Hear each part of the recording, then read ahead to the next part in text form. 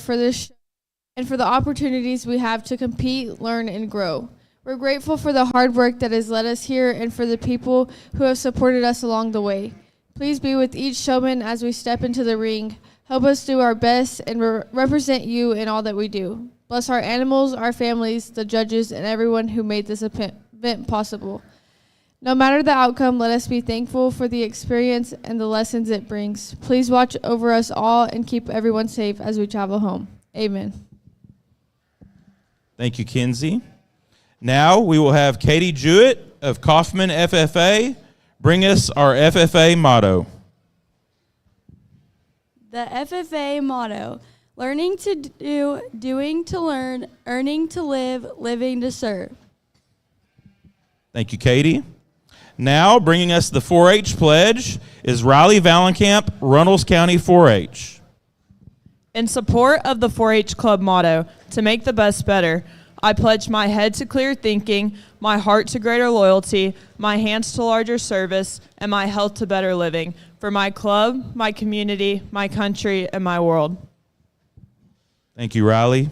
And now, if we will, please remove our hats and direct our attention to the flag as Alexis Engelman of Llano County 4-H brings us our national anthem.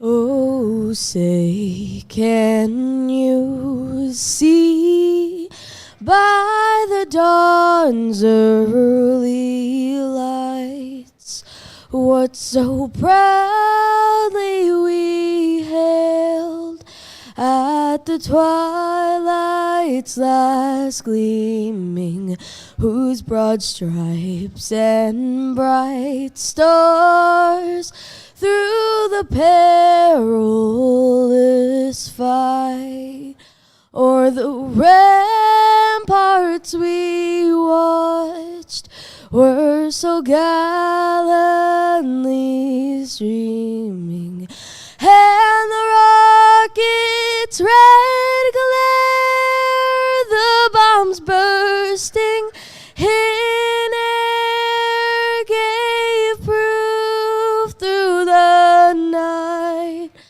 that our flag was still there. Oh, say does that star-spangled banner yet wave o'er the land of the free and the home of the brave? Outstanding. Thank you, Alexis.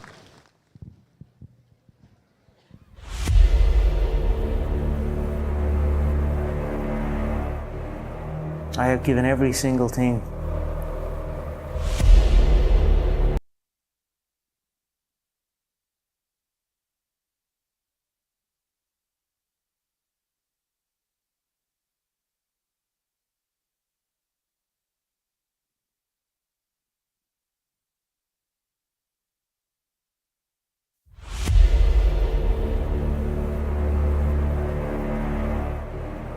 I have given every single thing.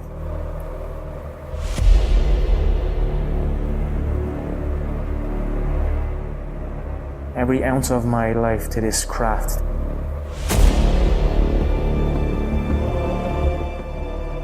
And in the process, I have lost my mind. To regular society. To people who wake up at 9 a.m. Who clock out at 5 p.m. They would look at me and say, I've lost my mind, but me, I have found it.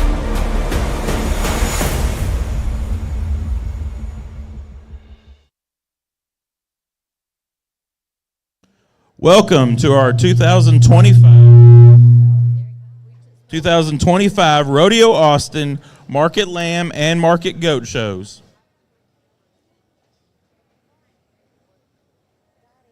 About to start Class 1 Market Goats and Market Lambs. Class 1 goats are weighing from 61 to 73, and Class 1 fine wolves weighing 121 to 132 are now entering the ring. Class 2 goats and Class 2 fine wolves will be the next group to check in.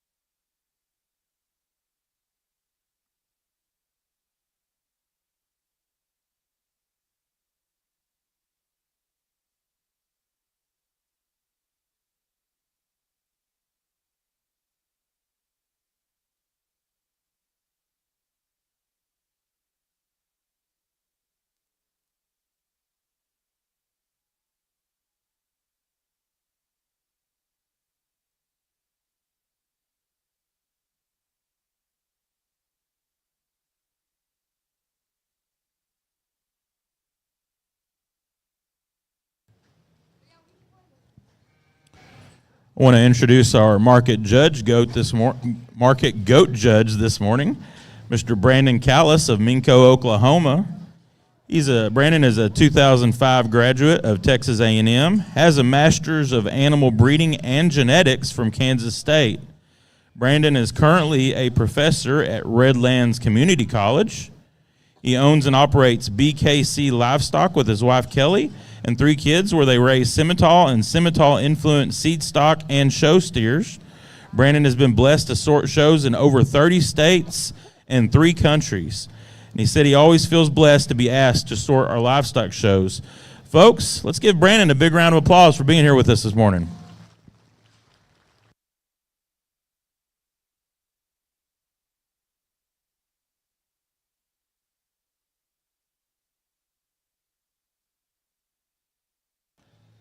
Also want to introduce our market lamb judge this morning, Mr. Steve Sturtz of San Angelo, Texas.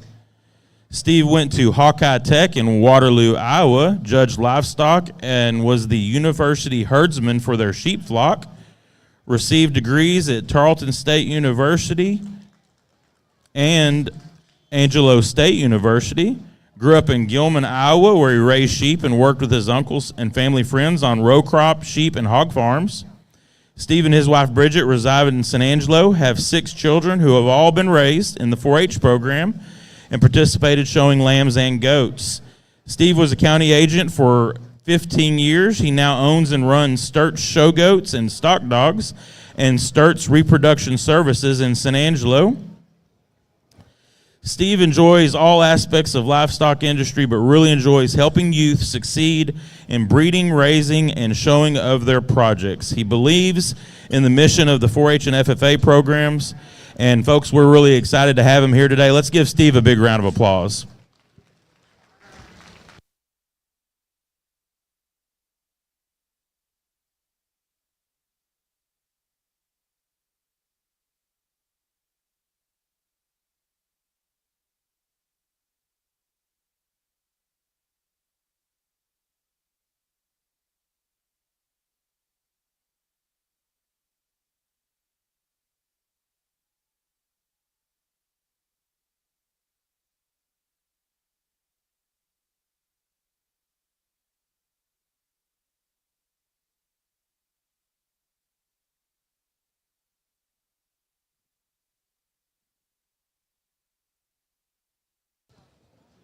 Once again, our Class 2 goats and Class 2 fine wolves should be checking in.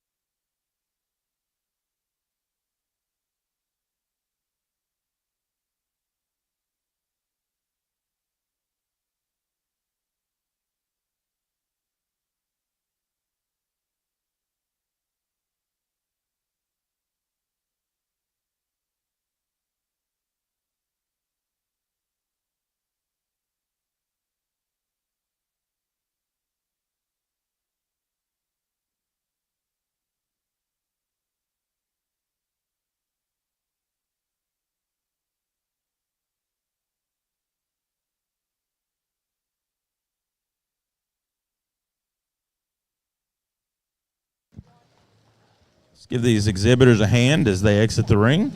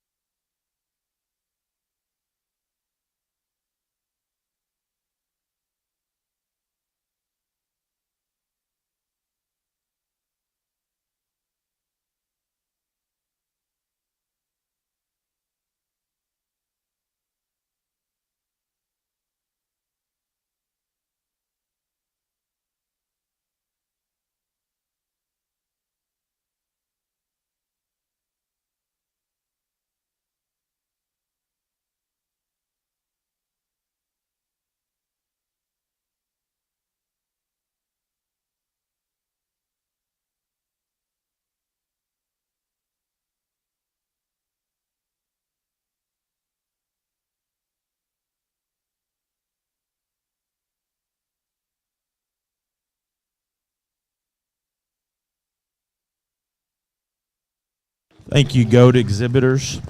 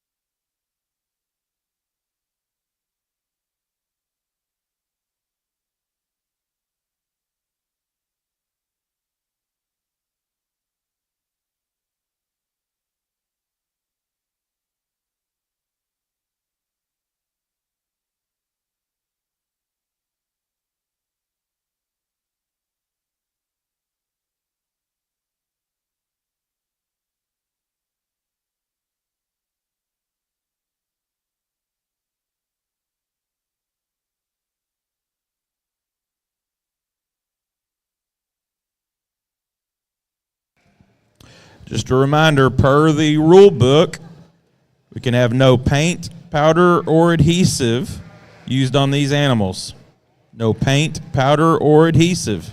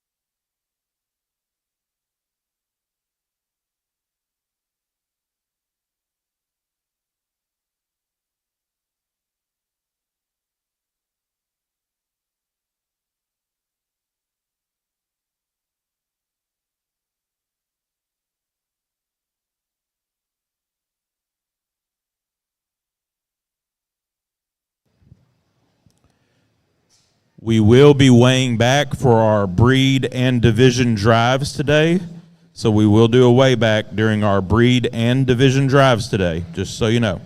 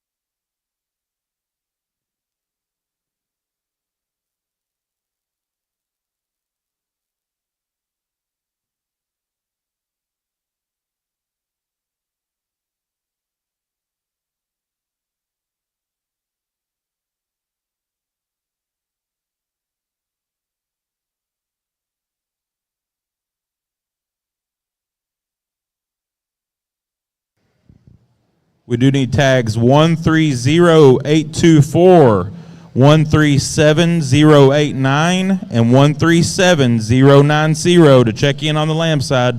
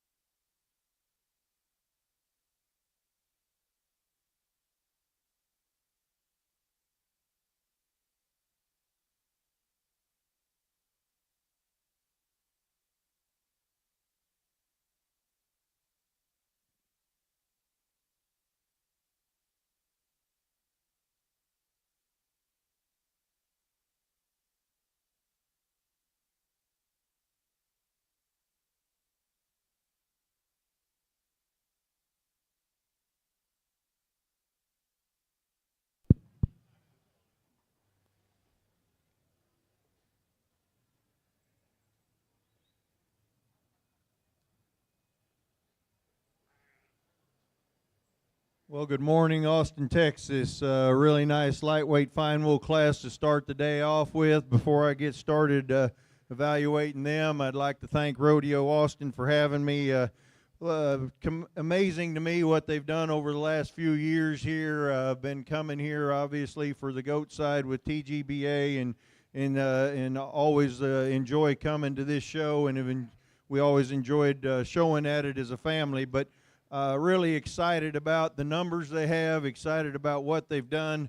Anywhere you can go and start off with a prayer and the national anthem and mottos and pledges from the two greatest organizations in the world, it's a good day. My wife asked me on the way over here, she said, "You get nervous still? Are you nervous?" And I guess she could tell I was trying to get in my zone, because usually I'm driving to these shows kind of by myself and anticipating the day and kind of going through sheep in my mind and what I look for and what I like and what I'm going to do, and getting ready, maybe listening to a little old-time 80s rock and roll, but didn't do that this morning, just walking around or just driving with her today. And I said, I don't know how to explain it. It's an anticipation, it's a nervousness, it's an excitement, and you get here and you get to see all the people in the back that you're friends with and know, and you're sharing the ring with a judge that you respect and have seen judged many times and are friends with, and just a really, really good feeling, and it's hard to explain. But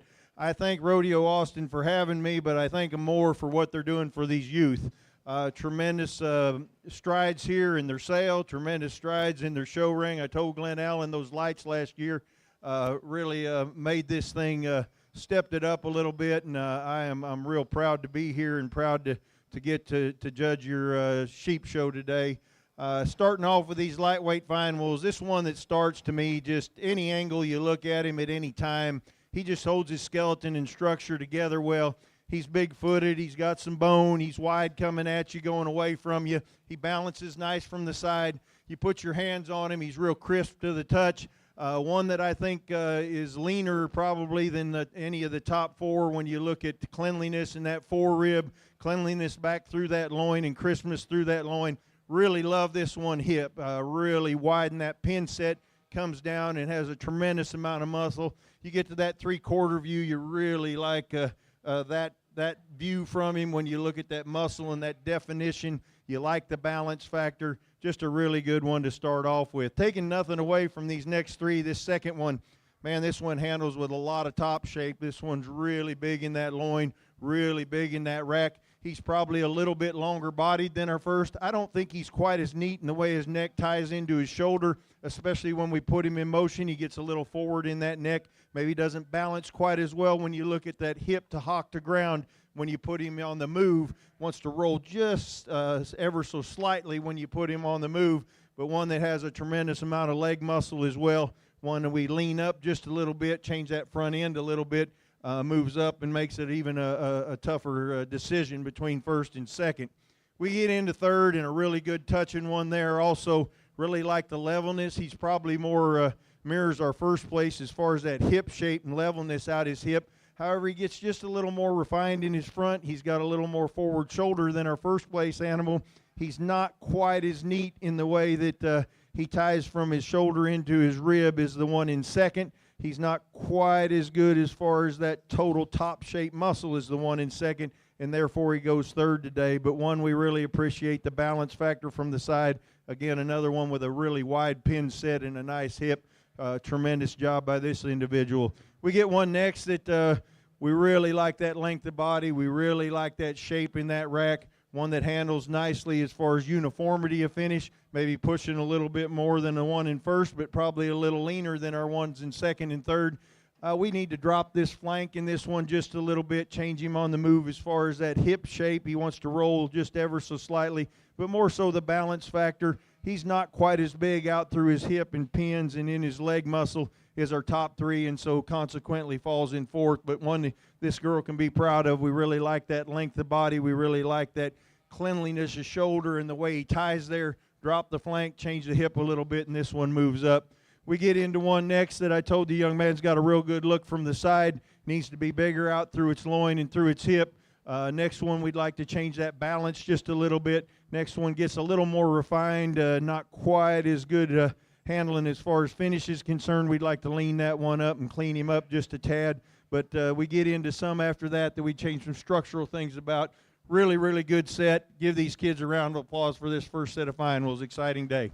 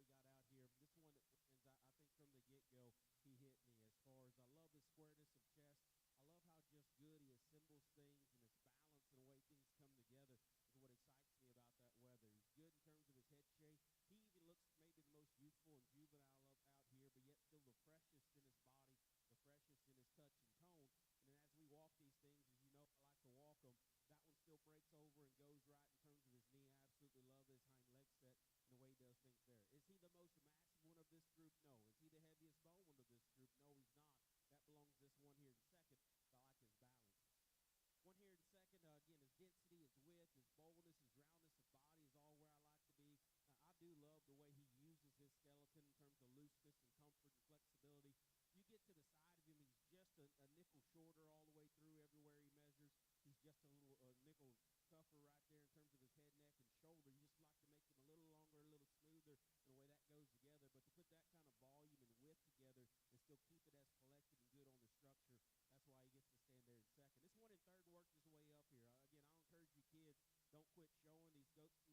smoother, and the way that goes together. But to put that kind of volume and width together and still keep it as collected and good on the structure, that's why he gets to stand there in second. This one in third worked his way up here. Again, I'll encourage you kids, don't quit showing. These goats can give you odd views, and I'm going to try my best to look through those odd views. But this one, in terms of just muscle shape, just a cut ability and expression, he's dominant in that area. Just maybe not built as nicely. He's a little steep hip. He's just a little rounder off either end. But do I love his freshness? Yes. Just scouting him up down low to match everything he's got up high, but still a very, very quality individual. Love the look and the balance and the skeleton of this one that comes out here next in four. One that's made extremely nice. He just runs into a power problem once we get to this top end. A little flatter in his forerib there. Want to open that guy up just a touch. I love the hip and the shape and the center body dimension of this one here. He handles just a little stale. Maybe looks a little older and more mature. It breaks right behind that shoulder. Just not skeletally put together. As comfortable and as good as I like to see him. Then this one we're going to end up here in six. Again, good shape, good expression out through his hip and leg. Good in terms of his rack dimension and his body shape. He pinches in his loin a little bit for me. He's another one I like to just smooth up and make him a little longer everywhere in way in which he goes. But outstanding class. I visited with these to our left. Again, good class to get our goat show started. Let's give these kids a nice hand. Results from Class 1 Market Goats. 10th place was Blaze Decker, San Patricio County 4-H. Breeder was Blue Team Weathers. 9th, Ritzy Milliken, Dimmitt FFA. Breeder was Tornado Alley Show Goats. 8th, William Wagner, Martin County 4-H. Breeder was Two Springs Ranch. 7th, Kelby Blessing, Sutton County 4-H. Breeder was Jade Livestock. 6th, Dylan Bailey, Splendora FFA. Breeder was Ripley Newsom Show Goats. 5th went to Sagan Kalarick, Taylor County 4-H. 4th, Sadie Hicks, Greenwood FFA. Breeder was Two Springs Ranch. 3rd was Shelby Walker, Nueces County 4-H. Breeder was Hutto Livestock. 2nd place went to Bryson Cooper, Wills Point FFA. Breeder was Compadres Cabritos. And our class winner was Avery Fisher, Van Zant County 4-H. Congratulations.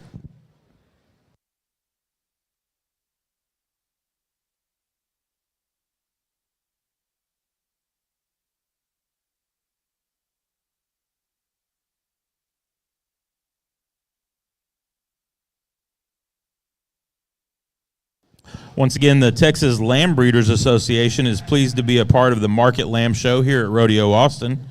Texas Lamb Breeders will be awarding $750 each to the two highest placing Texas bred lambs with the correct TLBA tag in the lamb's ear and properly recorded in the Texas Lamb Validation Program that do not qualify for the youth auction. These two lambs in each of the 19 classes today will receive the special premium for a total amount of $28,500 possible awarded. Our thanks to Rodeo Austin for working with the Texas Lamb Breeders Association.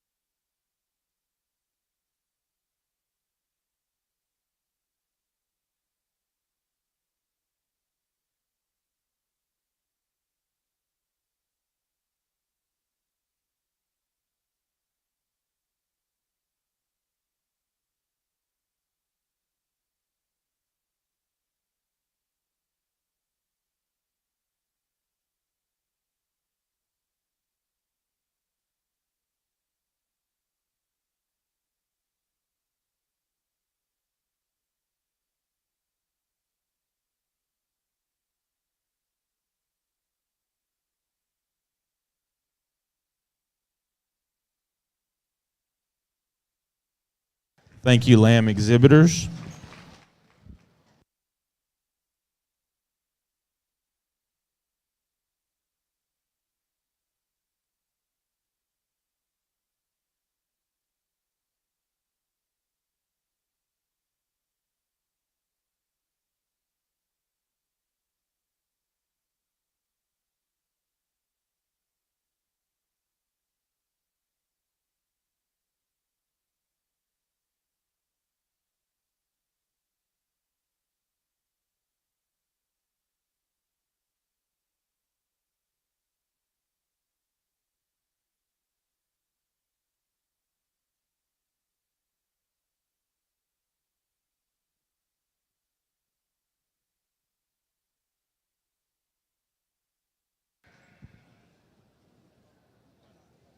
Our Class 3 goats and lambs should be lining up in the check-in area.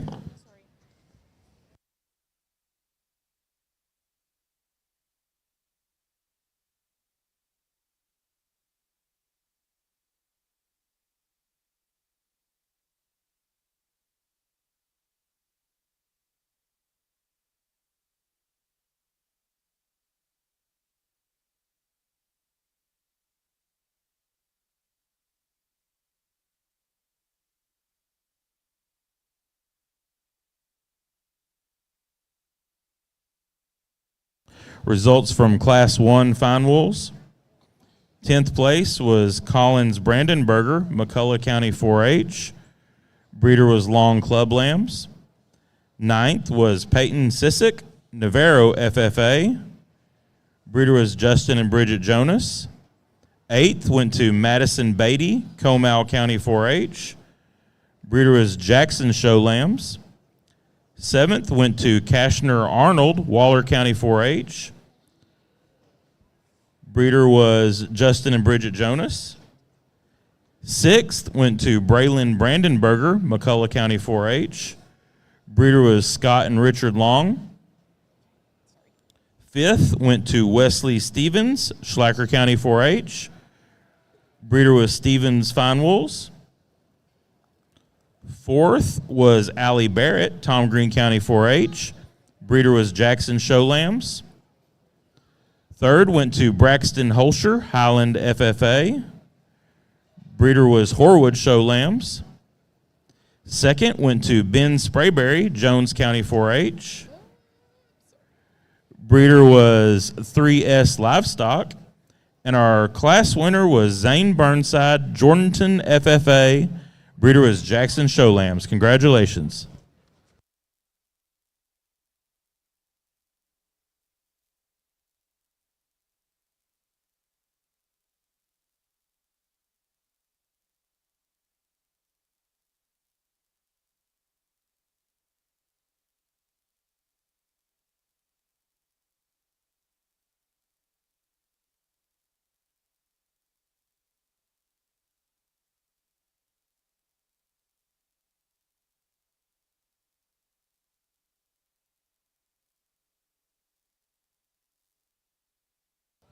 Again, Class 2 goats, 74 to 79 pounds, and Class 2 fine wools, 133 to 141, are currently in the ring. Class 3 goats and Class 3 fine wools need to check in.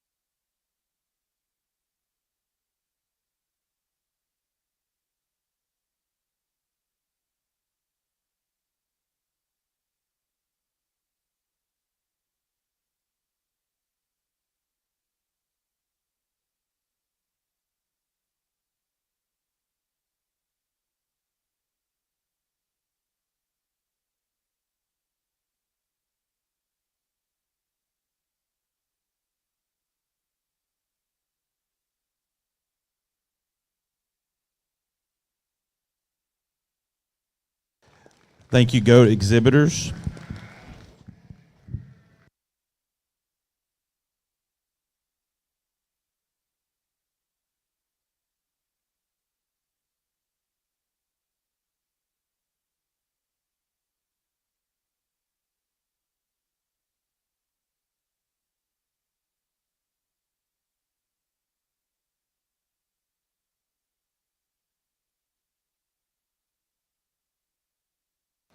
Just a reminder, no paints, powders, or adhesives, and the animal must be uniformly shorn from the knees and hocks up.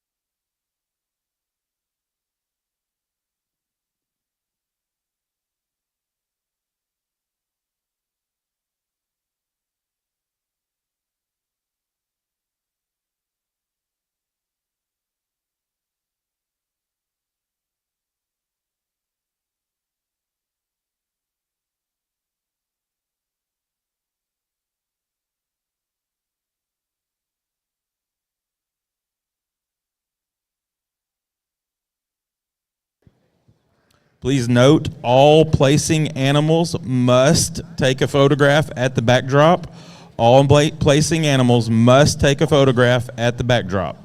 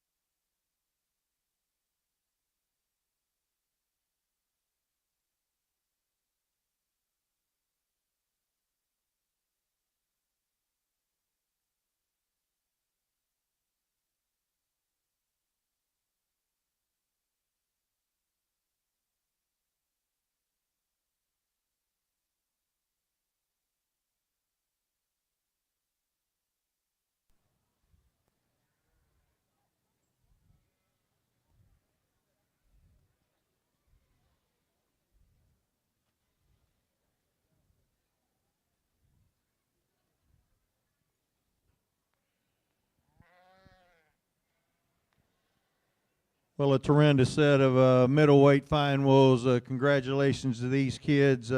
Really tough all the way on through. I don't know what we pulled, 13 or 14 of them on the walk, or total, I guess, probably 10 to 12 on the walk, and it was a really nice set as they came in. And there's 3 or 4 of these up at the top, obviously, that caught my eye as soon as they came in the ring, and they moved their way to the top with their handling characteristics and how they moved and how that they handled and petted. But we get into this top 3 or 4, and I think we've got some differences in them, no doubt. I think they're all quality sheep.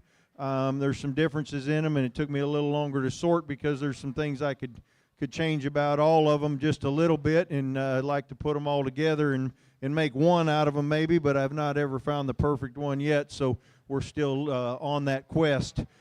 This one that starts, though, when you feel this one from that last rib back, this one is huge at that last rib, really big in that loin, tremendous out through that hip, really good pin set. We like the way the muscle comes down in the middle and lower part of that stifle and comes down close to that hock.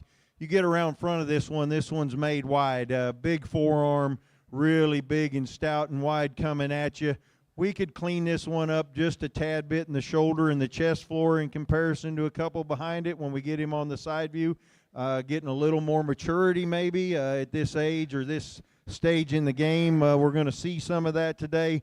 I think when you put the pros and cons together and you look at that top side shape, that top side of this one's skeleton, that extra hip, that extra dimension to that body and width that one has coming towards you along with the forearm. And still, when you get on the top side, you appreciate the way that shoulder ties into that forerib and that upper rib. We just get on the side profile. We'd make that one just a little bit shallower chested, a little bit neater as far as that way that shoulder in brisket lie in or breast lie in there in comparison to some behind it. But, man, what a powerful, really neat one to watch move. What a neat one to go around the front of or back of or 3/4 of to see.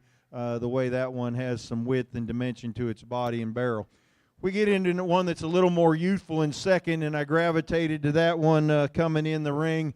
We get him out here in the final drive, and we compare him to these 4, and he's not quite as far along as far as his shape and expression of rack. We'd like to make him a little bit bigger there. We'd like to make that last rib just a little wider, maybe make them pins a little wider and compared to the one in first. He is shallower chested. He is neater in the way his neck sets maybe into his shoulder than the one in first. When we watch this one walk around the ring, we really like the way he moves. He covers his print really nicely. You get off to the side, maybe not quite as deep flanked, maybe just a little more immature. For one this weight, you shouldn't be saying that, but maybe just a little more immature and not as far as long is the ones on either side of him, but one you sure like that balance aspect. You sure like the way this one moves and the skeleton and structure and the way he puts that together. Real comfortable moving around the ring. We get into third, and one that handles probably more like the one in first and probably has a little more of that maturity like the one in first. One that doesn't hold its top side together quite as well when we put this one in motion. We got just a little bit of deviation there behind the shoulder in that loin. When we go to handle this one, really big in that last rib, really big in that loin, really like this one out the hip.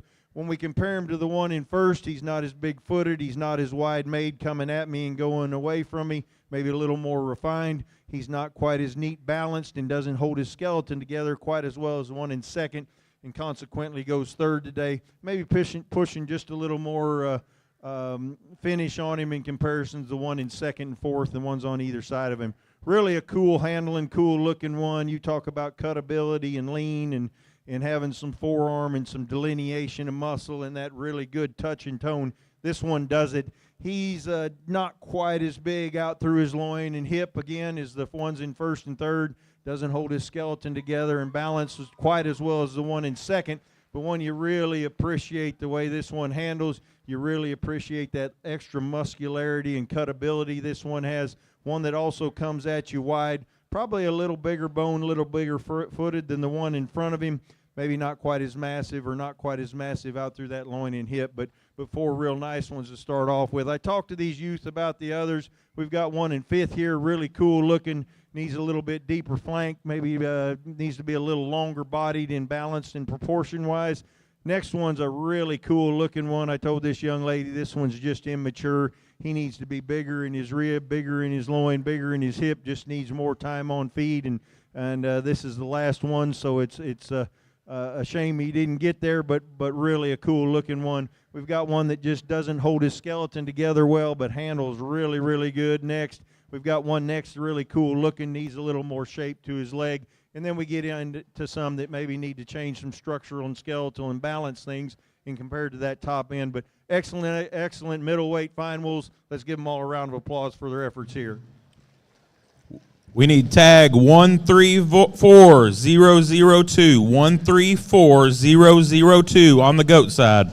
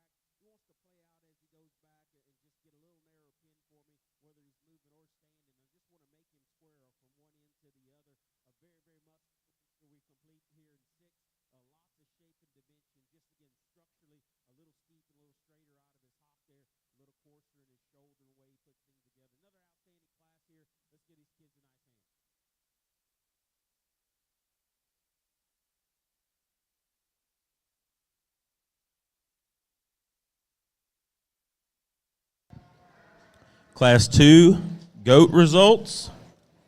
10th place was Sarah Langston, Silsby FFA. Breeder was Compadres Cabritos. 9th went to Shiloh Purdom, Navarro FFA. 8th was Samuel Mazurek, Lubbock Cooper FFA. 7th went to Carson Saul, San Gertrudis FFA. 6th was Elise Talbert, Runnels County 4-H. Breeder was Talbert Show Goats. 5th was Paige Duke, Madison County 4-H. Breeder was Compadres Cabritos. 4th went to Claire Graves, Munster FFA. Breeder was Hoffman Livestock. 3rd went to Z. McCall, Archer County 4-H. 2nd, we had Kinsey Key, Gillespie County 4-H. Breeder was Fielder Show Goats. And our class winner was Avery Martin, Atascosa County 4-H. Breeder was Jade Livestock. Congratulations.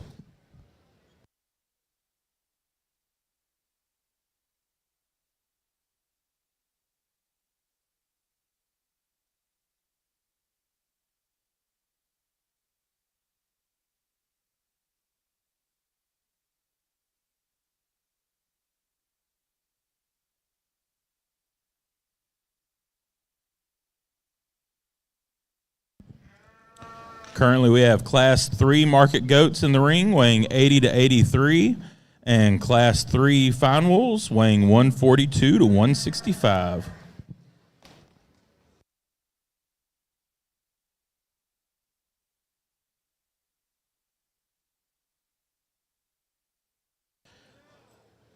We will need our Class 4 goats to check in next. We'll also need our first and second place fine wools from Classes 1 and 2, and our first class of fine wool crosses, which is Class 4. They will check in shortly.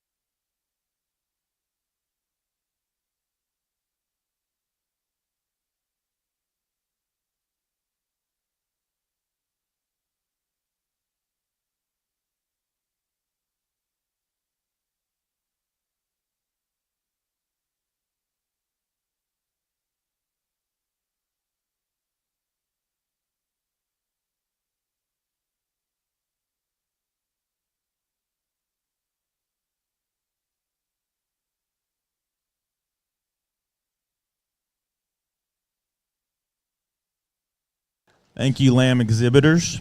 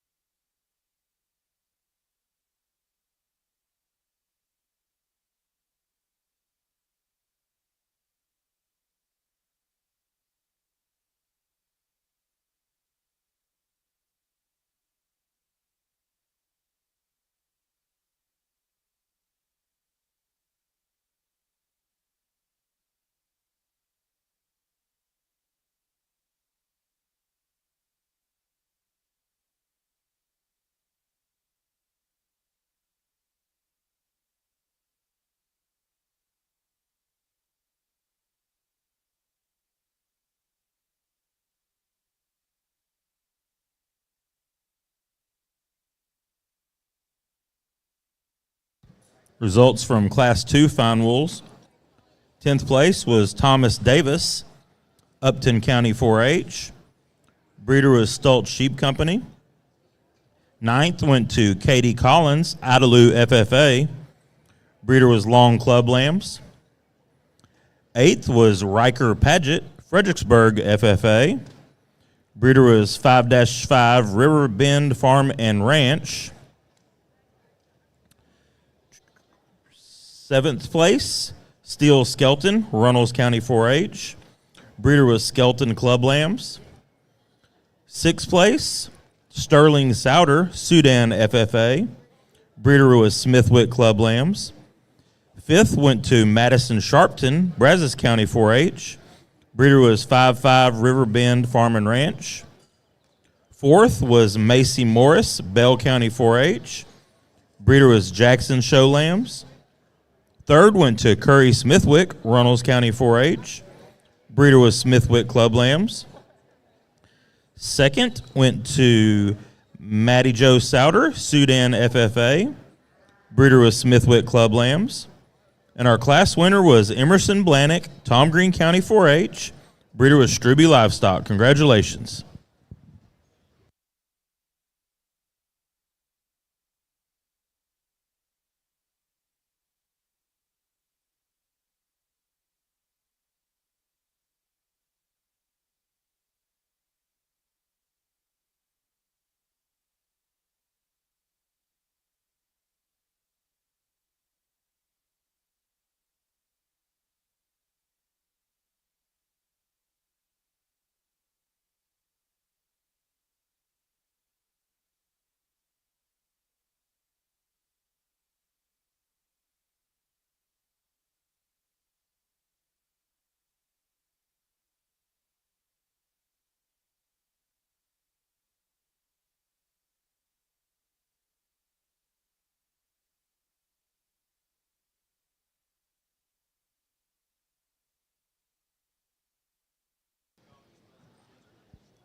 Once again, we need our first and second place fine wools from classes 1 and 2 to come check in. We'll also need that first class of fine wool crosses, which is class 4. And we do need our class 4 market goats to check in.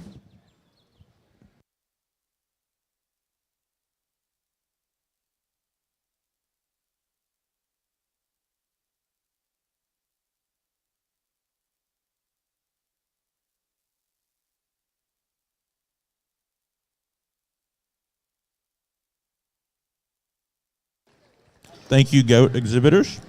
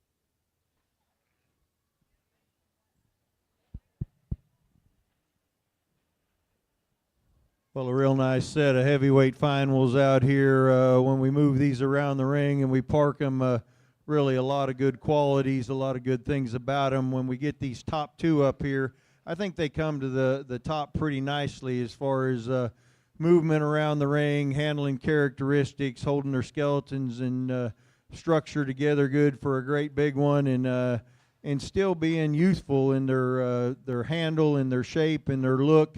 Really impressed with that, especially these top two or three. We're going to start off with one that just to me, when you talk about skeleton, I think this one does a really nice job of putting that skeleton together. Really ties together from front to rear, really level in its lines, really balanced and proportionally balanced. One that handles nicely as far as shape is or as far as conditions concerned. Gets wider as he goes, progressively gets wider as he goes back through his loin and his hip. I will say that he's not quite as big in his edges and not quite as deep in his loin as the one in second, but he's a little bit neater about the way his shoulder comes out of his neck, especially when we put him in motion. Gives me a little bit better proportional balance when we put him on the move. If I was going to knock him today and compare him maybe to Ideal, I'd like to pull him apart in his front end just a tad. He just gets a little narrower than I'd like in the front end. But I think as you look at that progressive width and the width he has between his hocks going away from you, the comfort in which he moves around the ring, the way he holds that skeleton together in his movement around the ring, that's where he comes to the top. This next one's got a huge loin, just tremendous from that last rib back and where he ties into his hip. Just really a good feel, meets your hand with a lot of shape and a lot of dimension. Really big out through that hip. He doesn't handle his hip and hind leg quite as well as the one in first. I'm not saying he's bad there. I just like to see him maybe a little leveler and a little neater when you look at that hip on the movement side. And then he gets just a little forward in his neck, and the young man does a great job of showing a great big sheep. I know that sheep outweighs him by quite a bit, but maybe just doesn't get quite as much drive to make that neck look quite as neat as the ones in first and third, but one that you really appreciate that body shape, you appreciate that lower rib shape, you appreciate that depth of flank and proportional balance when you get this one on the side as far as from that shoulder back to that stifle. Next one's really got a good profile, really long-bodied, another one that maybe gets a little forward in his neck and shoulder for me, and I talk about that quite a bit because I do like one to come out of that neck right at top of that shoulder. But when you get past that, this one's really neat as far as the length of body, the way this one's balanced in side view. Wants to fight this young man quite a bit. He doesn't have quite the top shape dimension that the one in front of him has. Maybe that length of body's a little bit hard on him as far as when you look at his rear flank in comparison to the top two, and when you really start analyzing him, he doesn't maybe hold that top line together sometimes because of that extra length of body. One in fourth, one that you really like the width, you like the dimension, you like the barrel. Really like the front to rear flank relationship on this one. This one handles really nice as far as touch and tone. We could make this one a little longer bodied, a little longer neck to match these top three. Maybe just make him a little bit neater in that front end in comparison to them. And this one can give him a run for their money because he's really good as far as structure and putting his feet and legs down. Really good as far as balance, barrel shape, and middle body shape. Really good set of four. We talked about the others. The one in fifth, really a neat look as far as balance and width and dimension, maybe carrying a little more condition. We got one next that gets just a little maybe overdone as far as condition, gets a little bit deeper in that chest floor, but it's got a tremendous amount of muscle from the last rib back. Another one that we really like the touch and tone, maybe gets a little high in that flank, not quite as much leg muscle. And then we start getting into some that maybe don't have quite the muscle for this size of an animal and maybe don't put those qualities together. They don't put the qualities together as well as this top end as far as balance and muscle and projecting them on out. Really good set. Let's give these kids a round of applause for a nice job in this heavyweight fine wool class.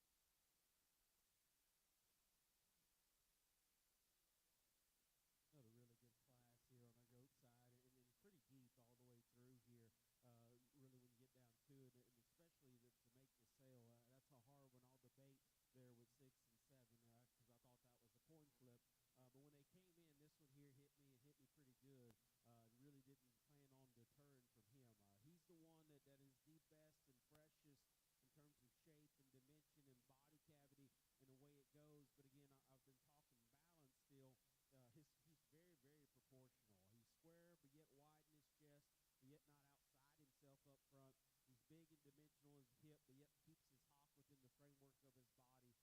Absolutely love the way he touches. I think the only thing you could get on that goat about when you get to the side of him, sometimes he looks just a little deeper chested relative to his flank in terms of his underline, but that's being pretty picky of one. I think that puts the market goat fundamentals together, still keeps himself loose and comfortable and athletic out here as well.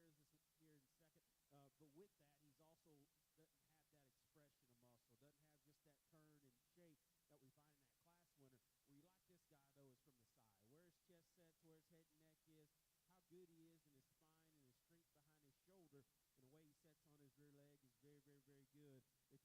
But with that, he's also doesn't have that expression of muscle, doesn't have just that turn and shape that we find in that class winner. Where you like this guy, though, is from the side. Where his chest sets, where his head and neck is, how good he is in his spine and his strength behind his shoulder, and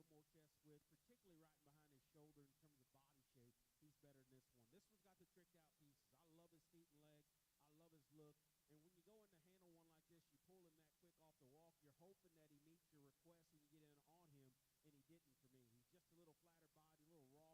These next two here, just based off the fundamentals of just more goat here in three. I think two goats whose outline is good, two goats you like on the move, but just quite a bit more density to this one that comes here in three. A little more chest width, particularly right behind his shoulder in terms of body shape. He's better than this one. This one's got the tricked out pieces. I love his feet and legs. I love his look. And when you go in to handle one like this, you pull him that quick off the walk. You're hoping that he meets your request when you get in on him, and he didn't for me. He's just a little flatter body, a little raw, a little green here just yet. Doesn't feel his loin, not quite as opened up and dense. Just looks a little immature out here, almost like a teenager here with some grown men in front of him. But boy, that's a neat look in terms of skeleton and just his look and presence. Love the muscle shape on this one. Just wish he was built a little more like the one in front of him. He's a little coarser, a little rounder off either end, a little frailer when you get right down to him. And again, that's decision with 6 and 7. This goat doesn't want to cooperate all the time, but when we get these two on the go, I much prefer his shoulder and knee and the way it breaks over. I still think this one has some width. I wish he had the expression of this goat that we sat there in 7.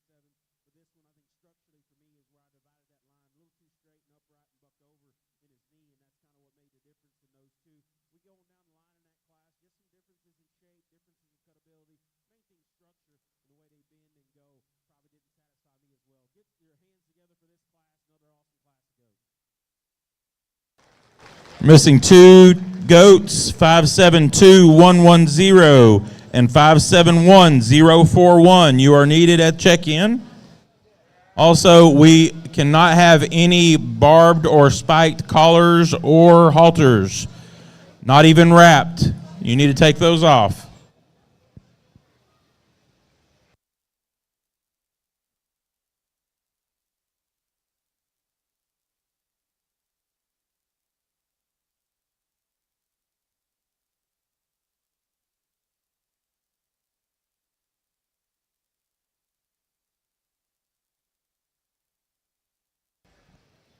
Okay, we are ready for our final drive.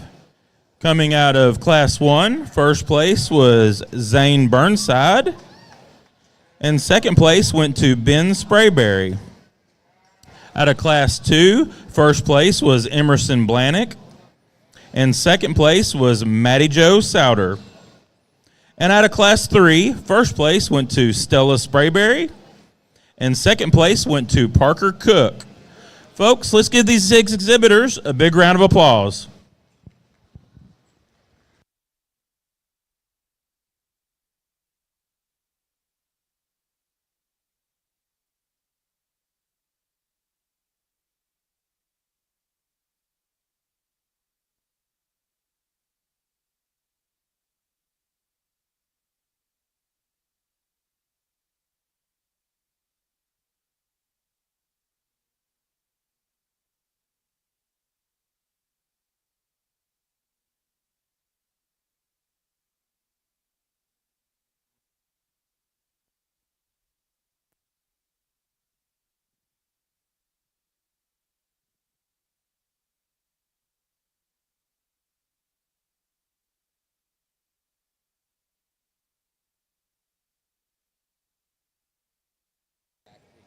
Folks, if at all possible, when you do load out to leave, if you can, please put your tack in your vehicle and then go get your trailer. If at all possible, that would help with the flow.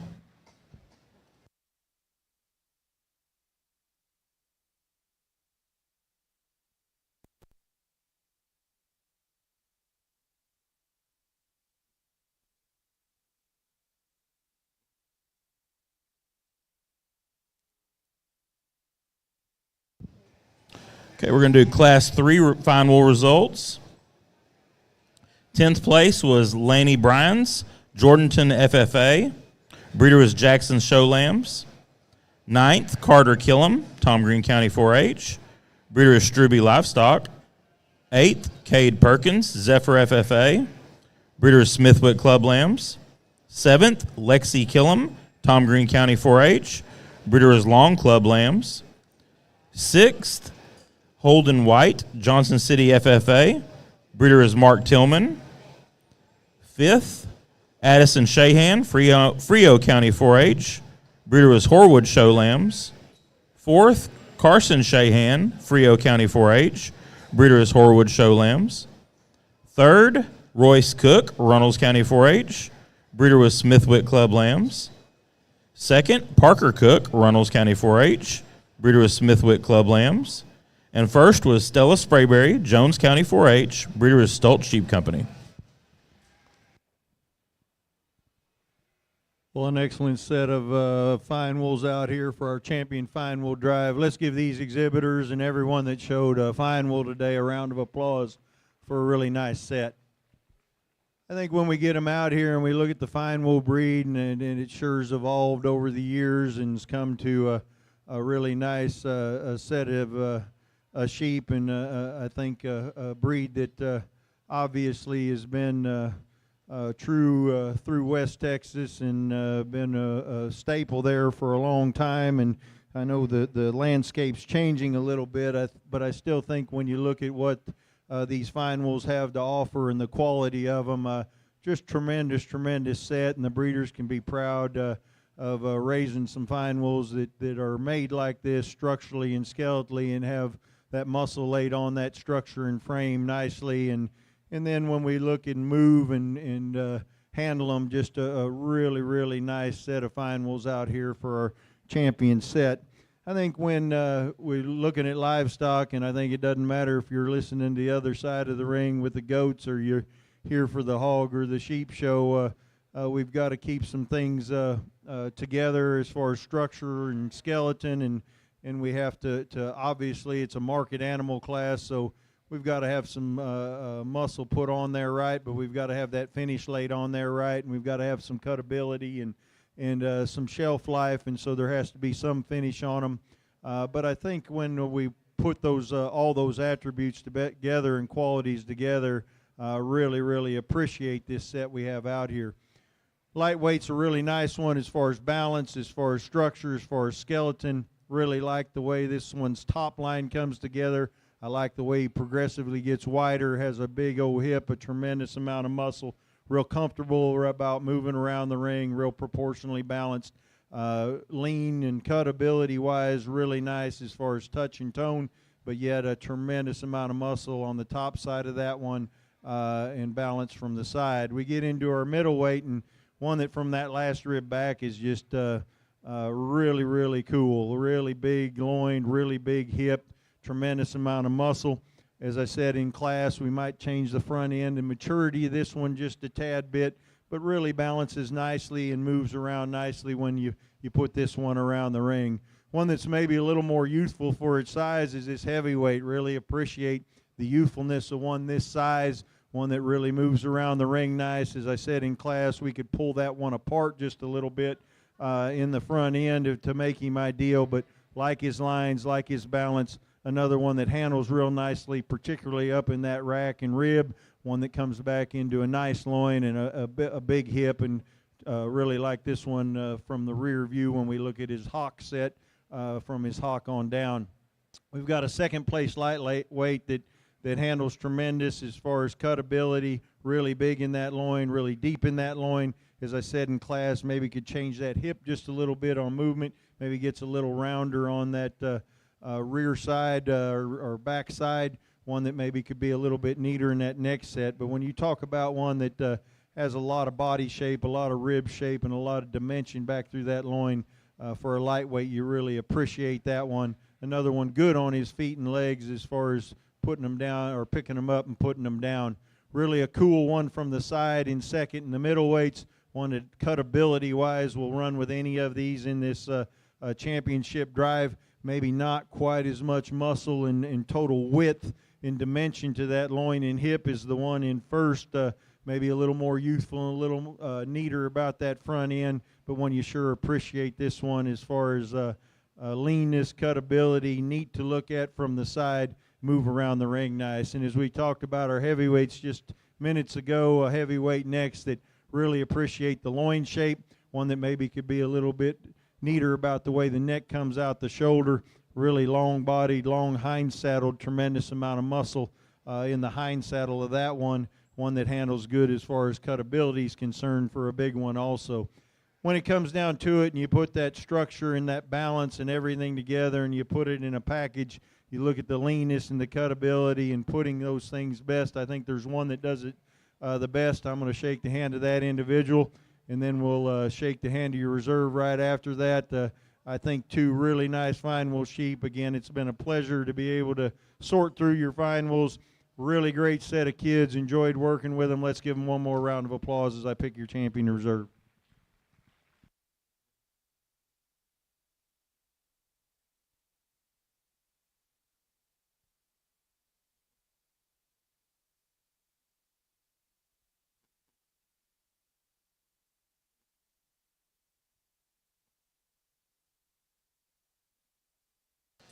All right, our champion fine wool goes to Zane Burnside, Jordanton FFA. And reserve fine wool goes to Emerson Blanick, Tom Green County 4-H. Congratulations to these exhibitors.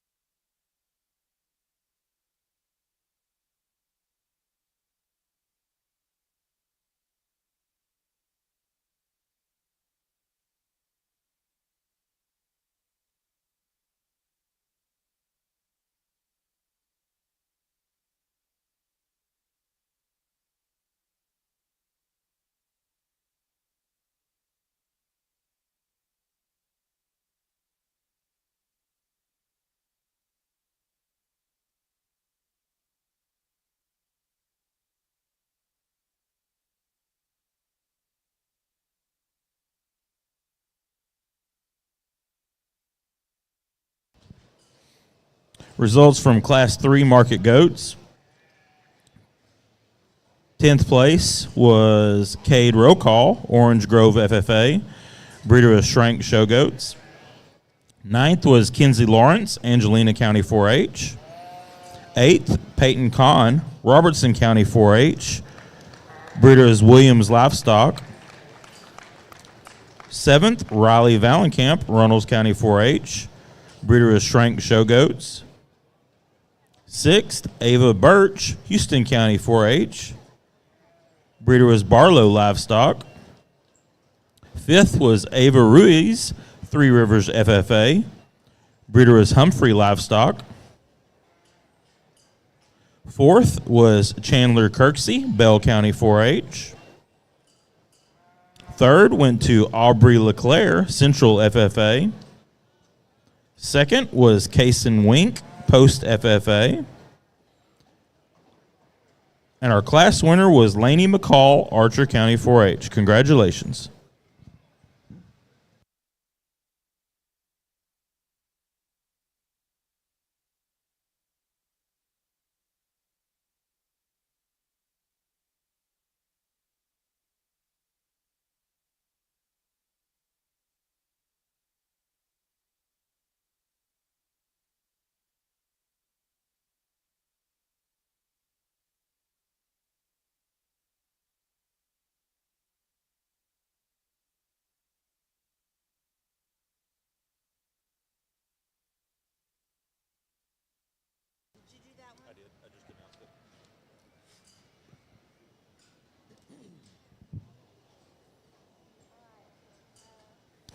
Class 5 market goats need to check in.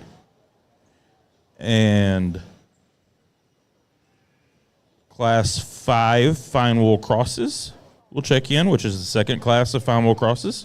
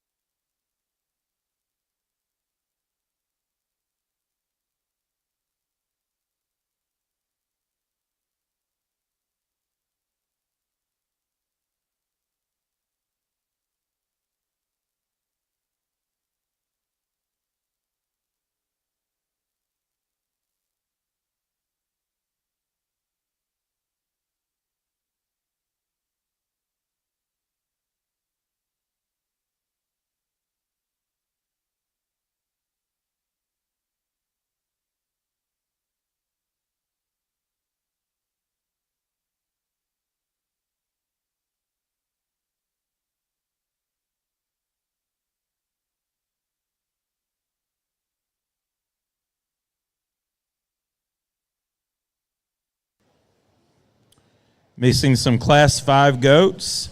Tag number 131118. Tag 574116. Tag 132117. Tag 134391. Tag 568449. And tag 125200.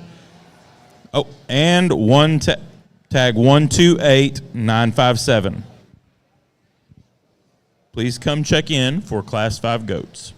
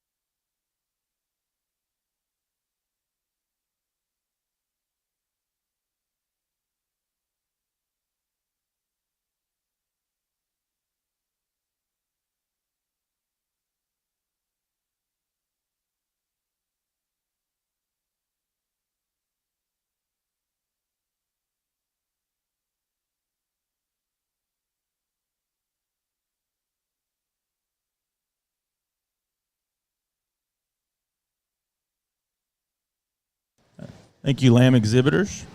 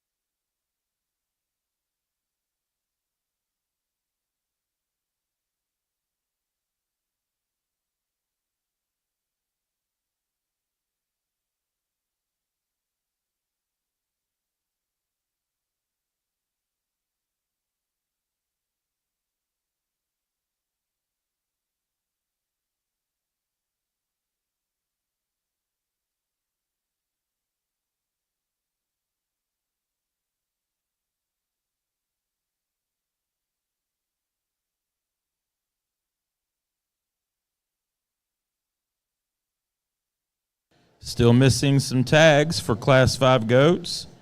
131118, 134391, 568449, 125200, 128957. Y'all need to check in.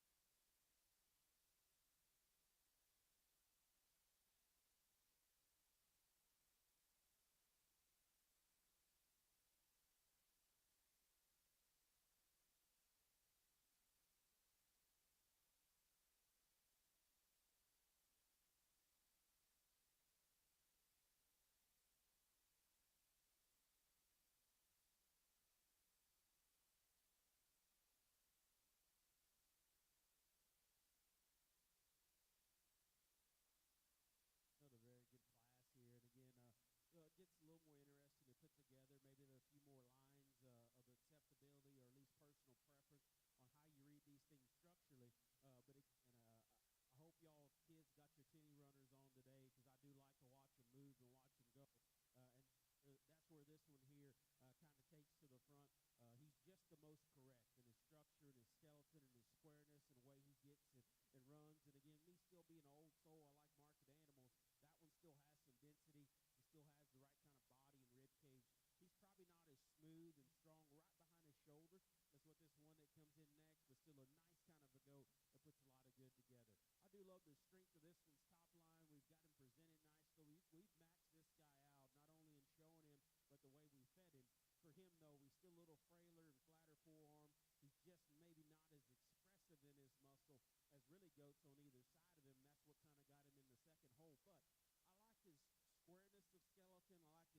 weirdness from behind in terms of his hawk and the usage of his hawk relative to this one here at third. One here at third does a lot to like from the side. Good punchy muscle, really good in terms of his rack dimension and boldness. Still runs uphill and gives you a nice look.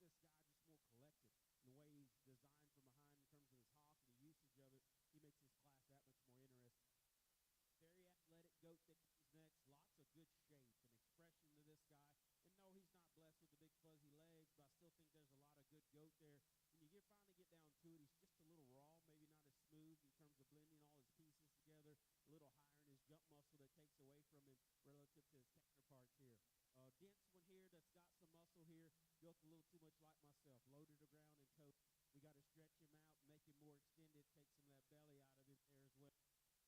When you finally get down to it, he's just a little raw, maybe not as smooth in terms of blending all his pieces together. A little higher in his jump muscle that takes away from him relative to his counterparts here. Dense one here that's got some muscle here. Built a little too much like myself. Low to the ground and toe. We got to stretch him out, make him more extended, take some of that belly out of him there as well. Then a white one here, hits you hard, just nicely presented and smooth made. A little weirdness back, a little flatter in his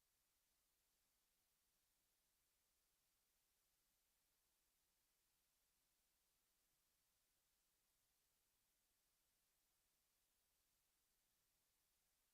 Just gets assembled not as correctly as some of the ones we have ahead of him. But again, an outstanding class. Let's give these young people a nice hand.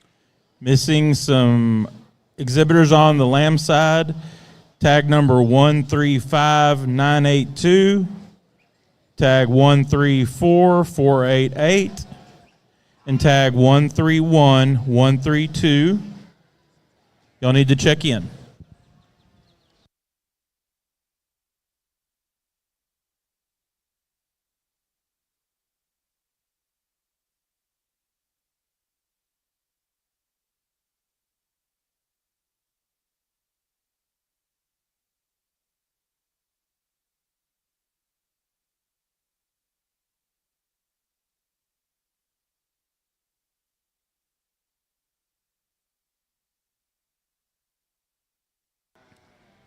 Class 4 market goat results.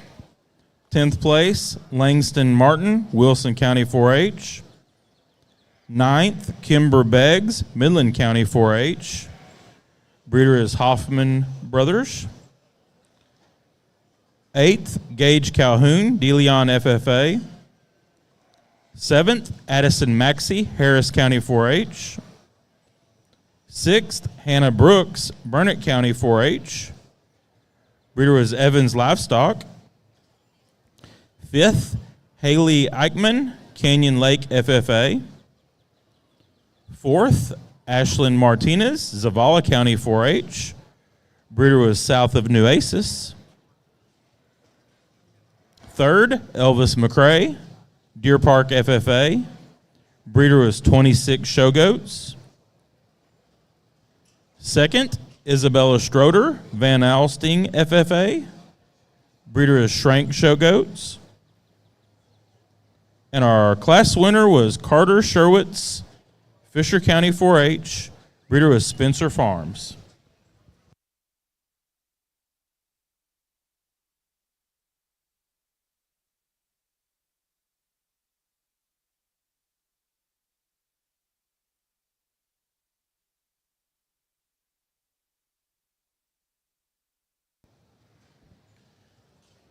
Class 5 market goats weighing 87 to 89 is in the ring. We will need our first and second place exhibitors from classes 1 through 4 to come check in here shortly for our Division 1 drive. That will be followed by Class 6 market goats.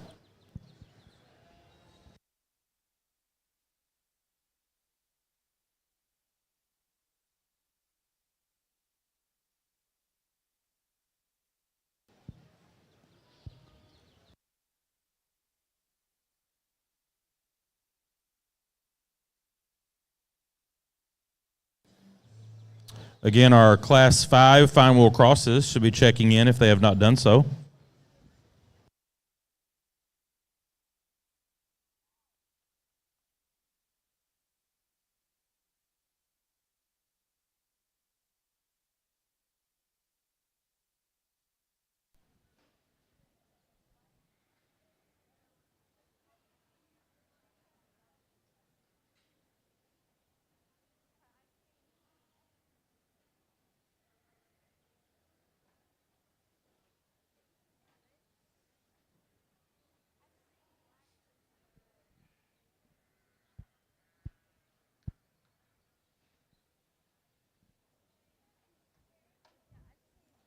Well, a nice set of lightweight fine wool crosses, maybe not quite as deep as some of our fine wool sets. Sometimes these lightweights, we get a lot of variability in maturity and size and finish and so on and so forth, and I think we have that here. And maybe not just the one that screamed pick me when it walked in, but we got one at the top that I think really puts a lot of good things together. Really big in that middle part of its body.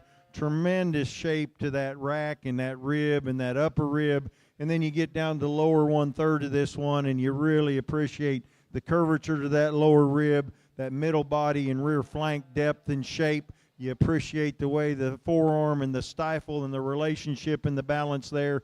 When this one parks himself and when you handle him, he outhandles the others. He's a little more youthful in the way his neck and shoulder are than the ones in 3rd and 4th. He's a little bolder and stouter in his rib and in his shape down his top and expression down his top than the one in 2nd.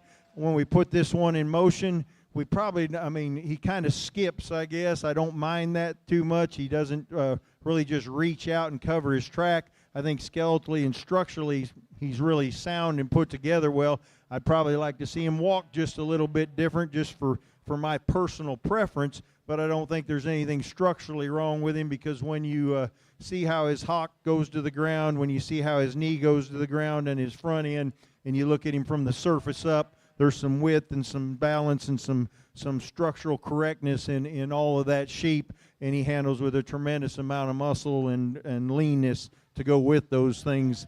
We get into the one in 2nd and a little bit cooler about that shoulder and neck and a little more up-fronted, for lack of a better way to say it, than the ones on either side of him. But we give up just a little bit of rib shape, especially in the top part of that rib in comparison to the ones on either side. We'd like to make this one a little bolder in that upper rib, a little bit neater in that rack. But that's where it stops, because when this one moves around the ring, really well balanced, really good as far as forearm stifle relationship, much like the one in 1st. We really like the rear and front flank relationship. One that when we move this one, I like to watch this one move out, really covers its track nice and hits this sand really, really nice. We get this one just a little bigger in that rib and rack, makes it really a tougher class between 1st and 2nd, but I think those two set themselves apart as far as maturity, as far as balance, as far as muscle, and putting that in a package. Our next two maybe get just a little coarser and a little forward in their shoulder and neck. I'd like to change that about them. Both of them big-footed, big bone, big forearm, got a tremendous amount of muscle and rib shape in them. I give the advantage to the one in 3rd to being a little wider loin and a little wider and fuller out through that hip and in the rear leg. I'd like to firm this one up just a little bit as far as touch and tone in comparison to the ones in 1st and 2nd. I'm not going to say he's pushing too much finish, but I'd like to see him maybe just a little bit leaner and maybe a little bit harder and firmer in that finish in comparison to the top two. Change that shoulder in that way that neck sets in comparison to the top two, and we have a really close race there as well, but I think logically goes in 3rd in this case. 1 and 4th moved itself up, didn't pull it on the walk. When you handle this one, he really meets your hand nicely, especially from the last rib back. You get into his hip and you like his pin set. You get down into his middle and lower leg, and that's where I'd like to change him a little bit. He doesn't balance quite as well from the side because of that. You get 3/4 view, and we'd like to fill him out there in the middle and lower part of his leg. But when you appreciate the foot size, the bone size, the mass that he has, you appreciate the middle body shape and upper rib shape, maybe make him a little better out through that hip, clean that breastplate up just a tad bit and clean that front end up a little bit, and he moves up. The one in fifth, young lady, just won out a really attractive sheep, a really fresh, youthful, good handling sheep, and that's where it gets up there when we really get it out there in that top 5 and we start comparison. It's not quite as pulled apart in its skeleton, not quite as wide, not quite as deep and balanced as the 2 in front, not quite as much muscle and top shape width as the ones in 3rd and 4th, and so consequently goes 5th today. But a really nice young sheep that maybe today isn't quite ready and it's its end point, and we'd like to give it a little more time, but we don't have that time. We've got one next that handles real nice but shortens up, gets a little bit deeper in that front end and not quite as high at the withers and not quite as attractive because of that. And then we get into some sheep that we'd like to fill out in that loin, give a little more muscle, maybe balance out just a little bit. But really, really a nice class. Kids did an excellent job. Let's give these lightweight fine wheel cross kids a round of applause for their efforts in this class.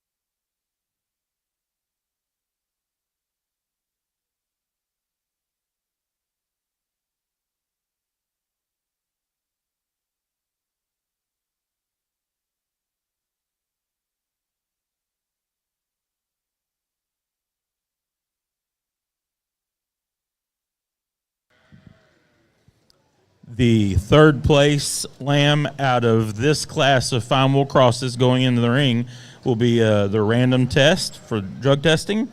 So the 3rd place out of this class will need to go get tested.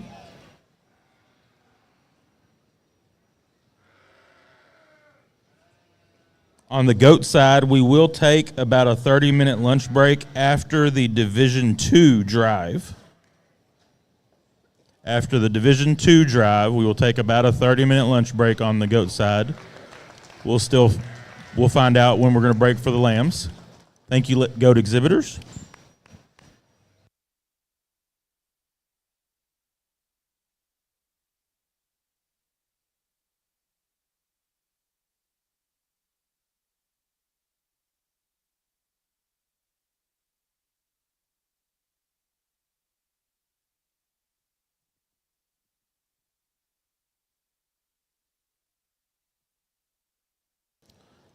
Again, our 1st and 2nd place exhibitors from classes 1 through 4 on the goat side will need to check in for our Division I drive.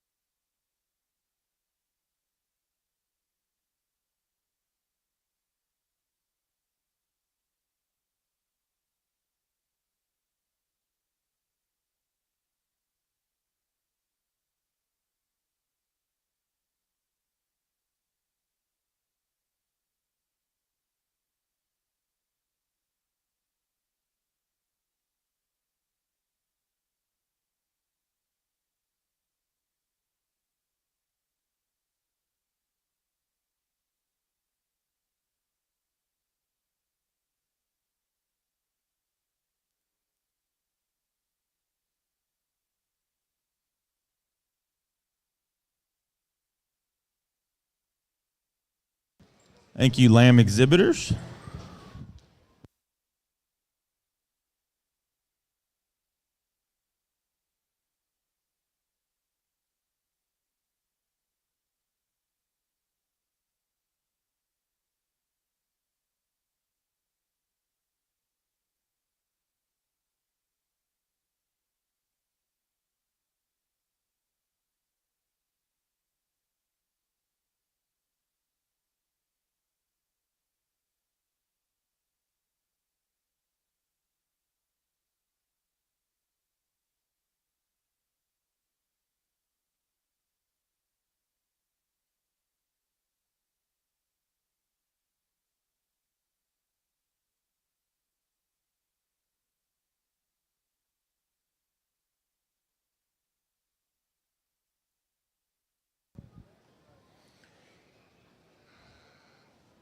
Once again, we should have our first and second place goats from classes 1 through 4.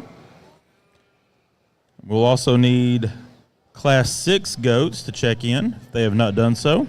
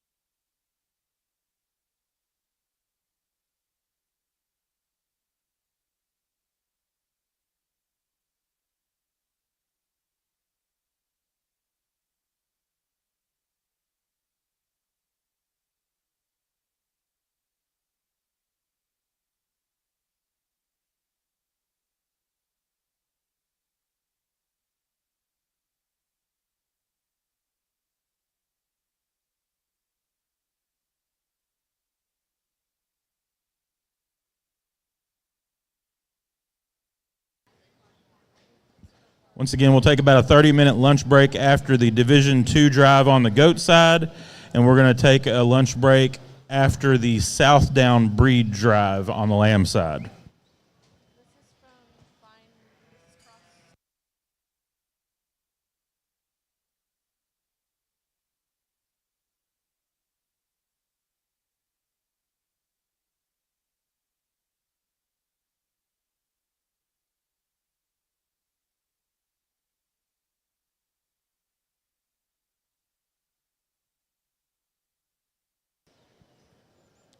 Class 4 final cross results.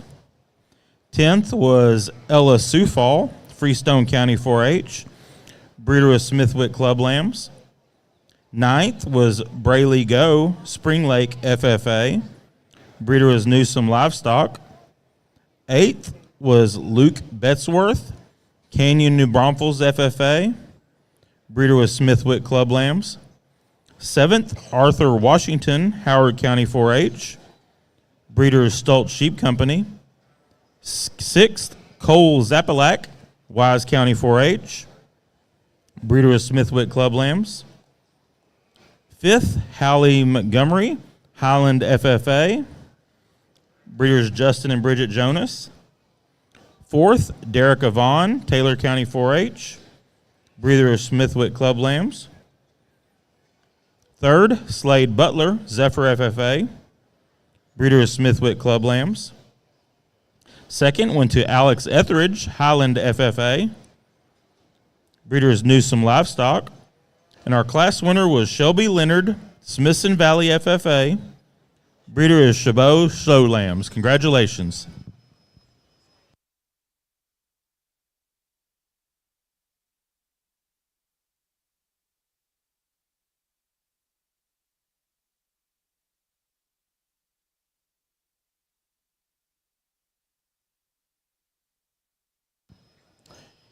If Luke Krippendorf is in the barn, we have his debit card, which was turned in. Luke Krippendorf.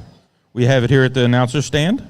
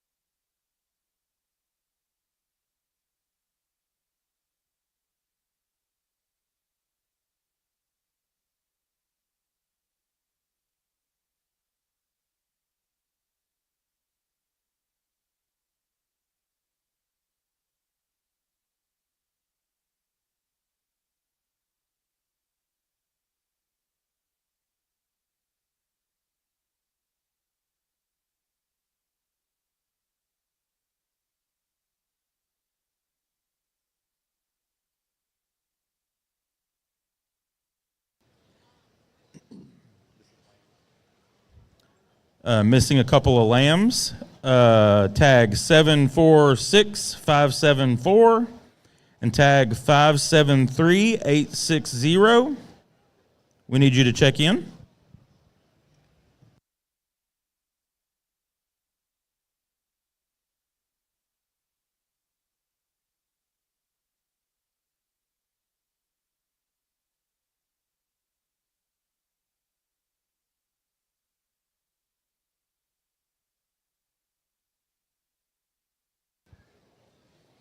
Spectators in the stands, if y'all can help us out and not stand on the rail. It tends to block the people that are sitting in the stands. So if you are watching from the stands, please find a seat. We appreciate that.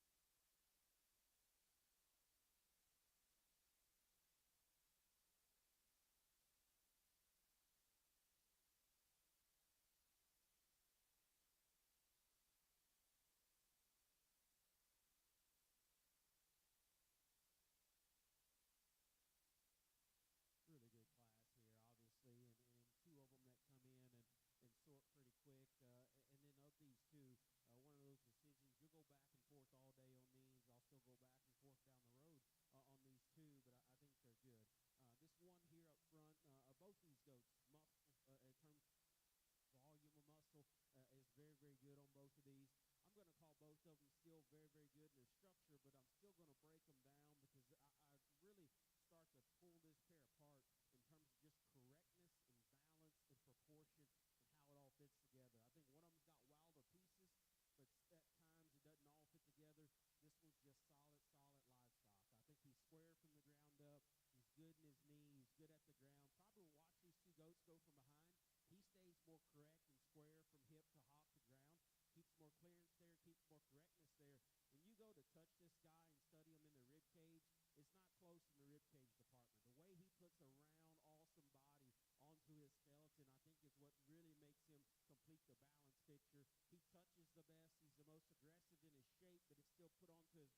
To me, he's not as wild in his neck. He's not as long in his hip as what this one is, but everything's very, very proportional and good and basic.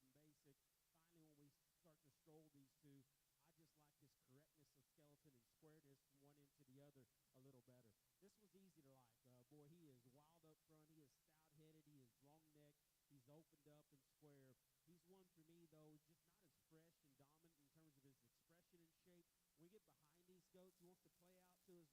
expression and shape. When we get behind these goats, he wants to play out to his lower leg. He comes in at his hock, or at least at the ground, relative to these two. I still think he's dominant for the next ones behind him.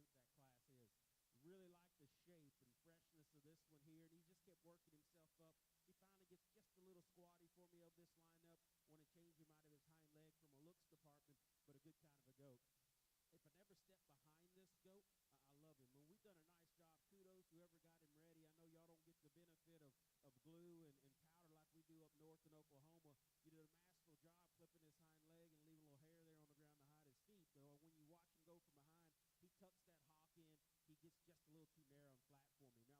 I know y'all don't get the benefit of glue and powder like we do up north in Oklahoma. You did a masterful job clipping his hind leg and leaving a little hair there on the ground to hide his feet. Though when you watch him go from behind, he tucks that hock in. He gets just a little too narrow and flat for me. Now from there forward, that's a dense back opened up when it runs uphill. Just doesn't match it there down low and from behind. Another one here, skeletally, I love this goat. Love to watch him walk. He's so free and easy and correct in terms of his build. Not enough britches back there. Part of it I thought was his color, but when you really get to study him, he's just flattening his leg. Want to open him up from there back. This one just needs a different front leg to go off of.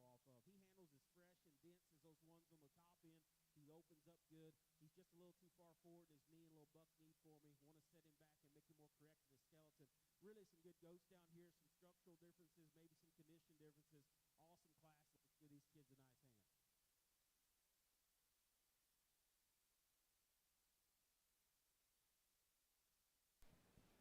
Well, a challenging fine wool cross class over here in the sheep ring. I think we've got some really high quality, really nice ones. I think maybe tie together differently than maybe any class we've had up to this point, but really a nice setup here at the top end. We're going to start with one that on the move, I just really like the balance. I like the way this one ties together.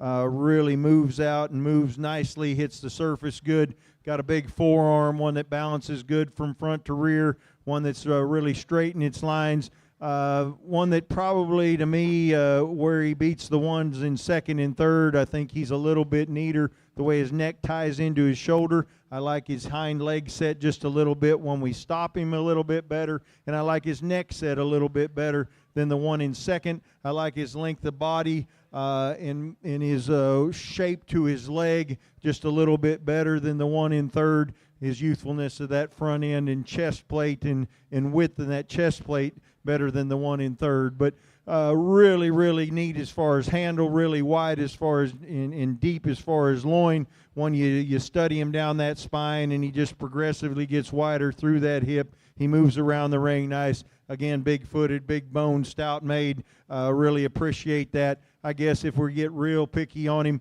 we could lengthen him out in comparison to maybe the ones in second and fourth, but one that we, I think, proportional balances out real nicely.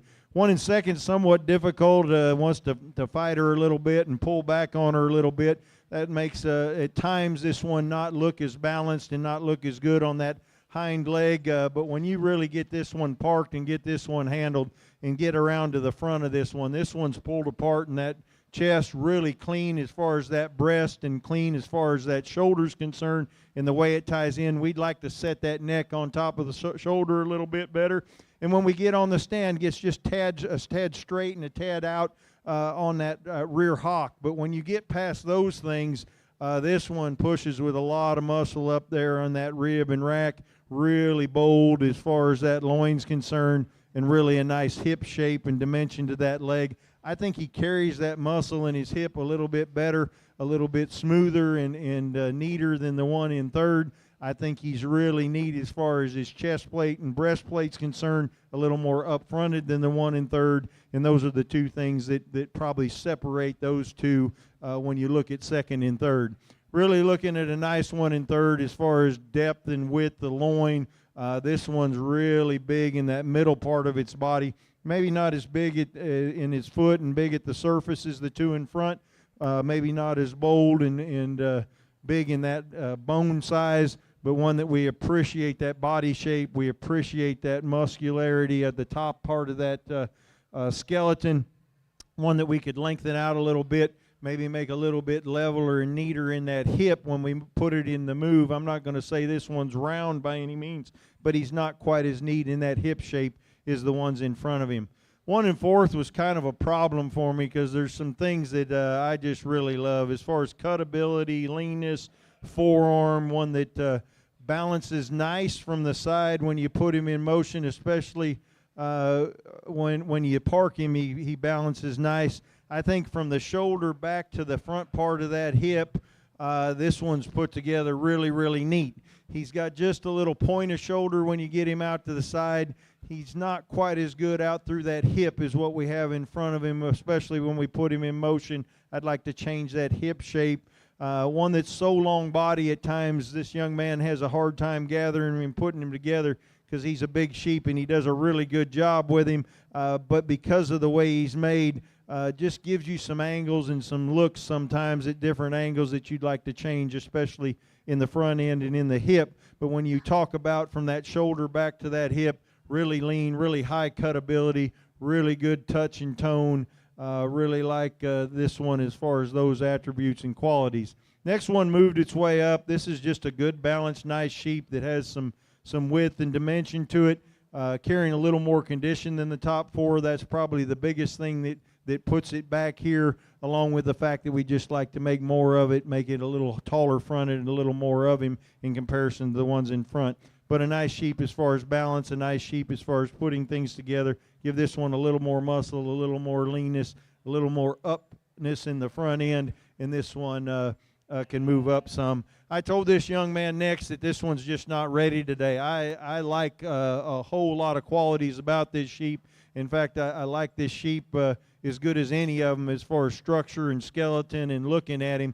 When we go to handle this one, he's lean, he's cool as far as having some muscle shape. He just needs to be pulled apart more everywhere. He needs 30, 45 more days of just bulking up, and today's his end point, and so we're not going to get to see him that way, but really a neat sheep as far as putting that together. We get into some sheep next that we talk to these youth about. Need to have them a little more expressively muscled, maybe need to change balance, maybe need to change the way that they're put together as far as their skeleton and structure is concerned when we put them in motion. But a really nice set of fine wool crosses here. Again, these kids have done an excellent job. Let's reward them with a round of applause. We're missing several goats that are about to go in the next class. Tag 568-128, 570-611, 134-029, 131-128, 747-632, 138-890, 571-576, 569-483, 569-462. You are all needed at check-in.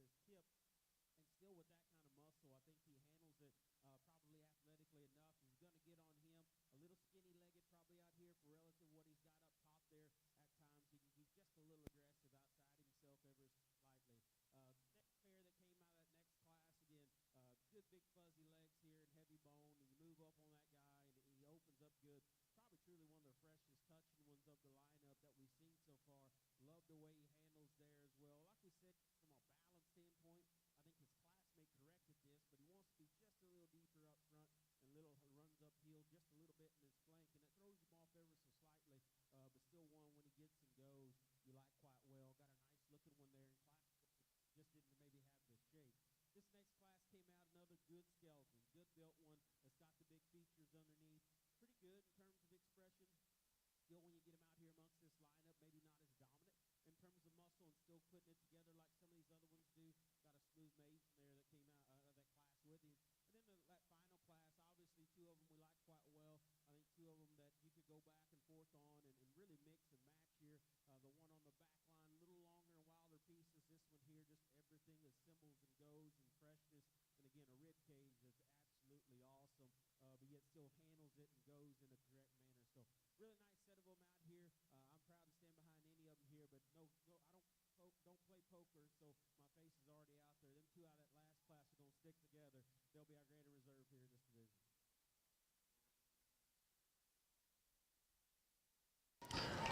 Our Division I champion went to Sam Gustine, Dallam, Hartley County 4-H.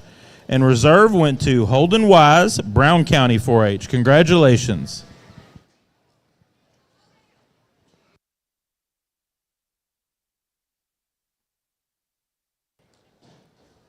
Again, if you have a Class 6 goat, you should be checked in. We need a parent or advisor to the ring for our division champions that were just selected.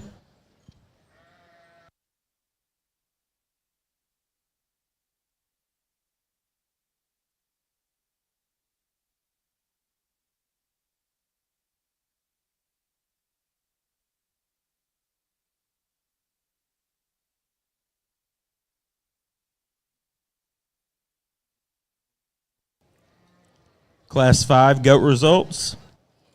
10th place was Grant Gonzalez, Agriculture, Science, and Technology, FFA.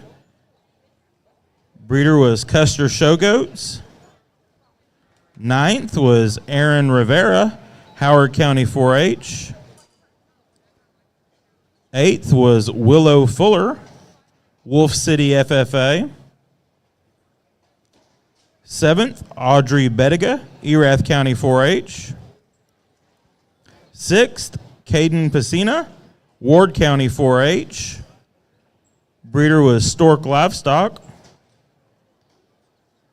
5th, Talon Toch, Harper FFA. 4th, Brendan Kennedy, Leon County 4-H. 3rd went to Carly Parrott, Hawkins FFA. Breeder was Hutto Livestock. And our class winner was Sam Gustin, Dallam, Hartley County 4-H. Breeder was Stork Livestock. Congratulations.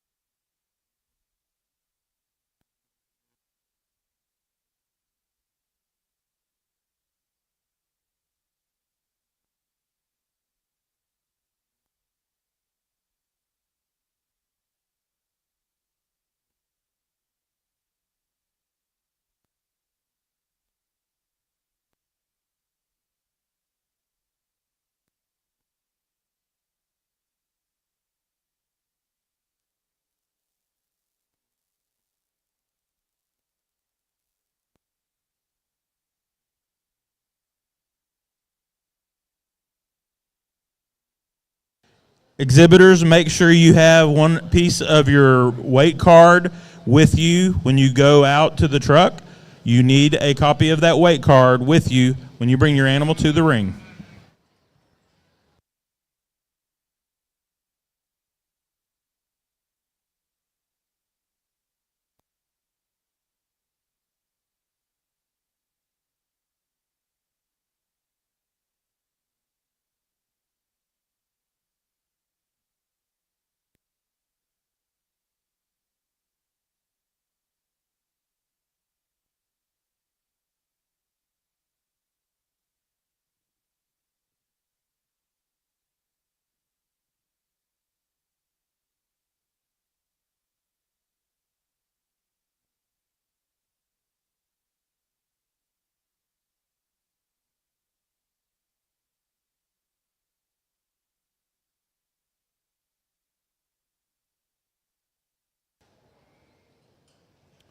Our Class 7 Market Goats will be next to check in.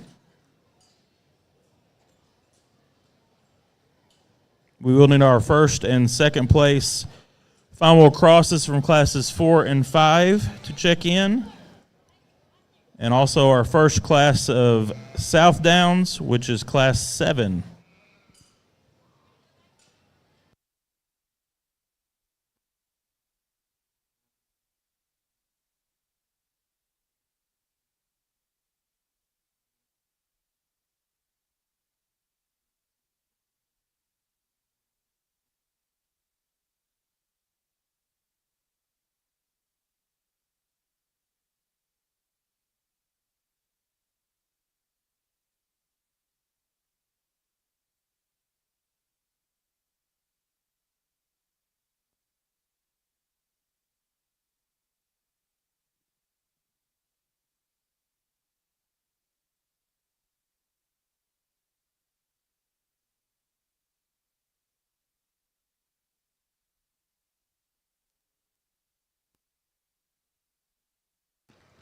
Thank you, Lamb exhibitors.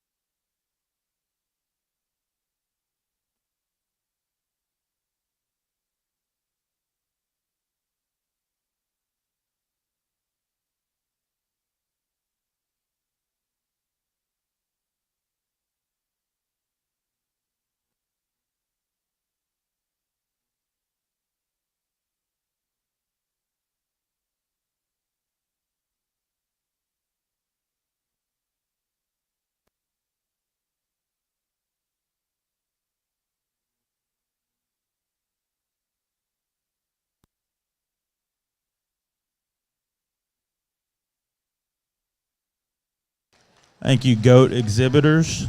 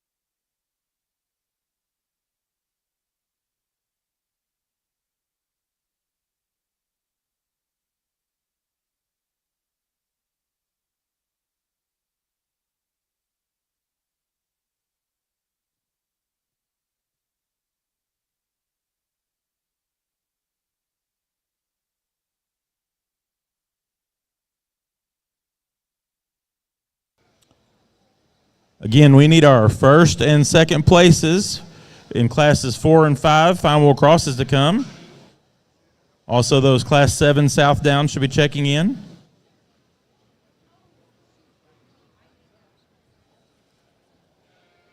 Class 7 goats as well.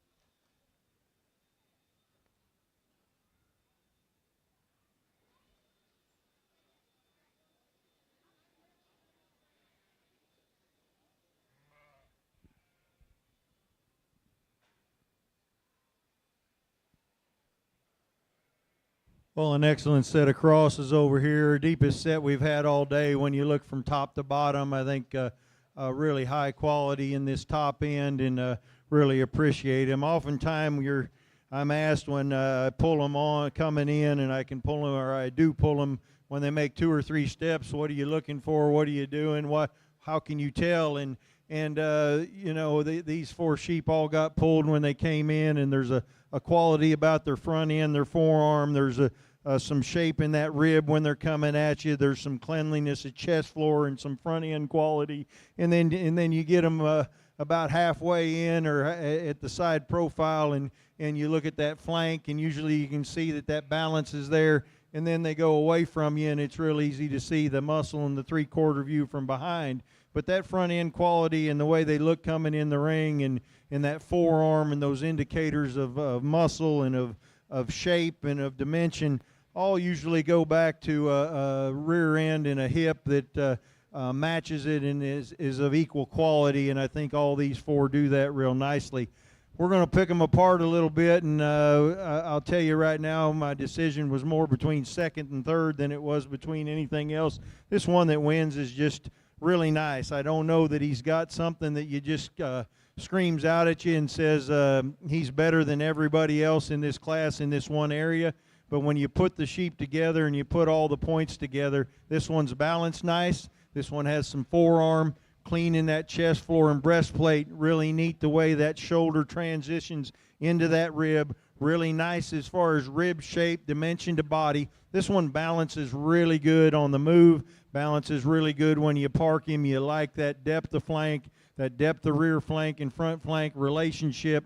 And then you get back to that hip and you move this one around, and he puts his hip to hock to ground really, really nice. There's probably one that walks wider than him, but there's not one that puts that balance together and that total package together in a way that this one does in this class. I think just really a nice one. We could maybe make him a little longer neck when we compare him to the one in first.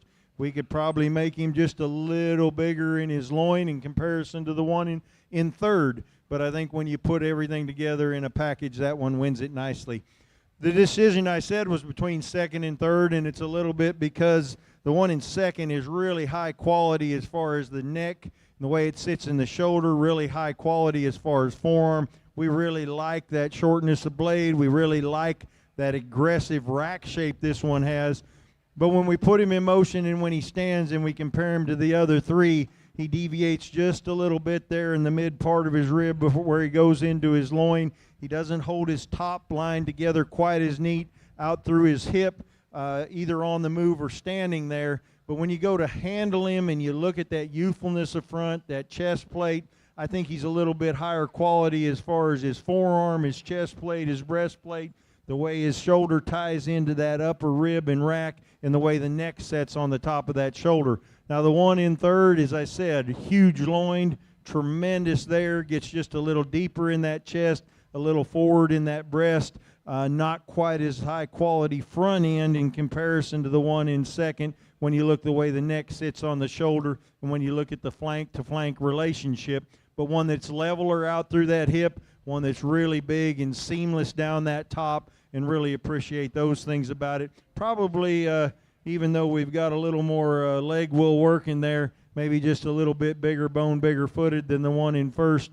Not quite as high quality as far as that chest plate, front end quality, maybe not quite as much rear leg as if you compare him to the one in first and go that far. When we get into the fourth place, one that's really nice as far as the line's concerned, this one's pushing more condition than any of them. I'm not saying he's too fat. I'd like to lean him up and make him a little higher cutability. He's not quite as aggressive out through his hip and his leg shape as any of them. We like his up-frontedness. We like the way he's put together. Maybe could be just a little stouter in his bone in comparison to a couple of them, but really, really nice as far as that pattern and look. We lean him up a little bit, give him a little more hip shape, and he makes it a little bit more of a debate between second, third, and fourth, but 4 real high-quality sheep up here in this class. We get to the next one. I told this young lady I love this one as far as a big one that has some rear leg shape, one that has some forearm.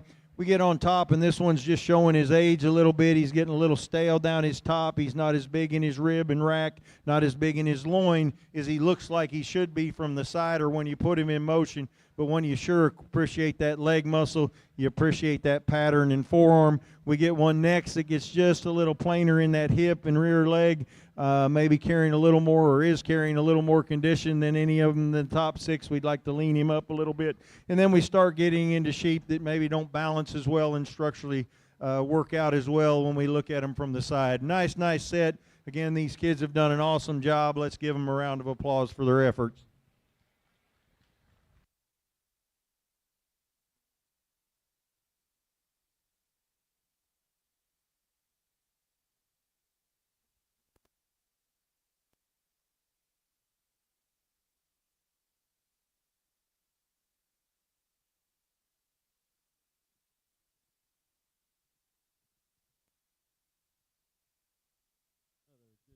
Good set of goats here as well. And again, it kind of starts to come together. Not the easiest class to put together because there's some concessions you have to make. But I didn't miss this one coming in for sure. This one here, in terms of just density and freshness and muscle, he's pretty dominant when you finally get your hands on it and he wants to cooperate. I think the reason I didn't pull him initially, he's just a little frailer bone and a little more upright than I particularly like him in terms of up front and his structure. But you put that aside, from there back, there's no goat like him in this class in terms of body length, freshness, back density, and hip. And he still handles his hind leg the right way. Just want to fix him up front. Still like that one quite a bit, though, to win this class. The one we have here in second, he's the other good market goat in here in terms of fundamentals. His muscle shape, his body dimension, his squareness, his forearm, his stoutness.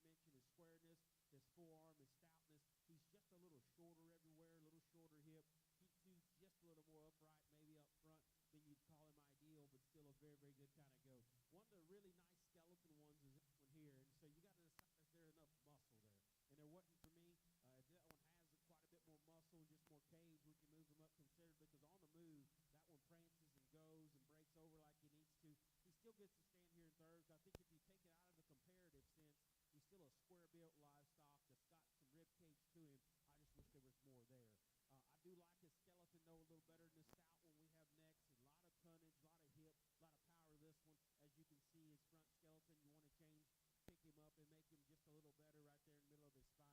This one here maybe touches with a thicker hide and pelt on him, and maybe that takes away a little bit. But, boy, he's dense, he's opened up, he's still fresh. Just wish he's a little more unique off either end. It's just a shot plainer out here. Same thing can be said for this next one, and that was a close decision between these two. Obviously, I'd pull that 7th one off the walk. There's just a little more solid goat here in terms of dimension and boldness and just market goat feature. This guy got just a little stale on me, a little flatter rib. Didn't want to run him up here with these other ones here. But again, very, very good, very competitive class. Let's give all these kids a hand.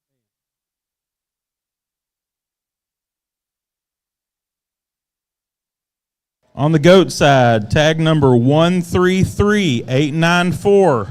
133894. Your class is about to go in the ring.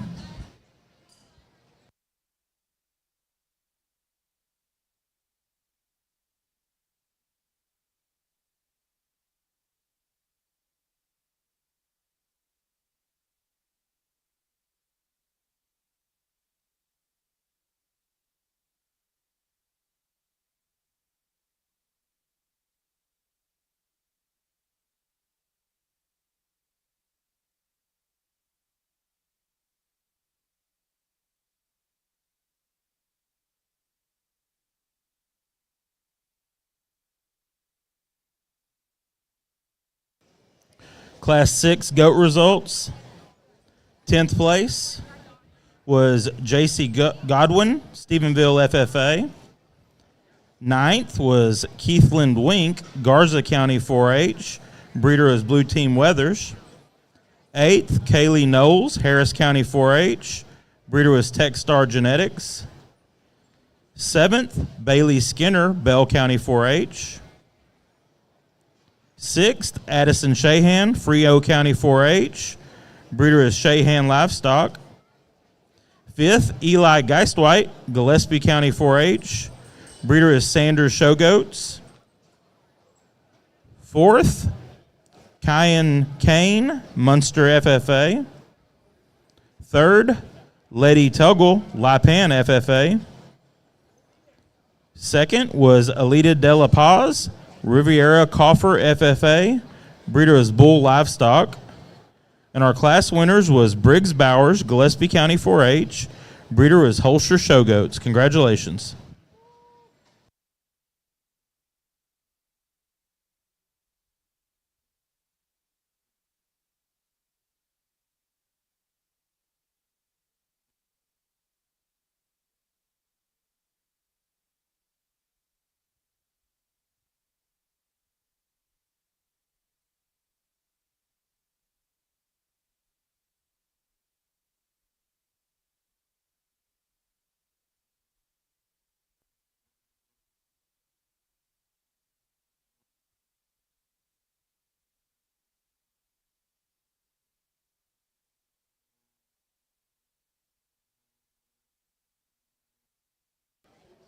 All right, we are ready to do our final crossbreed drive.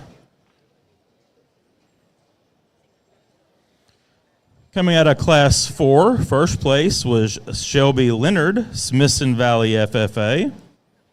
And second was Alex Etheridge, Highland FFA. Out of Class 5, first place was Everett Valentine, Borden FFA. And second was Riley Barrett, Tom Green County 4-H. And out of Class 6, first place was Rhett Dixon, Sterling County 4-H. And second place was Jake Krushka, Reagan County 4-H. Folks, let's give these 6 exhibitors a big hand.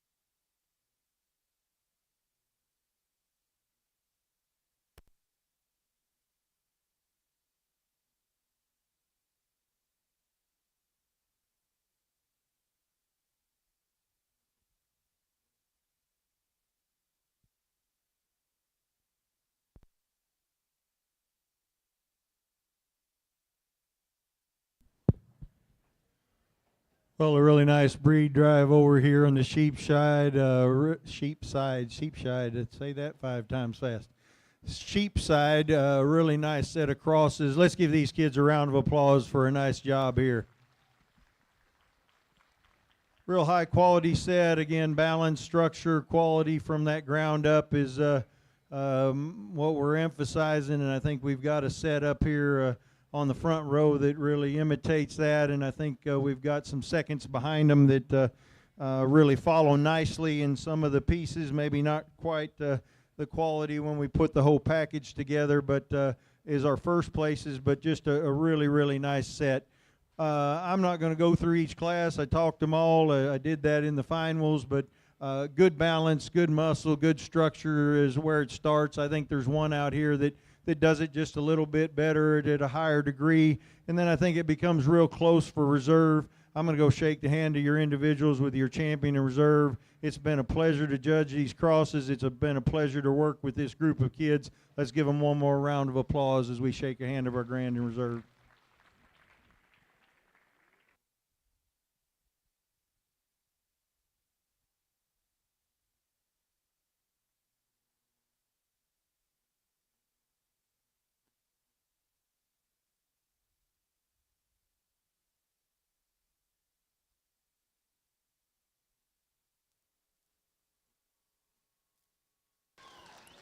Our champion fine wheel cross goes to Rhett Dixon, Sterling County 4-H. And reserve fine wheel cross goes to Jay Krushka, Reagan County 4-H. Congratulations.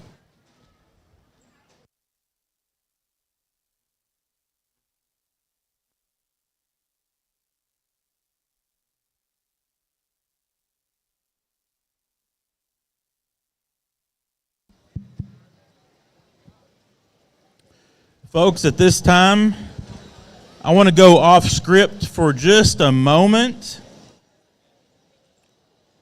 And I've got some notes because if I go too far off script, we'll lose track. But today we want to recognize one of our superintendents of the Market Goat Show. Dr. Frank Craddock has been part of this show and many other shows for decades. I asked Faye Ring how long he's been doing it, and she said, just say since they were showing dinosaurs. But you know Dr. Craddock, he's been around in different roles, worn many hats, sheep and goat specialist, in charge of the sheep and goat validation program, many superintendent roles, including here at Rodeo Austin, judging many shows, coaching wool judging teams.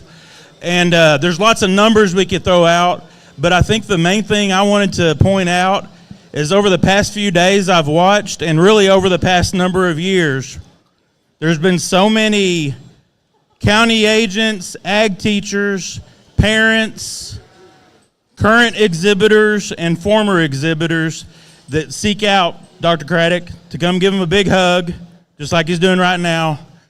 And yesterday I heard somebody, one young lady that used to show, she was telling somebody else that he was the one that would encourage those kids, this is years ago, coming to the ring, just rooting for them, rooting for every kid. And as grouchy as he looks sometimes, he's really just a big teddy bear. And we appreciate everything he has done for Rodeo Austin and for the industry across the board. He is a big supporter of kids and the livestock industry. And we also want to thank Faye Ring for carrying him around for a number of years, supporting him and supporting the show as well. So thank you, Dr. Craddock. Thank you, Faye Ring.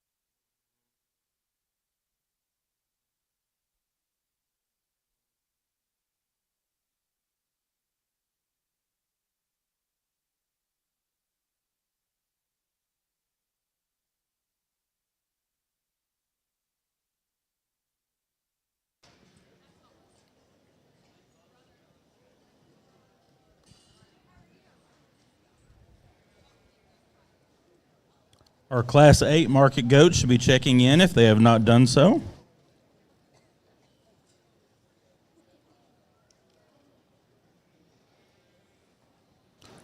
Our Class 8 South Downs will check in as well.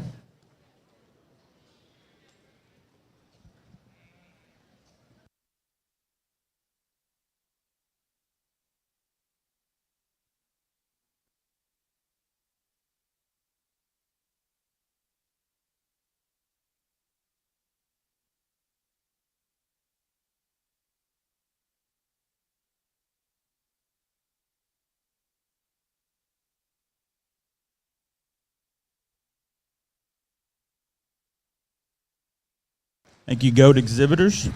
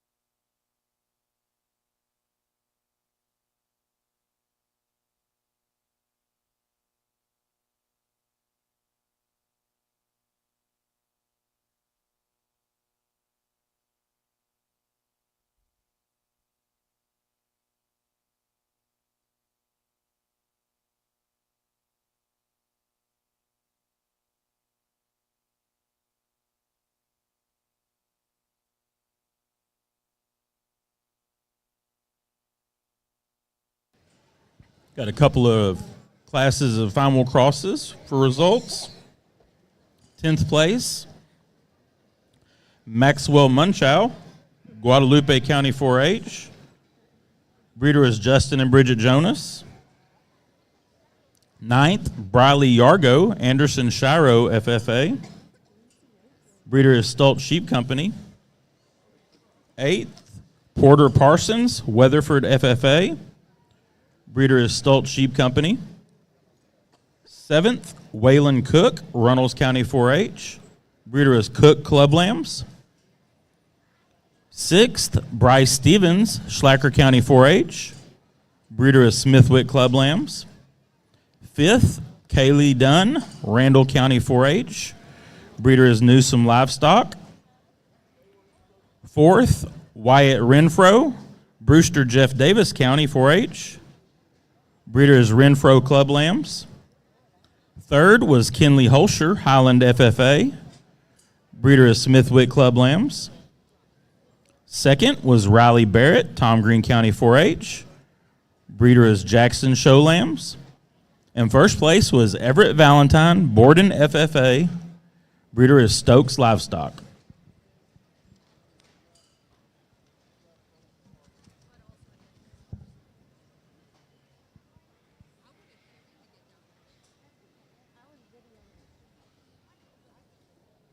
Class 6 final cross results. 10th place was Reiner Go, Spring Lake FFA. Breeder is Mad Dog Sheep Company. 9th, Cale Doherty, Williamson County 4-H. Breeder is Long Club Lambs. 8th, Chase Palmer, Coleman County 4-H. Breeder is Justin and Bridget Jonas. 7th was Sealy Hughes, Tom Green County 4-H. Breeder is Thomas Livestock. 6th was John Wesley Stoltz, Tom Green County 4-H. Breeder is Stoltz Sheep Company. 5th, Hadley Hoinsey, Tom Green County 4-H. Breeder is Smithwick Club Lambs. 4th went to Lane Holman, Brown County 4-H. Breeder is Stoltz Sheep Company. 3rd, Carter Llewellyn, Palmer County 4-H. Breeder is Smithwick Club Lambs. 2nd was Jay Krushka, Reagan County 4-H. Breeder is Stoltz Sheep Company. And 1st place was Rhett Dixon, Sterling County 4-H. Breeder is Justin and Bridget Jonas. Congratulations.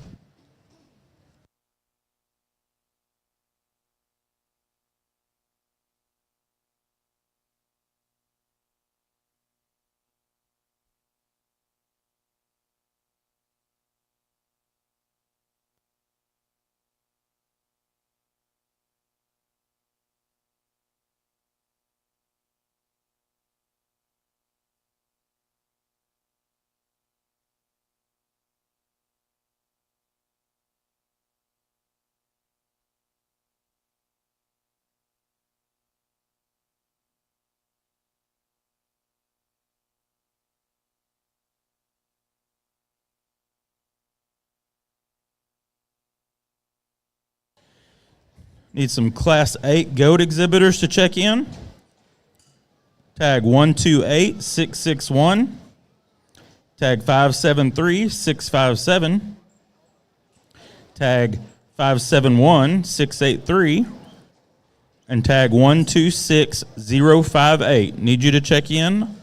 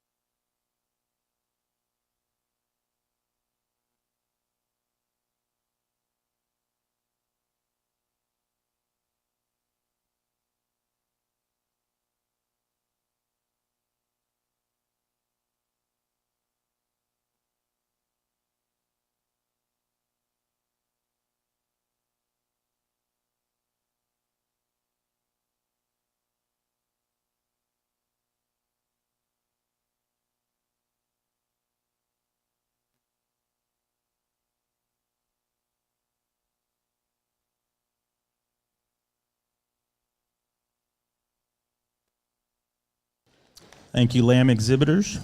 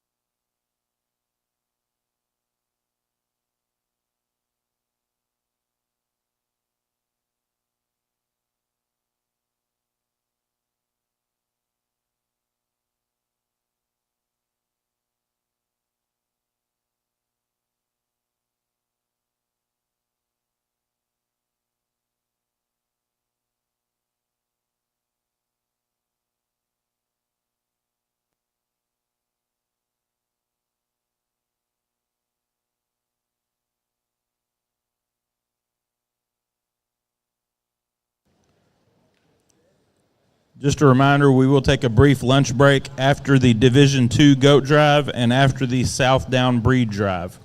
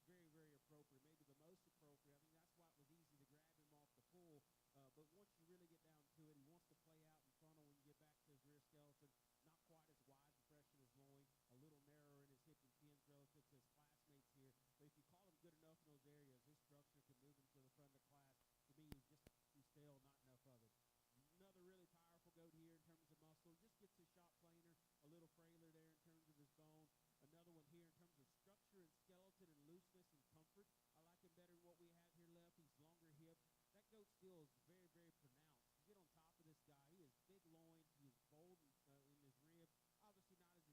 Obviously not as expressive and toned in his muscle, maybe in some of these others, just gets outpowered in terms of shape and expression to these ones ahead of him here. But really, really nice class all the way through. Tough decisions down there as well. Let's give these kids a nice hand.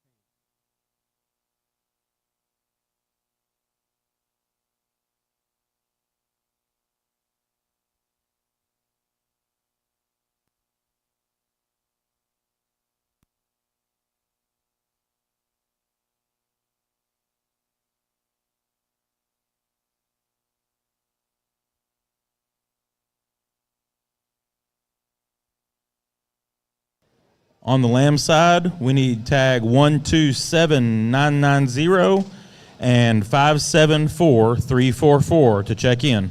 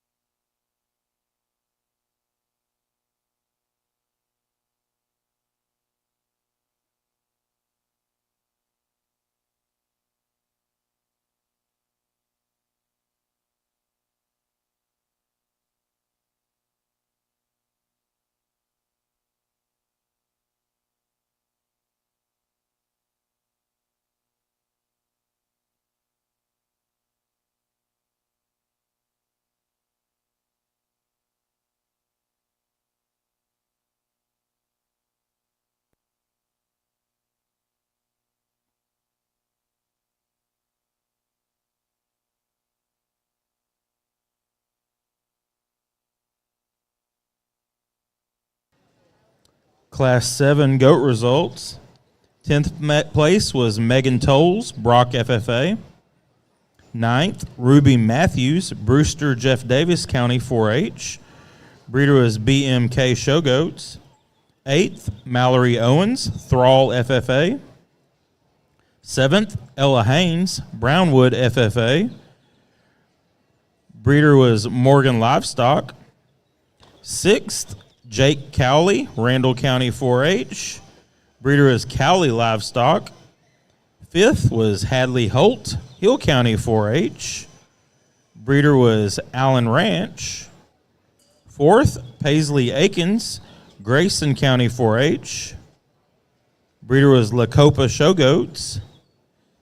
3rd, Grace Moore, Tom Green County 4-H. Breeder was Stork Livestock. 2nd went to Madison Elrod, Fisher County 4-H. Breeder was Elrod Farms. And our class winner was Carly Waters, Leon County 4-H. Breeder was Finley Showgoats. Congratulations.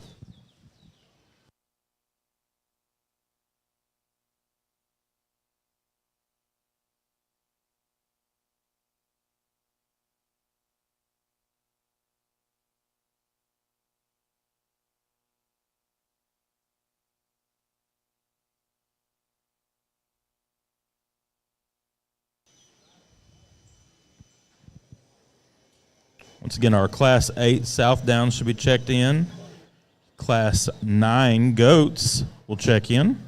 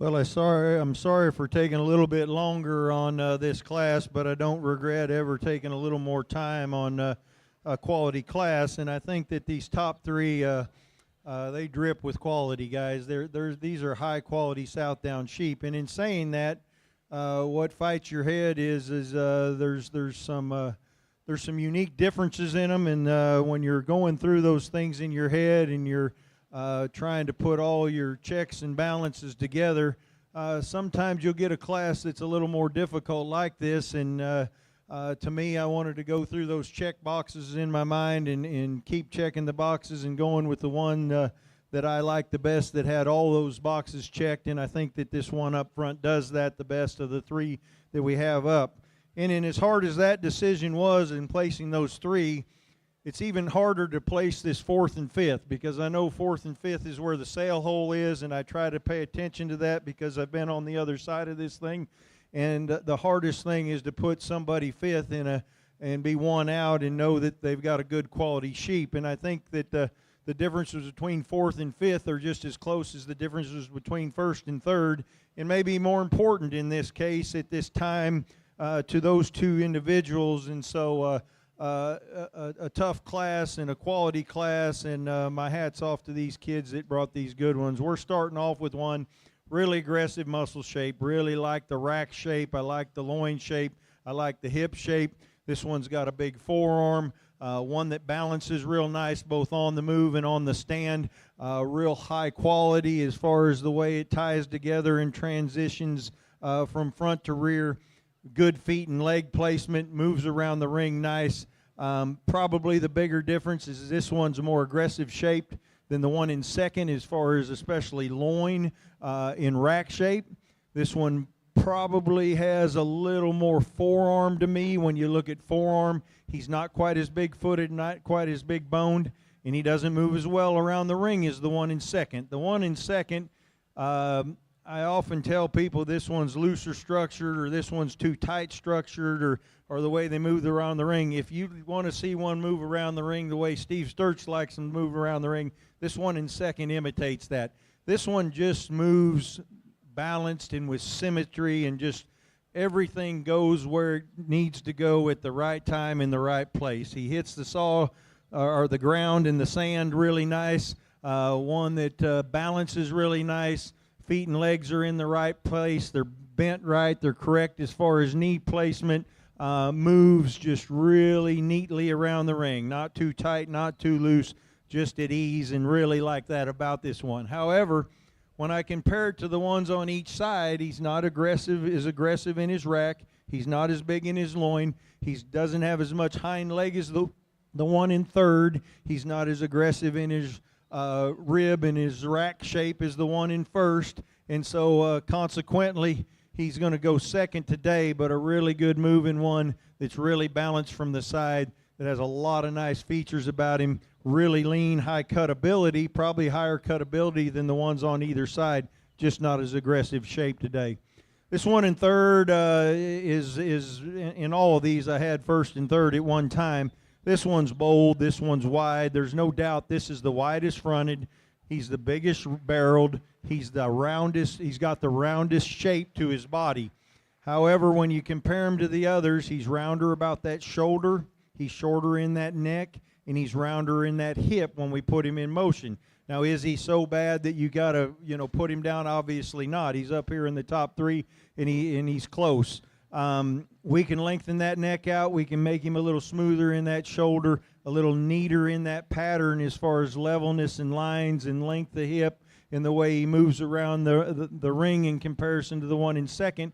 We can move him up a place, and there's going to be individuals that take that extra shape and that extra boldness and put him right to the top.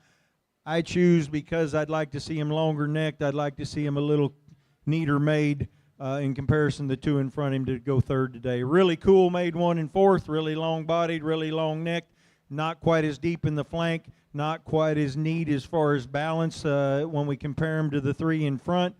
We like the levelness. When we get this one on top of him, he's really aggressive shape as far as his muscle for the way that he looks from the side. He's not as wide as the top three. We need to drop that flank in him. I think the biggest difference between him and the one we put fifth is he's wider out through his pins, wider out through his hip, gives me more shape and more dimension and more total product down his top than the one in fifth. One in fifth's a great little lightweight. I told the young lady it's hard to put a true lightweight that has this kind of quality in fifth and know she's won out. She's done a really good job with this sheep. He's just 30, 45 days away from being much better. And then we talked to the individuals some about why we pulled them over here. Maybe lack of muscle, maybe balance doesn't work as well on these. Maybe structural skeletons got something to do with it.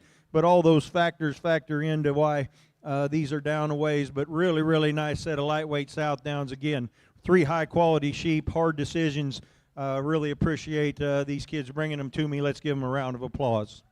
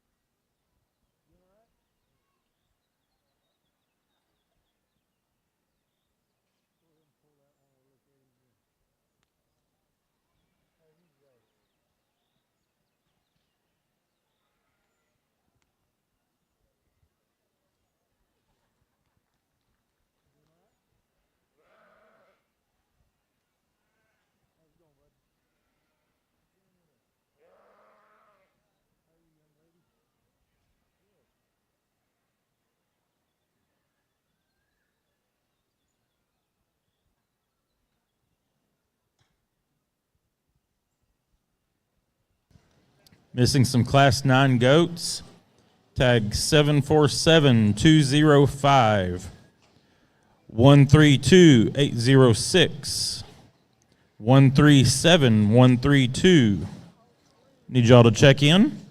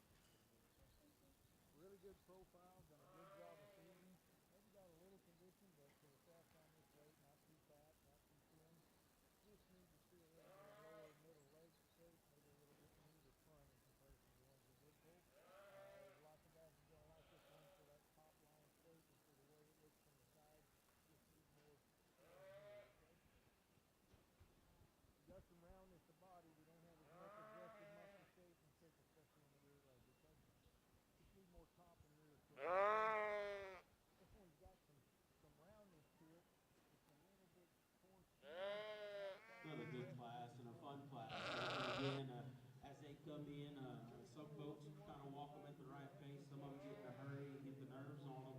And so some of these goats can get kind of tangled up as we're watching them. And so, again, I'll tell you exhibitors, don't be discouraged if you don't get pulled right off the wall, because your goat could be acting like a goat, or somebody could be forcing you a little far forward. And that was the case with this. Never really got a good look at it because the crowd was getting up on that one. He finally got to clearing an opening down there, and it was easy for this guy. He's good in his skeleton. He's good in his build. What he really like this goat. We've done an awesome job feeding him. You get right on top of him, he blows everything away in terms of just loin dimension, in terms of width of loin, but also depth of loin. His body shape's awesome. His length is good.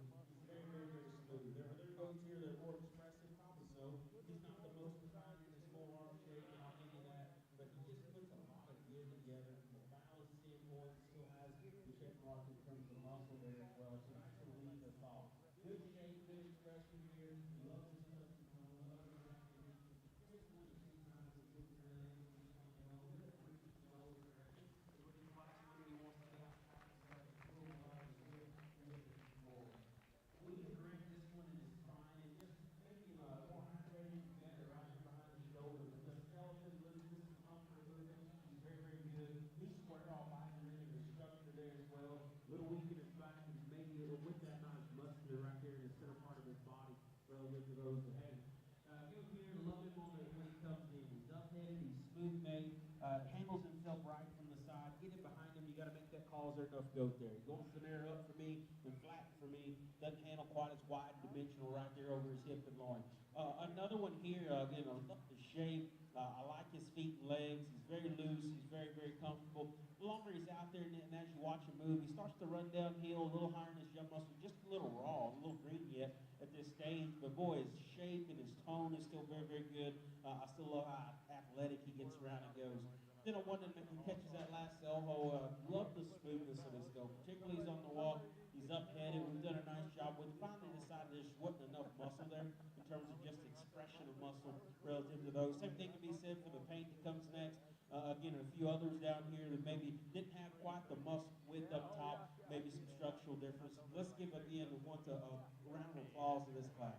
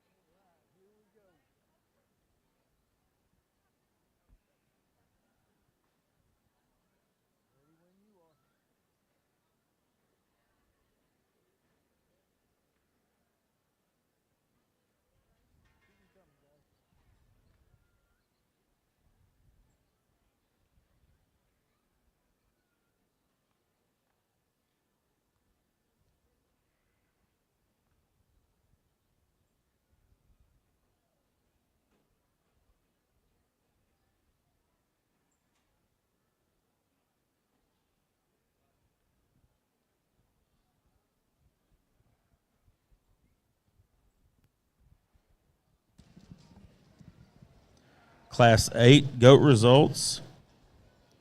10th place was Reese Asham, Navarro FFA. 9th, Madison Morris, Thrall FFA. 8th, Allison Throckmorton, Bexar County 4-H. Breeder is Custer Showgoats. 7th, Nathan Kahak Jr., Wise County 4-H.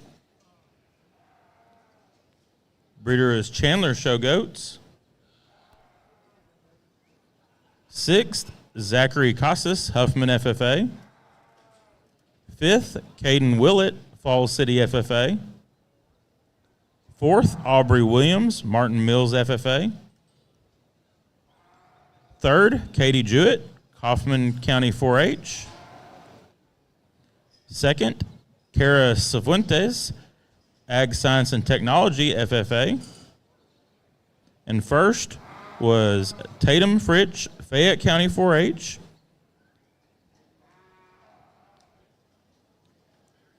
Breeder is Sturt Showgoats.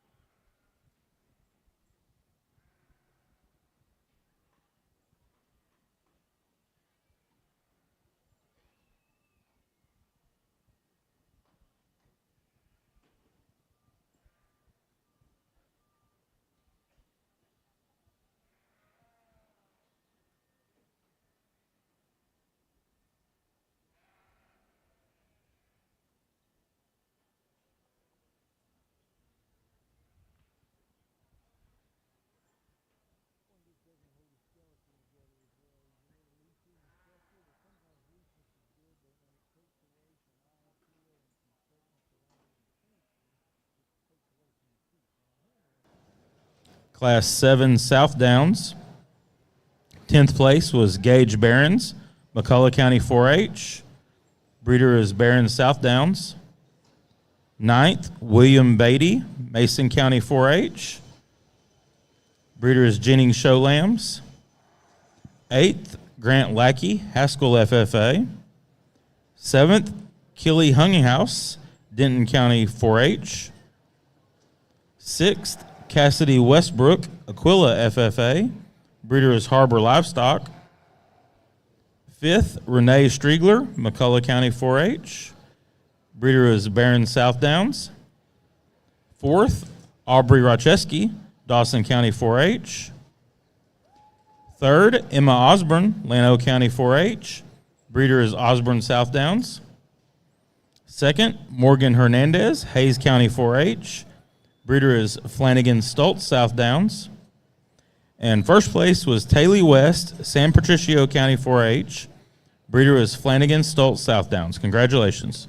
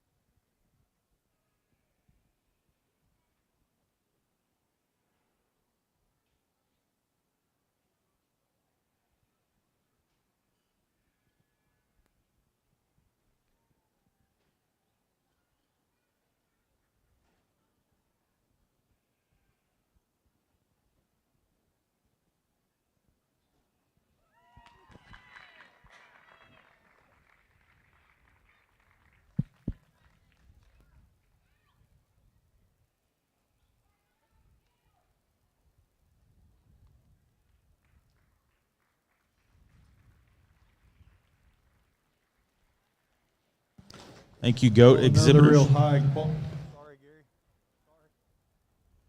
Sorry about that, Gary. Another high quality set of South Downs.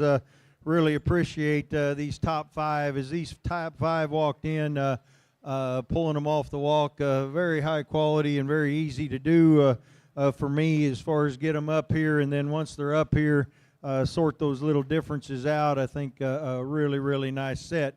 When we talk about that quality, the one that has the most unique pieces and puts those together, I think the best is the one up front, one that's really expressive in that rack, really expressive in that leg muscle, has a really nice loin. You look at the forearm of this sheep and just really bulges out there. You get around to the front. And for one to be that shallow and that neat in its transition from shoulder and neck to that forerib, to be that wide and have that much dimension to the chest is really unique. And then you go back and it just progressively gets wider. I like the way this one hinges off its rear leg just a little bit better when we put it in motion. I like the quality of front end just a little bit better than the one in second as far as the way that neck and shoulder and forerib lie together. Now, as far as transitions and symmetry from front to rear, this one in second is really cool. This one is really bold in his rib. He's not as expressive as the one in first, but he's a little bolder, especially at the top part of his rib, than the one in first. He's really wide in that loin and out through that hip, and he's really seamless in his transitions, and he goes from front to rear in transitions maybe a little smoother than the one in first. We get up to that neck, and we'd like to maybe set it up on top of that shoulder a little bit in comparison to the one in first. I'm not going to say this one's U-necked, as we call it, as much, but he does need to pull it back just a little bit in comparison to them. He's not quite as bold in his forearm. He really looks good from the side as far as balance and symmetry. When we put him in motion, he doesn't hinge off his hip and hind leg quite as well as the one in first or in third. This one in third was, I had him up at first at one time in my mind when I just look at him. When I handle him, he just gets out-handled. He's a little softer to the touch. He's a little mellower feeling. We like that freshness, but I'd like to see this one a little firmer as far as touch and tone. I'm not going to say he's too fat because I don't think he's too fat. I just think he's a little softer in his makeup and a little softer in his muscle. He's not as aggressive in his shape out through his loin and in his leg as the two in front of him. That softness along with those things, I think he's not quite as symmetrical as the one in second. I don't think he's unique as the one in third or first, so he falls into third. One in fourth's just a nice sheep everywhere. This sheep probably could be a little bit better out his hip and in his pin setting in comparison to the ones on either side of him. One that's big bone, big footed, wants to splay out just a little bit when we go around to that front end. We'd like to change that. Not a major structure issue, but something that we notice. One that we just need to make bolder from his loin to his hip and out through his hip and pin setting to compete with the three in front of him. Really nice balance, really nice package in that one. The one that goes fifth today, one that we appreciate the balance and symmetry from the side, one that as this one walked in right away, just one that you see as a quality type animal and individual. When we go to handling this one is carrying more condition than I'd like. He's a little bit mellower in his touch. When we really start looking at his base width and his true width, I don't think he's truly wide when we move him around the ring, is the four in front of him and carrying a little more condition. One next, I told the young lady we'd like to change that hide and maybe change that the way this one handles a little bit as far as touch because of that hide. A nice balanced one. When we get this one in motion, this one gets a little rounder on both ends, a little coarser. We'd like to change that about him. When we get into the next ones, again, we start getting some that maybe are a little flat, don't have quite as much muscle, some that structurally and skeletally we'd like to change. A lot of them we'd like to change that balance factor from front to rear, but really, really a nice set of downs. These kids have done another excellent job. Let's give them a round of applause for their efforts here.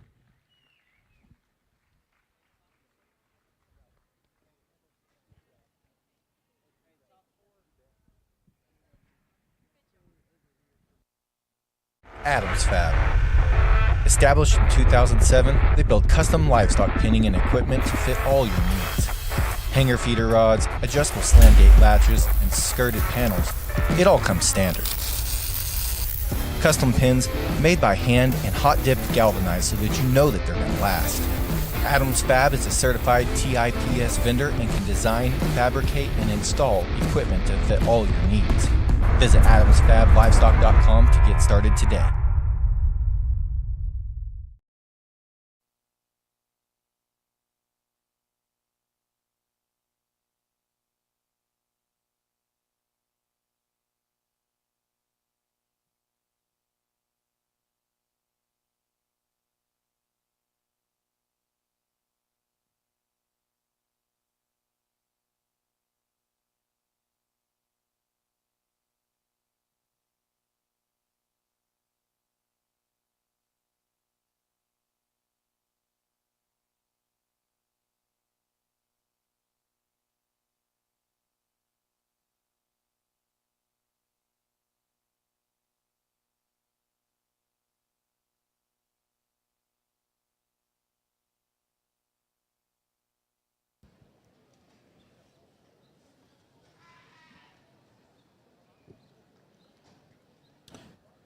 Your Class 10 goats and your Class 9 South Downs should be checking in if they have not done so.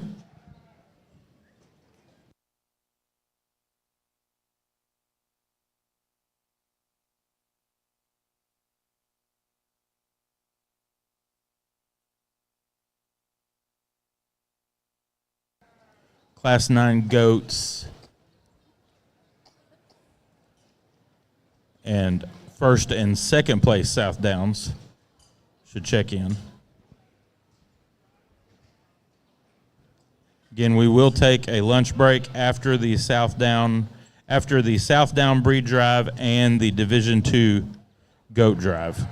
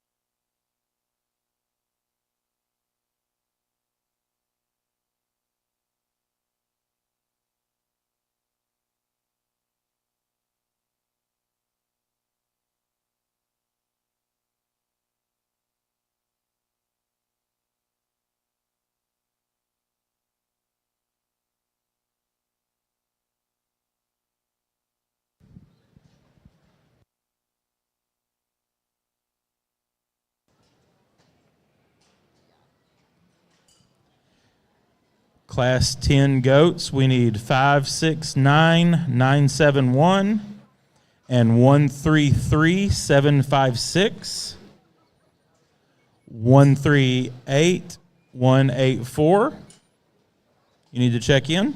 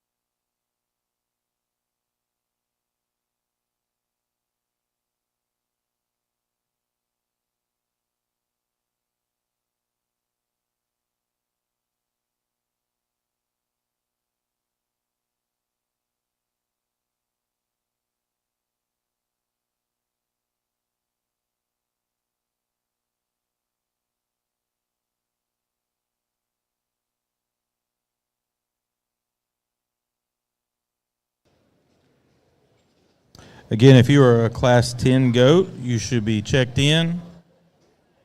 And we need our first and second place South Downs from Classes 7 and 8.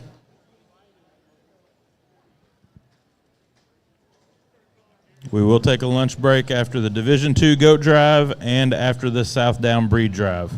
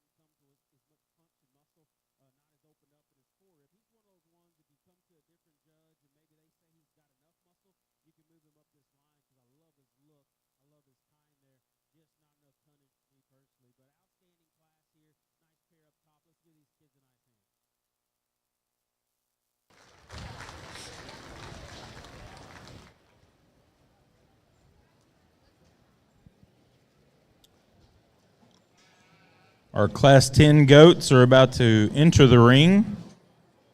Our first and second place goats from Classes 6 through 9 can check in for the Division II drive.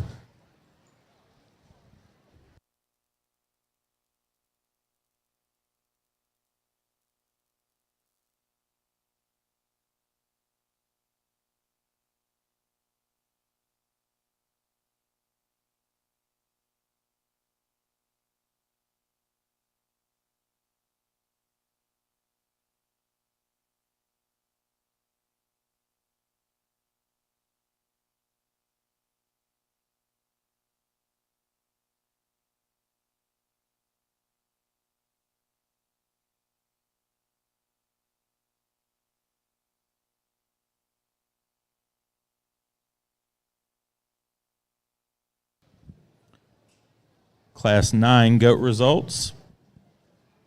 10th place, Bridget Evans, Reeves County 4-H. Breeder is Box E Livestock. 9th, Amy Gallardo Brewster, Uvalde County 4-H. 8th, Grace Evans, Reeves County 4-H.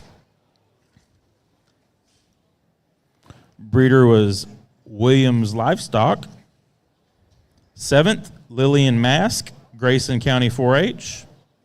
6th, Graham Newsom, Hale County 4-H. 5th, Abigail Wilson, Deer Park FFA. Breeder is Blue Team Weathers. 4th, Conley Martin, Wilson County 4-H. Breeder is Hutto Livestock. 3rd went to Riley Barlow, Lavernia FFA. 2nd was Mackenzie Evans, Burnett County 4-H. Breeder is Evans Livestock. And our class winner was Madden Wise, Brown County 4-H. Breeder is Shrank Show Goats. Congratulations.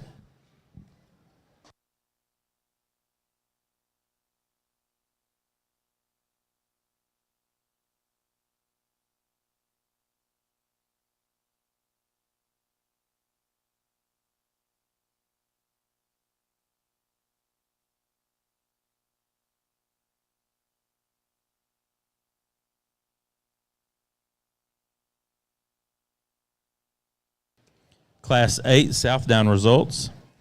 10th place, Megan Hernandez, Hayes County 4-H. Breeder is Jennings Show Lambs. 9th, Kylie Gregory, Montgomery County 4-H. Breeder is Jennings Show Lambs. 8th, Madeline Kelly, Huffman FFA. Breeder Harbor Livestock. 7th, Addison Hahn, Gillespie County 4-H. Breeder West South Downs. 6th, Sutton McMahon, Coleman County 4-H. Breeders Jennings Show Lambs. 5th, Ellie Mae Eccles, Leonard FFA. Breeders Fritz South Downs. 4th, Grayson Williams, McCullough County 4-H. Breeders Flanagan Stoltz South Downs. 3rd, Emerson Garner, Leonard FFA. Breeder Fritz South Downs. 2nd, Rylan Miller, Denver City FFA. Breeders Jennings Show Lambs. And 1st was McKinley Clem, New Home FFA. Congratulations.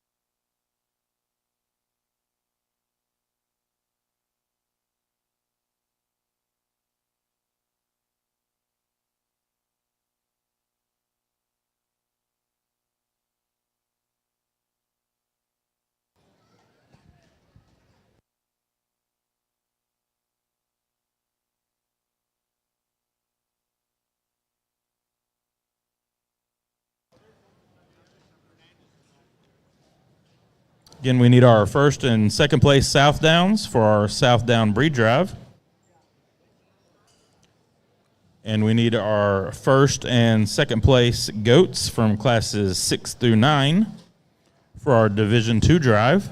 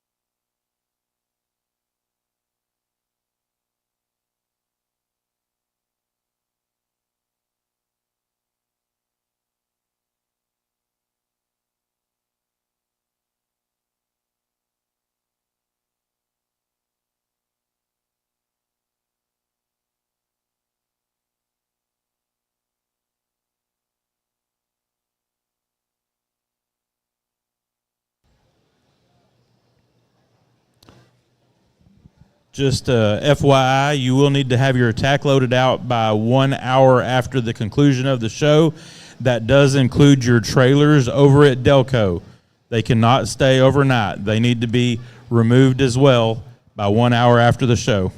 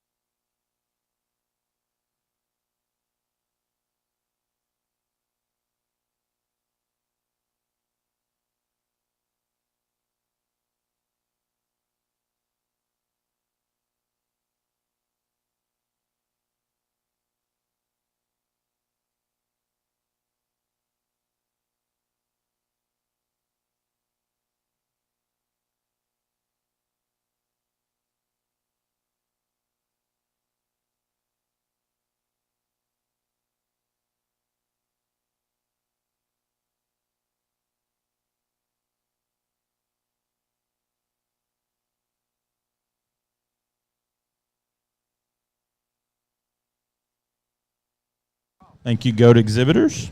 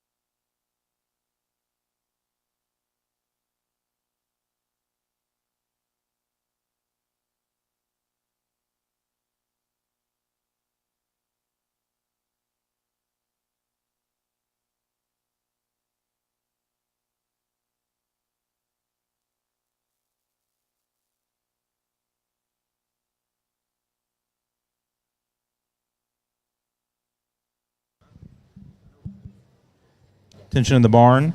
Entry 4470 from Webb County 4-H needs to take their animal and report to the truck.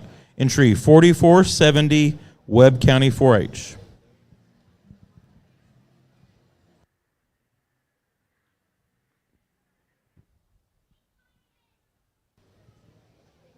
Once again, our first and second place goats from classes 6 through 9 need to check in for Division II drive. Well, a real nice set of heavyweight South Downs. Somewhat difficult to sort is a lot of times these classes are when we get this late in the game and this kind of maturity and start to get some finish on them. Maybe not quite as youthful at times in some of them, especially when we get down in class, and then sorting out and trying to make sure you're not one-traiting them too much. There's a couple in here that you could one-trait and move to the top, or one-trait and move down 3 or 4 more spots, and so trying to just check the boxes and go through, and as I used to tell my livestock judging kids, let's weigh the good and the bad and then sort it out, and let's have a criteria and keep with that criteria. And so in doing that, when we look at these things in motion and we look at that skeleton structure and we look at balance, we look at that the way they move around the ring, I think the one that comes to the top is this one up at front. Definitely really neat as far as loin, really neat as far as hip, really neat as far as length of body and balance. This one probably is not as big in its rear flank and as deep in his rear flank as the two behind him. He's a little leaner in his condition. He's by far a higher cutability sheep. When we go to handle that flank, you can tell he's leaner in that flank. He's cleaner in that body wall thickness. When we stop this sheep, that's where the flank shows up to me. When we move this sheep around the ring, it's not as noticeable. He seems to fill in there and do fine. And so when you're putting all those things together, I think it's that extra cutability, that extra structural skeletal correctness when he moves around the ring. I think it's the way his neck sets into his shoulder, that extra height at his shoulder, and extra cleanliness and neatness in the way he ties into that base of that shoulder in comparison to the one in second and third. And then he comes at the ground with a lot of bone work and a lot of dimension to his bone and to his foot. So he comes in those things with a lot of good criteria. Now the one behind him, by far the most aggressive shaped, boldest ribbed, biggest topped one in the class. This one just screams muscle at you. Tremendous amount of muscle up over that rib and rack. Really good over that loin. A big old leg in this one. This one comes wide at you. He's got a lot of forearm. This one's probably pushing the most condition, or I believe he has the most condition of the top 4. I'd like to lean him up a little bit. I'll let the data show whether he's too fat or not, but to me he's carrying a little more than I'd like today. And I think when you look at cutability in comparison to the one in first, I don't think he's going to be there. I don't think he's quite as neat in his neck in the way he ties into his shoulder. But as far as boldness of top, roundness of body, shape, and dimension, this one is really good. He handles good as far as firmness down his top. We just like to change him a little in that elbow pocket and that rear flank in comparison, especially the one in first. One in third's carrying a little more softness, or is a little softer than the one in first, and then in the one in fourth. But one that's really nice as far as putting things together, a really good top shape, really level out through his hip. Another one that moves around the ring nice. I think just a real nice, I guess when I first saw this sheep come in, I said, I thought that's a nice one in my mind. As we got to judging him and trying to pick him apart, there's really no one place to pick him apart. He may be just a little deeper in his breastplate and his chest. We'd maybe like to shallow him up a little bit. He's not as cool as the one in first. He's not as aggressive as the one in second. I think that there's more boxes checked on the first two, and so he goes third today. One in fourth and fifth, again, I said earlier in a class that's to me where the decision is a lot of times, and I had 3 of them out here and was going to go bang, bang, bang with all 3 because I had them in this position and the way it was. This one, when you talk about shag and you talk about having hair and you talk about all that stuff, you could sure miss this one. I think if you just would put a flashcard or put something there from his knee down and look at this sheep, This is where the sheep belongs, and that's why I have him here. I don't think you one trait anything for good or for bad, and I think if you put this sheep anything but fourth, you're one trait in him. This one's big in his top. He's really wide in his loin. He's probably the widest loin of the top four, really level out through his hip. He has some muscle. He's not as aggressive shape in his rear leg as the ones in front of him. He's not quite as cool made as the one in first. He's not quite as big and bold as the ones in second and third. I think you put some leg wool on this one, and you put him all against him, and he stands here no matter if he's got it or not, and that's where he's going to stand today. And I think a really nice one in fourth. Taking nothing away from a fifth, one that does have that leg wool, to me, not quite as good down that top, not quite as level down his top line, doesn't carry his top line quite as well when we put him in motion.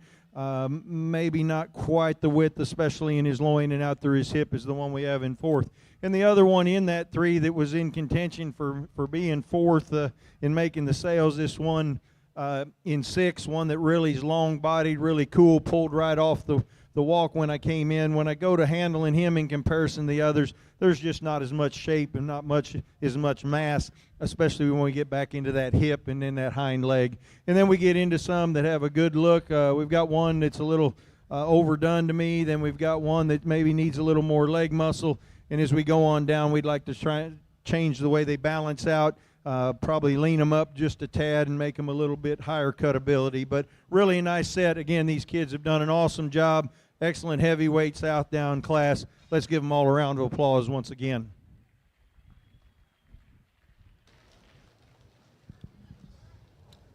There was a young lady named Callie yesterday looking for a show stick. They have found your show stick. It is at the show office. So, Callie, you can go to the show office to retrieve your show stick.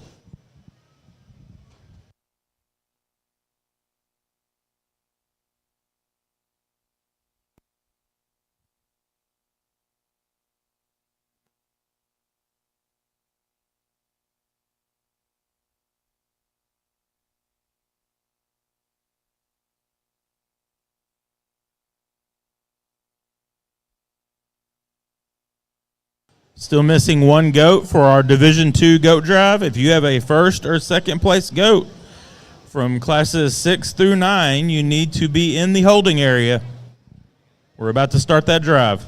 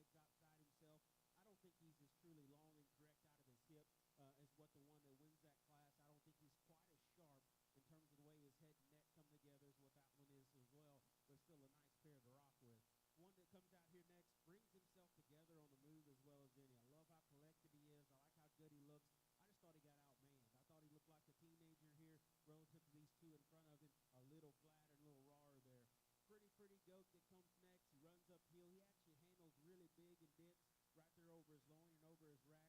Just not enough hip and stifle, and that guy to run with me got a little flatter for me. Red top goat here. Love one that handles that lean and that true and that good to the touch. He too, just not enough of him when you really got down to it. One to open him up. Black header, one that we pulled right off the bat. She does a nice job showing this when he's up front. He's got some neat wild pieces. Handles good in terms of his rack. A little too far forward in his knee and shoulder for me. I want to see more hip and leg in him relative to what's ahead of him here in this class. Very competitive. That's all the way through. Neat critter here to lead us off. Good set of goats.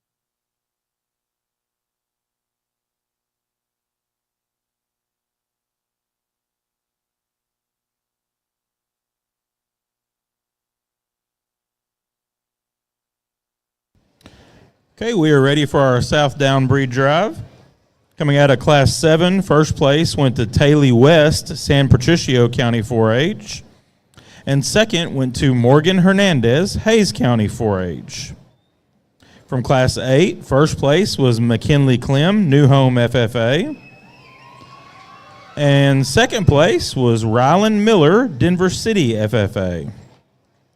And from Class 9, first place was Emily Matina, Riesel FFA. And second place was Whitney Drummond, Williamson County 4-H. Folks, once again, let's give these 6 exhibitors a big round of applause.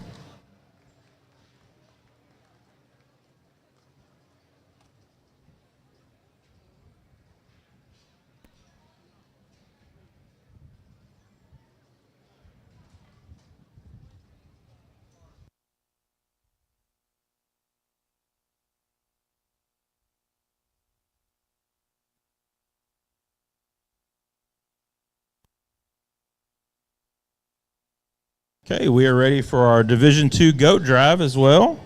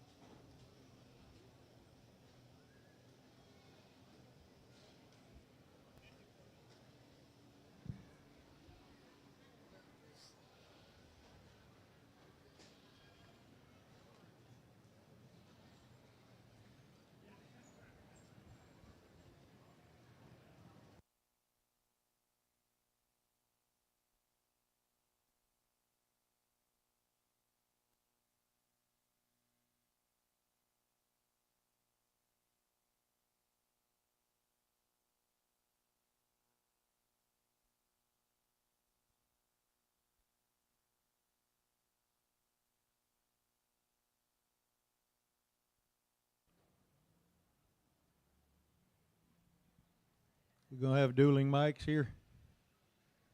We good? Well, an excellent set of South Downs over here on the sheep side. Again, really high quality set. Was fun to judge, fun to sort through, and had some challenging times. And appreciate these kids bringing these sheep to me and this quality of a sheep. Let's give this group of South Down kids out here and all of them that showed us South Down a round of applause. I was going to go into a little bit more, but I know they're waiting on the goat side to get in there. We'll just pretty much tell you that there's one out here to me that just has some really crazy pieces, especially for this breed, and really put together nicely. And when you talk about lining up all the things that you're looking for from the ground up, as we've talked all morning, both me and Brandon, that structure and skeleton, and there's way they lay that muscle on there. I think that there's one that just does a little better job than the others, and then I think it's really close for reserve between the second in that class and the 2 other first. I think it's really probably closer for reserve than it is for grand. I'm going to shake the hand of your individual with your champion, and then we'll go to your reserve grand. Again, it's been a pleasure. These kids have done an awesome job. Let's give them one more round of applause as I go shake the hand of that individual.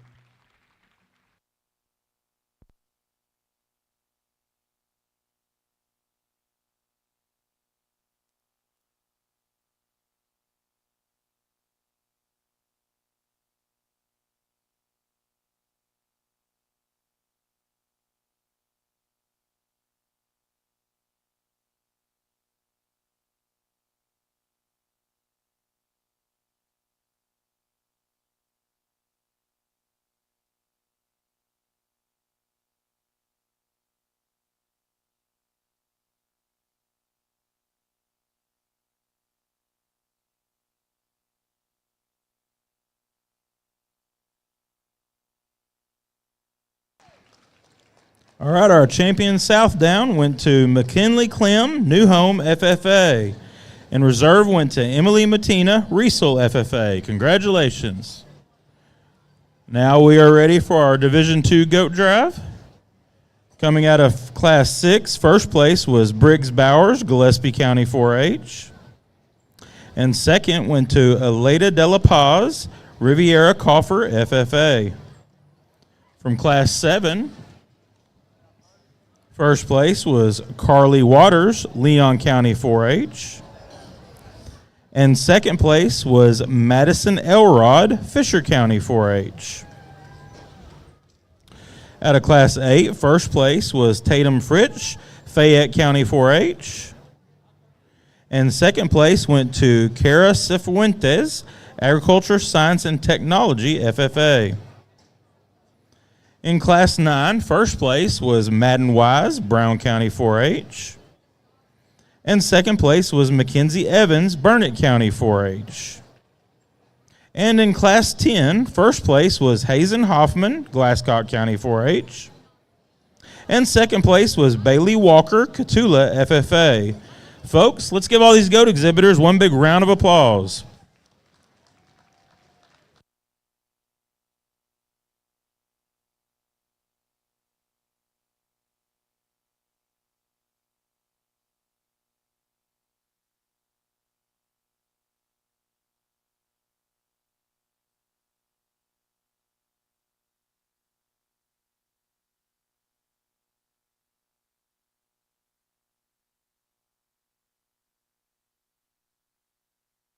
Class 10 goat results. 10th place was Ava Rodriguez, Midlothian FFA. Breeder was Blue Team Weathers. 9th, Lily Cadell, Coolidge FFA. Breeder was Shrank Show Goats. 8th, Blake Burns, Eastland FFA. Breeder is J&J Livestock. 7th, Jalen Swanner, Tom Green County 4-H. Breeder is Book Show Goats. 6th, Emily Sutton, Belleville FFA. Breeder is T4 Livestock. 5th, Macy Leatherman, Weiss FFA. Breeder is Bryson Boar Goats. 4th, Ford Brooks, Burnett County 4-H. Breeder is Evans Livestock. 3rd, Macy Bell Jerish, S&S Consolidated FFA. 2nd, Bailey Walker, Cotulla FFA. Breeder is Williams Livestock. And our class winner was Hazen Hoffman, Glasscock County 4-H. Breeder was Hoffman Livestock. Congratulations.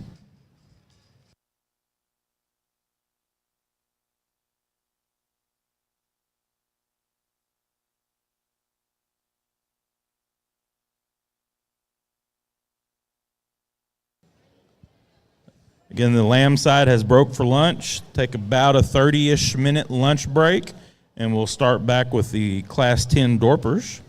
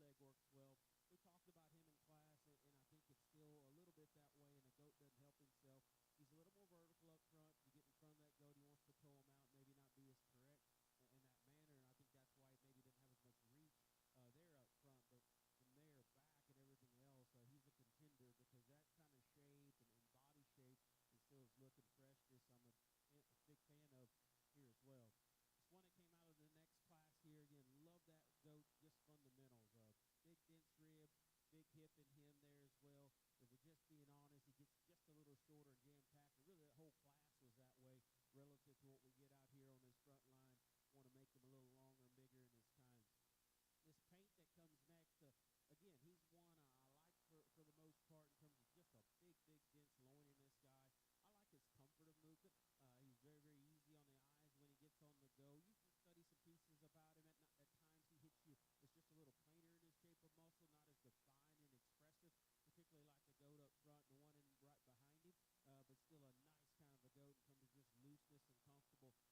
about him. At times he hits you. It's just a little plainer in his shape of muscle, not as defined and expressive, particularly like the goat up front, the one in right behind him. But still a nice kind of a goat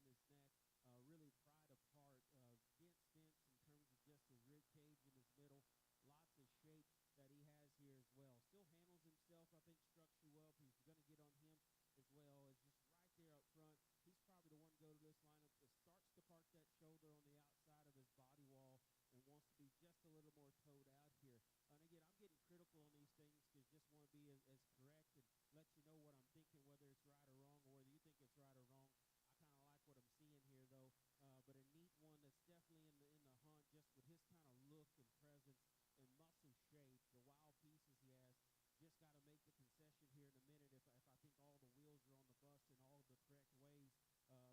his body wall and wants to be just a little more toed out here. And again, I'm getting critical on these things because just want to be as correct and let you know what I'm thinking, whether it's right or wrong, or whether you think it's right or wrong. I kind of like what I'm seeing here, though. But a neat one that's definitely in the hunt, just with his kind of look and presence and muscle shape, the wild pieces he has. Just got to make the concession here in a minute if I think all the wheels are on the bus in all the correct ways versus another one or two out here. This one here that came out of this last class, again, love his dimension. He's wide, he's bold, he's opened up. He is dense and round in terms of his body. Again, one of those that takes the right kind of volume, and as well as I like him staying in, I think moving is where I like him best. He's very comfortable, very effortless in the way his joints hit the ground, the way things come together. He's smooth out here as well. So with that, though, like I talked about him and his classmate, they may have just a little more degree of condition that some may say, hey, we got to watch that on him. But also, to me, it works with him in terms of just blending all his pieces together. I don't call him too fat by any means because he's not at all. That thing is dense. He's opened up. Is he as creasy shaped as this one and the one up front? Probably not, but I don't think we can ever say that one doesn't have the right kind of tone and freshness out here as well. So you can go through a lot of things. I've got three of them in my mind that make the most sense. Two of them look a little more alike. How I'm going to split these top two. One of them's just harder to cook a hole in. Everything kind of comes in a symbol. Balance is a big thing for me, and that's, to me, what this goat is. He's very, very balanced. And lay out his last class. He's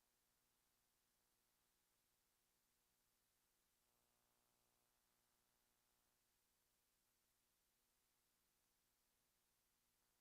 Gets closer with this first class, the young cat here in the black shirt here. Again, both of these I like for different reasons here. I think both of these are very, very good kind of a goats. I'm not going to lie, one of them grabbed me quickly. He's not perfect and ideal, but I still love the way he puts things together. I think they make an awfully nice pair to stick together. This one here out of the class in front of me will be a reserve. Our Division II champion was Hazen Hoffman, Glasscock County 4-H. And reserve went to Madden Wise, Brown County 4-H. Congratulations. All right, we will take about a 30-ish minute lunch break on the goat side as well.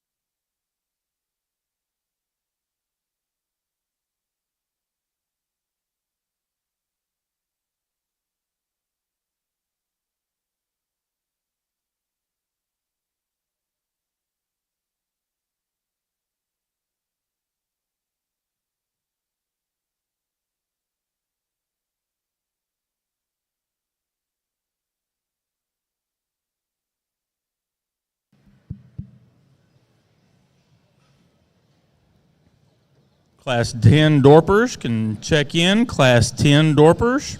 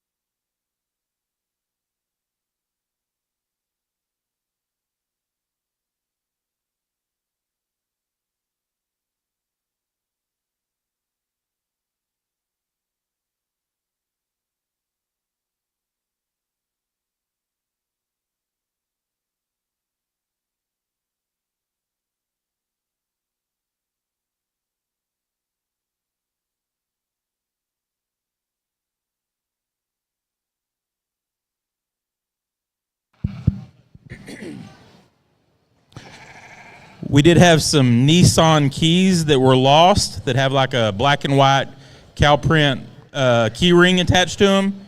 Nissan keys. If anybody finds those, please turn those into the show office. Somebody's looking for them.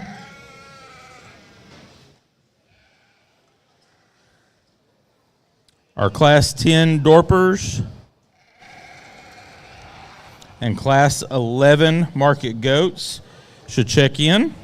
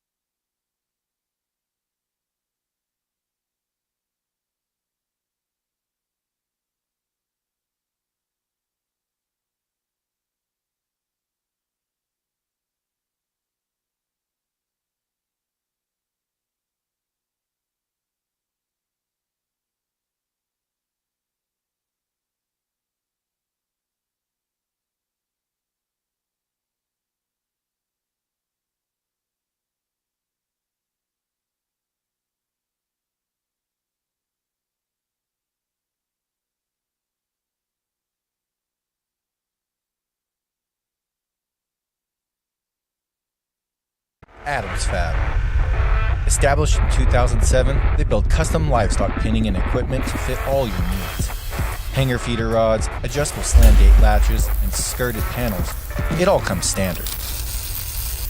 Custom pins made by hand and hot dipped galvanized so that you know that they're going to last. Adams Fab is a certified TIPS vendor and can design, fabricate, and install equipment to fit all your needs. Visit adamsfablivestock.com to get started today.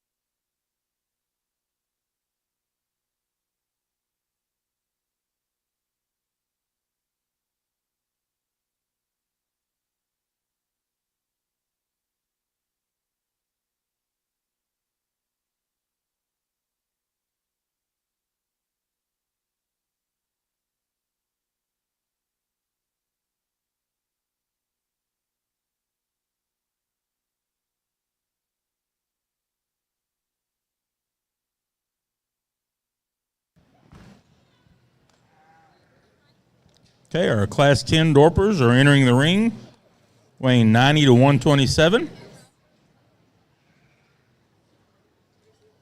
Class 11 Dorpers will be the next group to check in.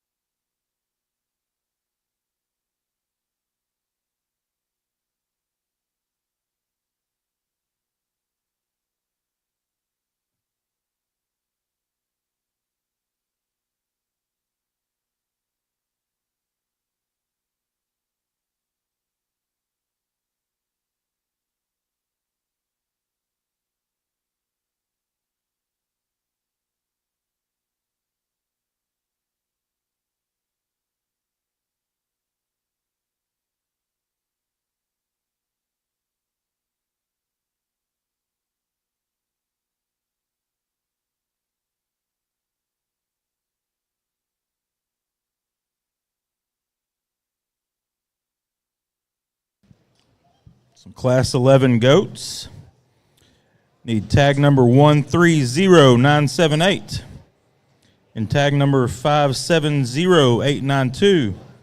Also have two that don't have validation numbers listed. So Cypress Fall FFA entry 9770 and Wheeler County 4-H entry 9777. Need to check in.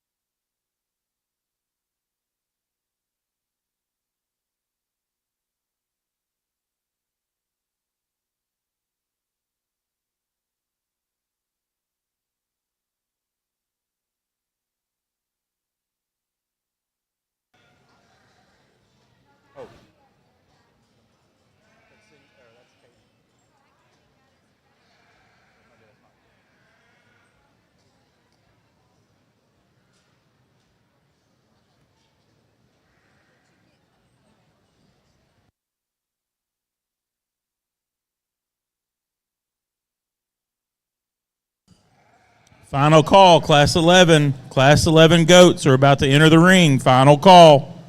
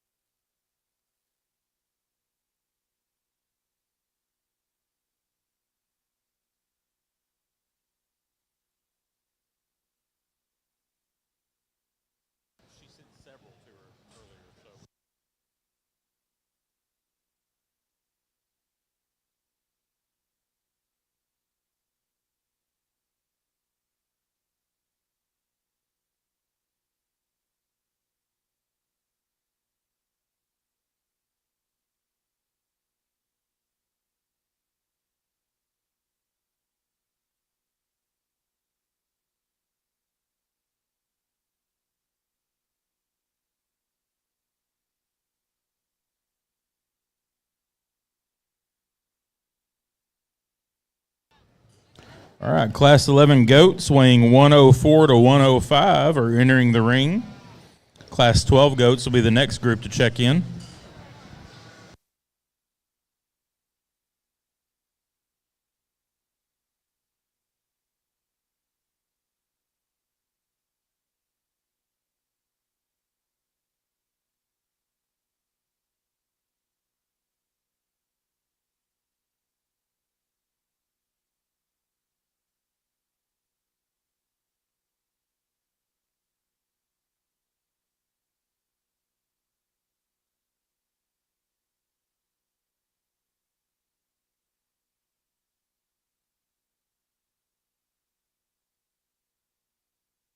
Thank you, lamb exhibitors.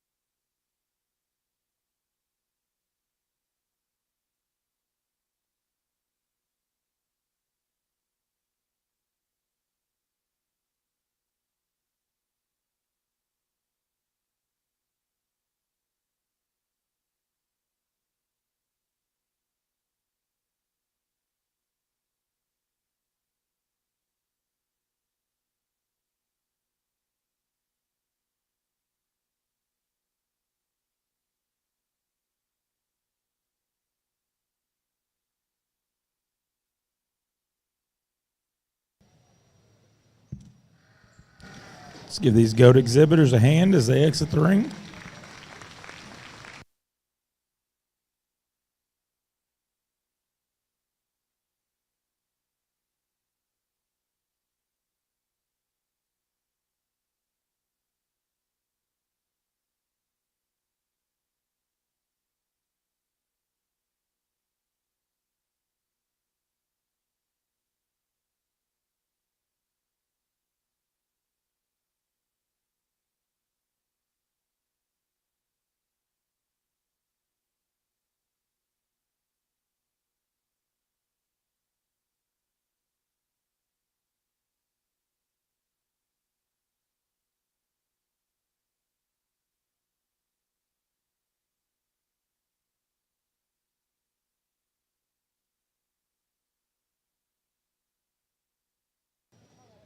Get our Class 12 goats and Class 11 Dorpers should be checking in.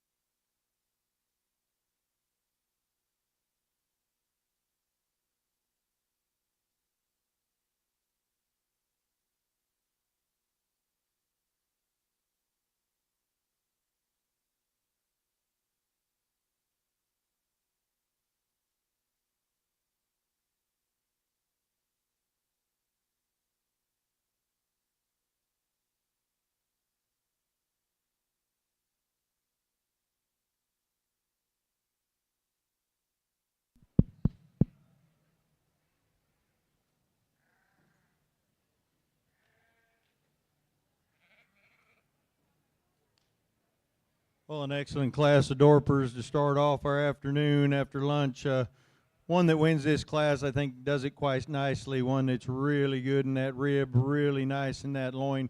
Tremendous amount of freshness and feel to this one. This one looks good from the side as far as balance. We have some forearm. I don't know. He's adequate boned, adequate footed. He's good there. Really balances nice from the side. When you get back to this one's hip, this hip and hind leg is tremendous. As amount of the muscle he has, the way he puts that leanness on. He's a rib longer than anything else. He's really cool about the way he transitions from front to rear. Just puts a lot of good things together. I guess if I was to compare him to Ideal, and we don't ever one trait one, otherwise that one would go down for being a little soft on those rear pasterns. We'd like to make him a little shorter and a little stronger on those rear pasterns, but I think that's getting awful picky on one that's good everywhere else. One in second follows him nicely. I think second and third is a close decision. I think it's that extra handle and that extra width that the one in second beats the one in third. I think movement's very similar. I think the one in third is probably a notch longer and probably closer to the same length that the one in first is, but he doesn't hold his skeleton together quite as well as far as touch and tone, as far as muscle down that top and the way that he blends from that loin into that hip quite as well. But we like both of those sheep a lot. I just give the advantage to the one in second having a little more aggressive muscle pattern, meeting my hand with a little more width down that top. Agree with you that third is a little longer bodied, a little longer in his neck, maybe more attractive in those aspects of him. But when we start analyzing him, he deviates just a little bit behind his shoulder. When we stop him, he's not quite as big out through that hip and hind end when we look at him in comparison to the one in second. One in fourth, one that we appreciate, this one's shallowness of body, forearm. This one has some really good looks from time to time. This one, too, I'd like to level that spine out, give him a little better look, maybe tighten that structure up just a little bit on the walk. Gets just a little loose and out of sorts, so to speak. If we can make that happen, give him a few more pounds. He gets outweighed quite a bit here. This one can move up a spot or two, but I think a real good white-headed one that's got a lot of good features about him. And we round out our top five with one we'd like to change that hip and hind leg, give a little bit more width through the pins in that loin in comparison to his contemporaries, but one that we do appreciate that touch and tone, really good as far as hide quality, really good handling characteristics. Maybe widen him out just a little bit when he comes at you in comparison to the top four. Give him a little bit more hip and hind end, and we've move him up a few spots. We've got two next that are probably more what I'd call true lightweights. They're a little smaller framed, a little shorter neck, face, and cannon. Get just a little bit deeper. Don't hold themselves together quite as well. Not quite as attractive from the side when you look at that front end quality and neck and head set, or head and neck set in the way they tie into their shoulder. We've got one next that's just a little looser in its structure, doesn't hold its skeleton together as well as I'd like. Maybe doesn't have quite the muscle that the ones right in front of him have. We've got one next that gets a little hawked in, and then we start getting into some that either need more horsepower or need better structure or skeletons, but really, really a nice set. These kids have done an awesome job. Let's give them all a round of applause for their efforts here in this Dorper class. Can we get Ella Johnson to come to the staging area? Ella Johnson, please. Come to the show ring.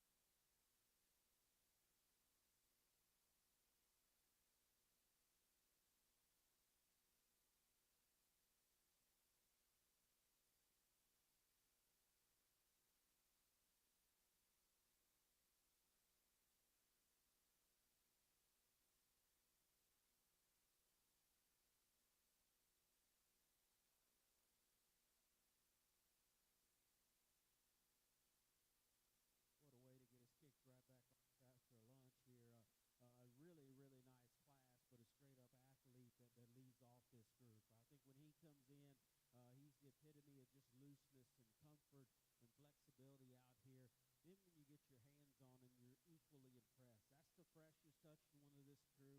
He's still probably the densest over his loin and very consistent in his width from behind his shoulder all the way throughout his hip. Again, maybe not as dominantly punchy muscled in his lower leg as some. I don't think you ever get off to the side of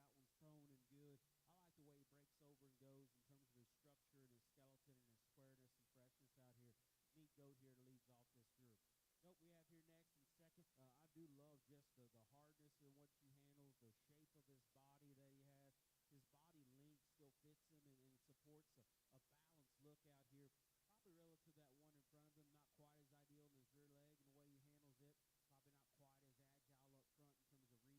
Neat goat here to leads off this group. Goat we have here next in second. I do love just the hardness in what he handles, the shape of his body that he has.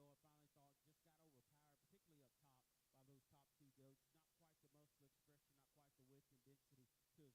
Probably relative to that one in front of him, not quite as ideal in his rear leg and the way he handles it. Probably not quite as agile up front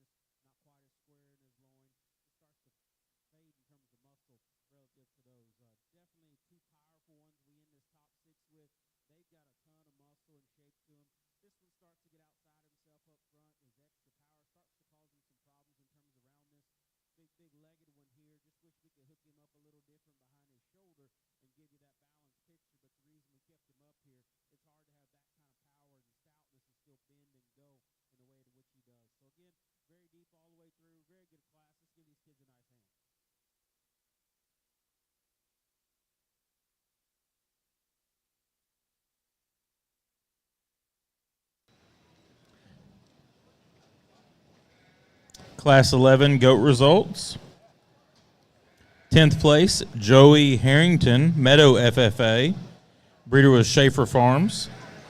9th, Luke Jarsh, Collinsville FFA. 8th, Troy Hussick, Falls City FFA. 7th, Brett Dreyer, Uvalde County 4-H. Breeder was Evans Livestock. 6th, Caroline Kane, Munster FFA. Breeder was Hoffman Livestock. 5th, Laramie Drury, Runnels County 4-H. Breeder was Triple D Livestock. 4th, Hope Hickey, Carson County 4-H. Breeder was Triple D Livestock. 3rd, Ashlyn Sursa, Wheeler County 4-H. 2nd, Amy Moore, Tom Green County 4-H. Breeder was Adobe Ranch. And our class winner was Briley Weiland, DeWitt County 4-H. Breeder was Stork Livestock. Congratulations.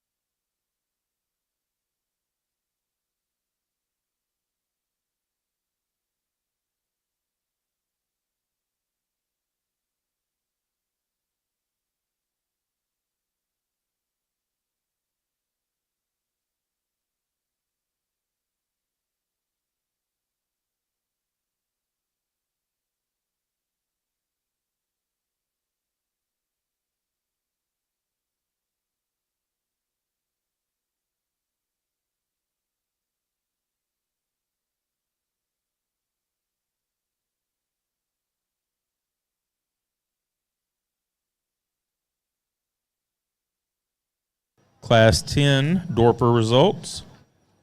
10th place, Hallie Moore, Utopia FFA.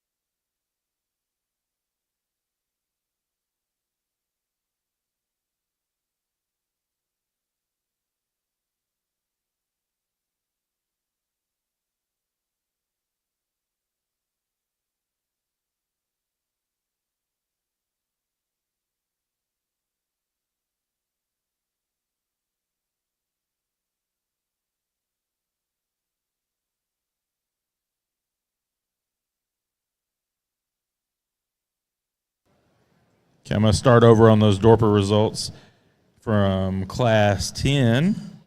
10th place was Hallie Moore, Utopia FFA.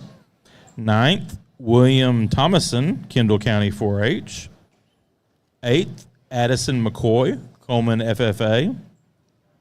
7th, Travis McClellan, McLennan County 4-H. 6th, Ryder Davis, Sterling County 4-H. Breeder was 5-5 Riverbend Farm and Ranch. 5th, Mackenzie Allison, Gatesville FFA. 4th, Molly Bedwell, McCullough County 4-H. Breeder was R.M. White Dorpers. 3rd, Haley Wilson, Bell County 4-H. Breeder is Kelly Hairsheep. 2nd, Ford Brooks, Burnett County 4-H. Breeder was Evans Livestock. And our class winner was Addison Edwards, Coryell County 4-H. Breeder was Kelly Hairsheep.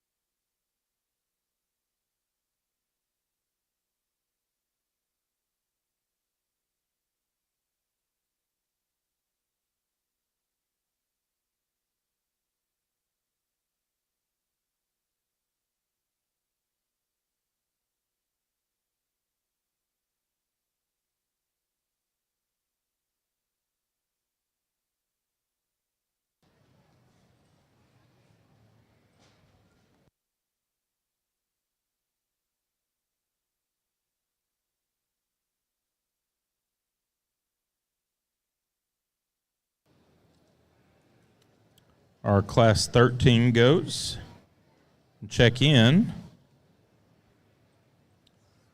And we need our first and second place Dorpers from Class 10 for our Dorper drive. And we'll also go ahead and get our Class 12 medium wools to check in.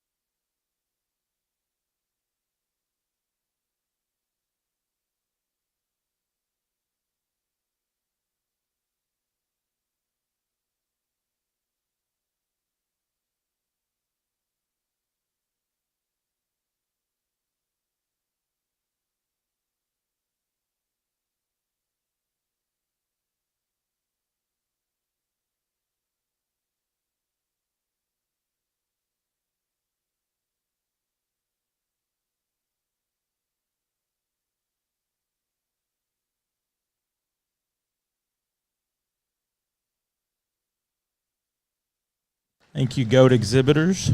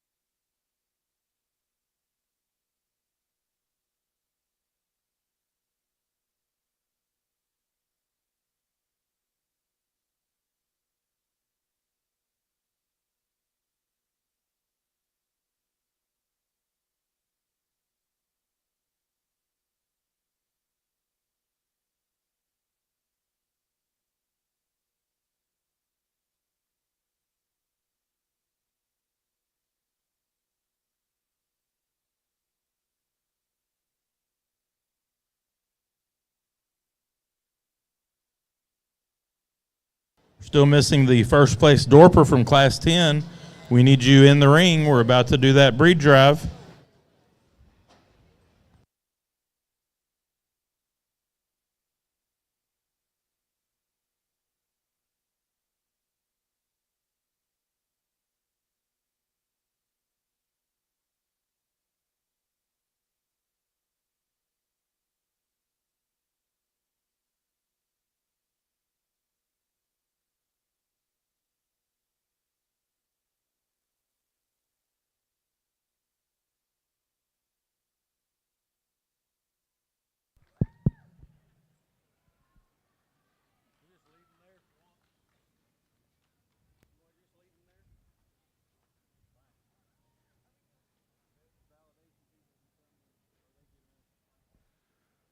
Well, an excellent class of Dorpers. By far the deepest class of the day. Didn't know that I'd ever say that 20 years ago for sure, but what a class. Really, really high quality set. There's some kids over there, 4th, 5th, 6th, 7th, 8th, that have some really high quality Dorpers. And as I told a couple of them, and when it comes down to being this close, it's those little finer things and those little things that make a difference. And that's sure the case here. We're going to start with one that when you put this one in motion, that's where he comes to. When he walked in the ring, it was kind of like, wow, that one is really structurally and skeletally sound, is round-bodied, is neat to look at the front end. And then you get to the side profile and the three-quarter profile, and he just continues to drip with muscle. And you get around to the front of him, and he's wide, but he's clean-chested. One that's big-footed, big-boned for this breed, very big-footed, very big-boned, very symmetrical in his balance, very neat in the way that he ties together from front to rear. Really, really nice one that puts all those qualities together. And I think probably as tough as this class was, that was the easiest thing to do. I think it's close between second and third. Second's got a little longer neck, a little cooler, neater shoulder. A little more tucked up in that chest floor, so to speak. Third probably outmasses him as far as rack shape. I think loin shape and hip shape is very similar. The big thing I saw when we put them in motion is we're a little bit neater about that front end. We're a little truer from hock to ground and a little more stable in our rear hock than the one in third. The one in third just gets a little narrower at the ground from hock to ground, and we'd like to change that. He also doesn't hold that chest floor quite as neat as the front two, but one that handles tremendous and really smooth and good as far as conditions concerned and freshness is concerned, but yet being firm to the touch and having a good touch and tone. Next one, much like the one before him, I told this young man, tremendous handle on this one. Really, really meets your hand with freshness and firmness, and you really like to handle sheep like that no matter what breed they're in. One that's not quite as wide coming at you is the top two. One that's hocks in just a little bit when we put him on the move, but you can see it right here. We'd like to stabilize that hocking back, make him a little truer from hock to ground, and that's getting real picky, but when you get them this high quality, I think you have to get that way. Tremendously heavy muscled one next, a little finer featured, one that gets just a little round on both ends when we go to move him. I told him that's a heck of a good sheep, and he's got a lot of muscle, and there's a lot of guys that would tie to that muscle and go right to the front with him. To me, I'd like to change him a little bit in that chest floor, give him a little more curvature to that lower rib, smooth him out, make him a little more symmetrical when we compare him to these up here in the top four, but a tremendous sheep as far as muscle and his shape of muscle. Really bold rib, big bodied, and tremendous hip. We get one next that handles real nicely down the top, progressively gets wider, really nice out through the pin setting, gets just a little weaker in the pastern, maybe not quite as neat on the move. We get one next that hocks in just a little bit and lacks the total muscle shape the others have, but is close. And then we get one next that we just like to tie that skeleton together a little tighter where he doesn't give his top line up and give it a little sway at times, especially when we put him in motion. And then we've got four that have a lot of nice features about them as far as muscle and touch and tone, just don't put it together in quite as good of a package as far as balance and symmetry. Really, really good set. Excellent, excellent class. Let's give these individuals a round of applause for a good job.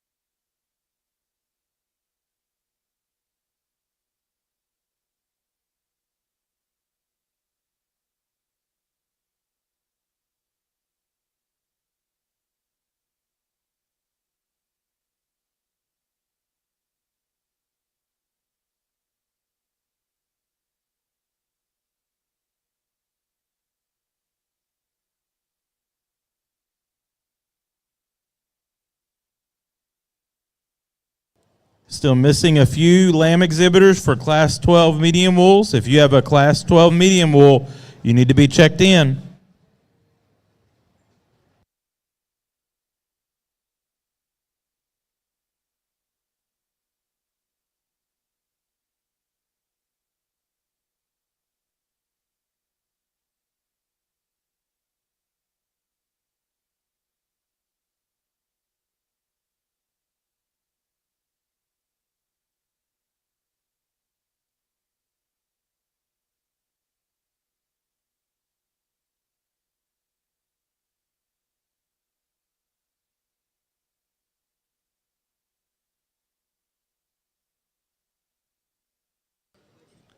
Tag 572785 on the goat side. 572785. You need to check in.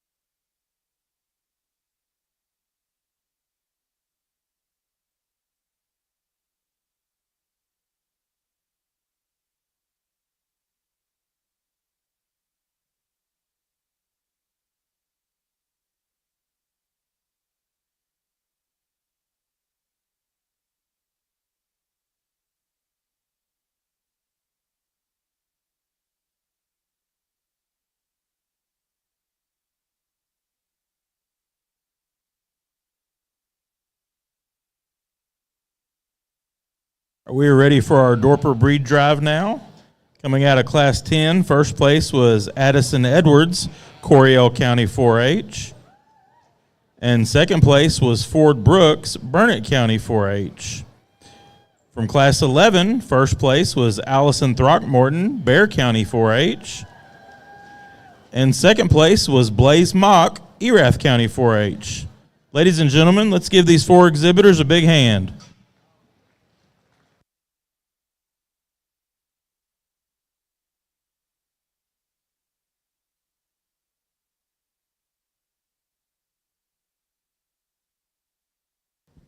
Class 11 Dorper results. 10th place was Kylie Burns, Eastland FFA. Breeder was J&J Livestock. 9th, Kaylin Brazil, Salado FFA.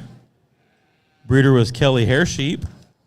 8th, Bailey Dunlap, Runnels County 4-H. Breeder was Kelly Hairsheep. 7th, Kendall Keeter, Comanche FFA. Breeder is Kelly Hairsheep. 6th, Deacon Gann, Wichita County 4-H. Breeder is Kelly Hairsheep. 5th, Henry Slough, Tarrant County 4-H. Breeder is Kelly Hairsheep. 4th, Johnson Wise, Brown County 4-H. 3rd, Hadley Johnson, Medina County 4-H. Breeder is Kelly Hairsheep. 2nd, Blaze Mock, Erath County 4-H. Breeder was Kelly Hairsheep. And our class winner was Allison Throckmorton, Bear County 4-H. Breeder was Game Bred Livestock. Congratulations.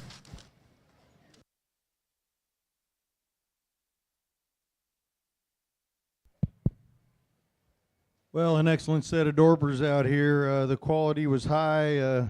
I appreciate them bringing. Let's give these kids a round of applause for really bringing a nice set. Not just these out here that are first and second, but really appreciate the quality that was brought in these classes. There's only two that sell and only two classes, and so it's quite competitive to get those holes, and I can assure you that the competition was very, very high, and these are well regarded and very nice sheep when we look at them from the side and when we move them. I think it comes down to just like the other breeds. It doesn't change when you change breeds of sheep. They change a little bit in the way that they're made and the way that they look, but I think we talk about the same things and obviously want the same things and do that across species as well. When we talk about structure and we talk about muscle and we talk about putting that in a package that's appealing to the eye, that can move and yet doesn't hinder structure and skeleton when they do move. They've got the kind of muscle that does that. And then we lay that fat on in a way that's pleasing to both the touch and eye and have some kind of shelf life, but have some cutability. I think all these out here meet those qualities in different ways, but I think they all meet them very well. There's one sheep out here that puts it together to me better than the others, probably has a little more structural and skeletal quality, excuse me. And then there's one that follows it nicely, I think, with front end quality and neatness of chest floor and giving me a lot to work with as far as having some muscle down that top and some structural correctness out that hind leg. I'm going to go hand the banner to your champion, then your reserve champion, Hairsheep. Again, these guys have done an excellent job. This has been fun to do. Let's give them one more round of applause as we go shake their hand.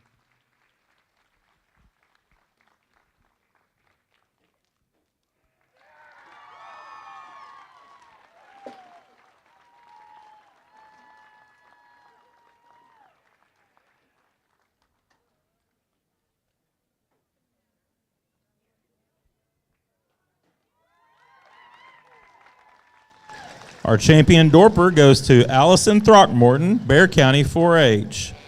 And reserve goes to Blaze Mock, Erath County 4-H. Congratulations. Exhibitor with validation number 571687. Your class of medium wools is going in the ring. 571687. First class of medium wools, which is class 12.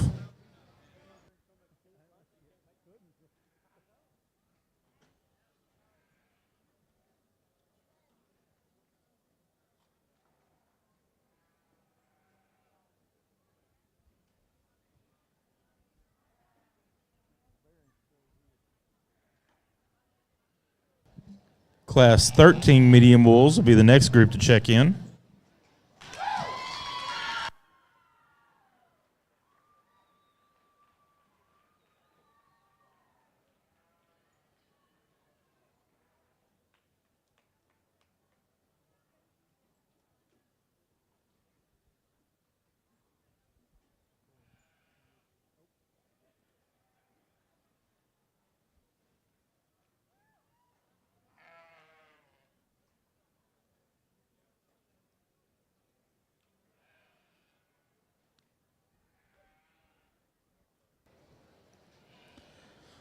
Still missing one goat for Class 13, which is about to go in next. Missing one goat for Class 13.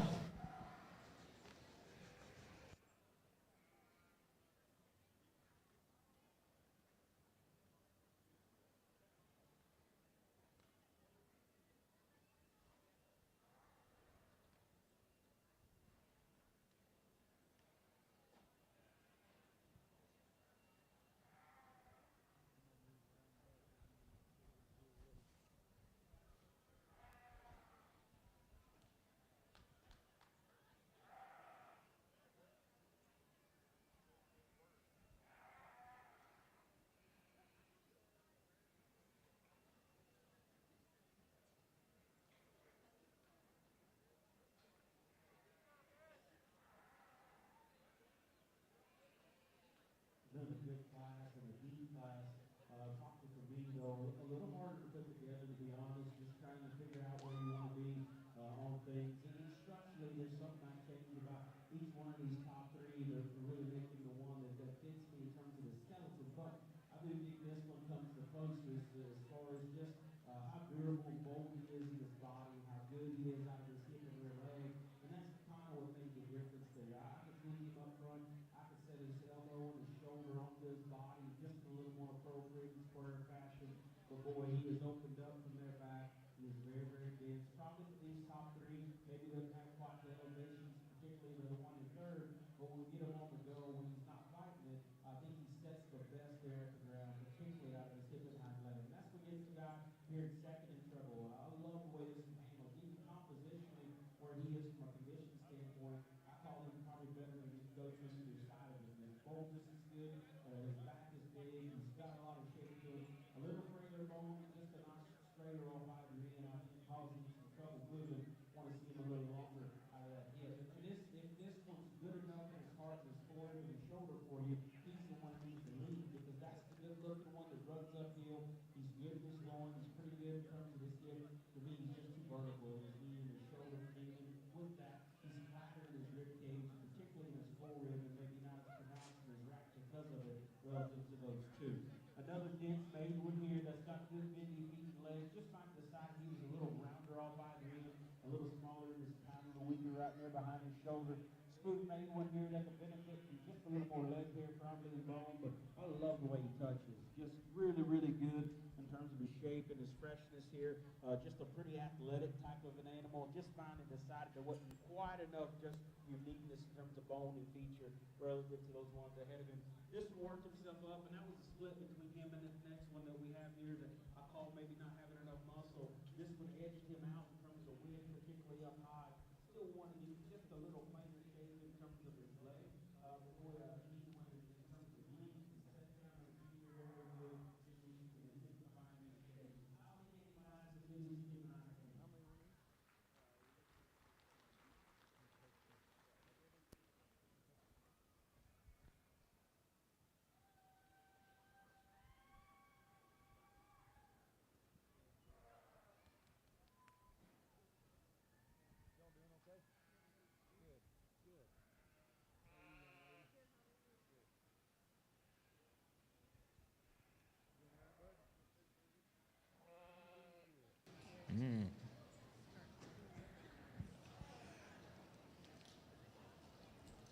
Class 12 goat results. 10th place, Tate Weidenfeller, Kendall County 4-H. Breeder was Highview Ranch. 9th, McKinley Hell, Canyon, New Braunfels FFA. Breeder is Two Springs Ranch. 8th, Fallon Headfelt, Callahan FFA. Breeder was Blue Team Weathers. 7th, Clegg Bays, Axtell FFA. 6th, Rayleigh Holscher, Bell County 4-H. Breeder was Hutto Livestock. 5th, Catherine Carley, Cypress Ranch FFA. 4th, Paisley Fasky, Bastrop County 4-H. Breeder was Hy-View Ranch. 3rd, Zane Walker, Taylor County 4-H.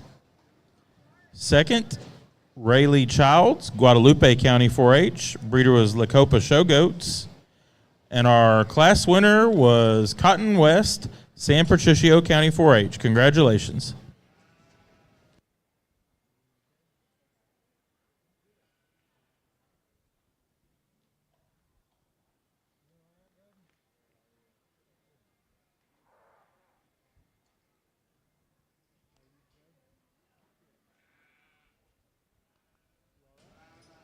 Class 13 goats are in the ring, weighing 109 to 111. Class 14 will be the next group to check in.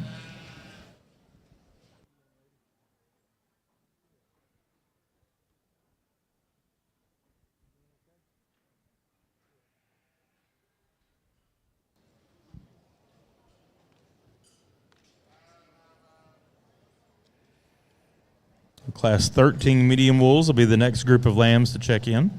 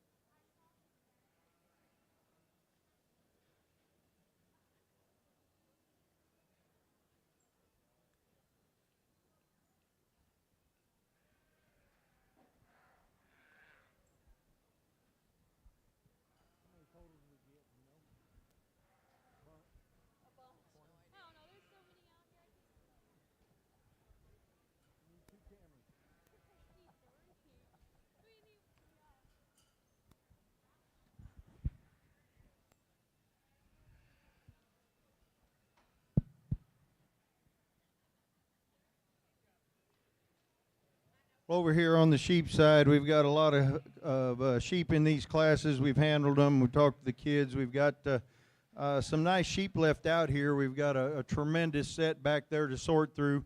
And we've got some sheep here that have a good look, maybe need some more muscle, need more cracked open. I told this young girl I feel like we met before, and she said, yeah. And I said, yeah, I guess we're old friends now, because she was obviously in here in the South Downs. Smiled big. I told her, keep smiling. That's a good point and way to keep your head up and keep getting after it. We've got some that we'd like to change some structure. Here's one that's got some muscle, doesn't put it together quite as neat in its skeleton and structural pattern. We've got an attractive one up here. Where'd it go? This blue one's really attractive, just needs more horsepower, needs more width. We've got another one that classed into here that just doesn't have quite as much to compete with the medium wools. We've got a blue sheep over here, really neat to look at the silhouette. Just needs more muscle and more total width, especially out through that hip and out down in that leg. We've got one here that's really got some muscle, gets a little rounder on both ends, is a little greener, doesn't handle with quite as much muscle down its top. And again, just if we've got the power, it seems like we don't have the structure in the skeleton. If we've got the structure and skeleton, we don't have the power. There's some in this lightweight class that just absolutely need more time to bulk up, get heavier, and they don't have any more time, and came here to Austin to show them to me, and I appreciate them doing that. Excellent set of kids. I talked to each one of these kids, and I'm telling you, it's so good to ask how their day's going and have them smile at you and look you in the eye and be very good to you and good to me. And I appreciate that stockmanship and that showmanship, and I appreciate their attitudes and them coming out here, and whether they're first or last, they're winners today. Let's give them a round of applause as they leave.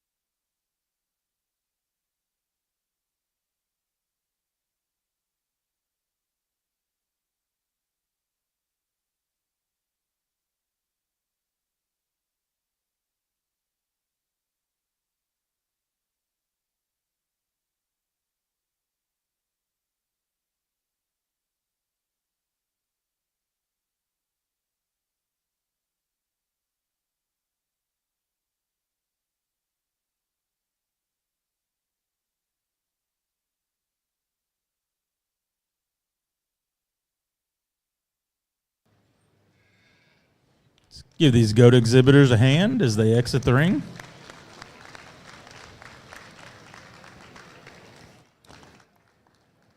Again, Class 14 goats will be checking in, and Class 13 medium wools.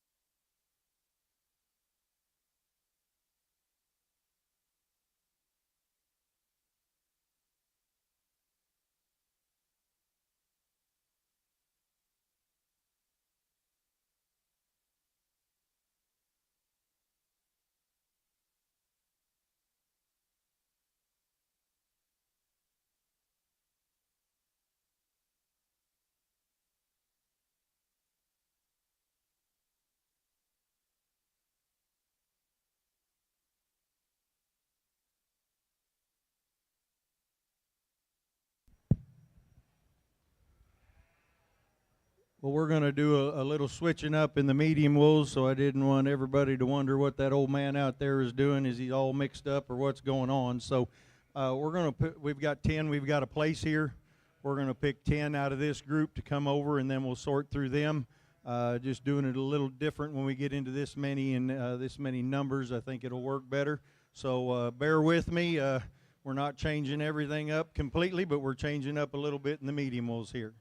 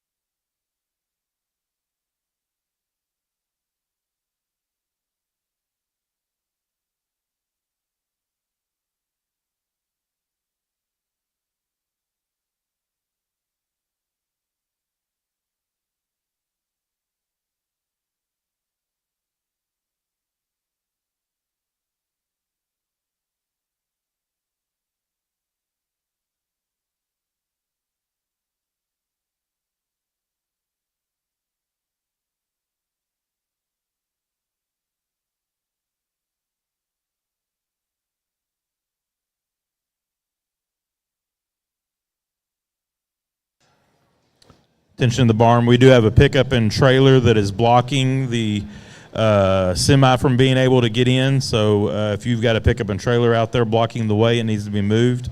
Also, just a reminder, as you are loading out, it needs to be an efficient process. So please load up as efficiently as possible and quickly as possible, so everybody can get in and out easily.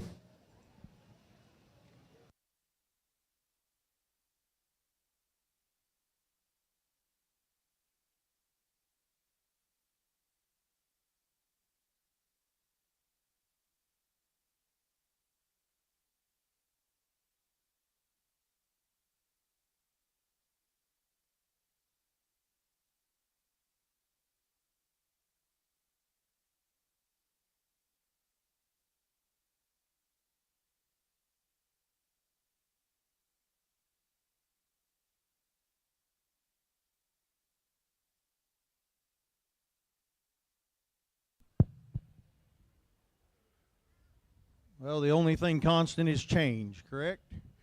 So we had to change a little bit. We needed to get a couple more because of a contract with exhibitors and with TLBA. So we've got 12 over here. We appreciate, there's lots of good sheep on this outside, have a lot of good qualities about them. Some of them we'd like to make a little stouter. Some of them we'd like to have just a little more to them when we look down their top. Some of them we'd like to change maybe the way they tie from their loins and their hips, but a really nice set of sheep we're going to excuse again. Let's give these kids a round of applause for a really nice job.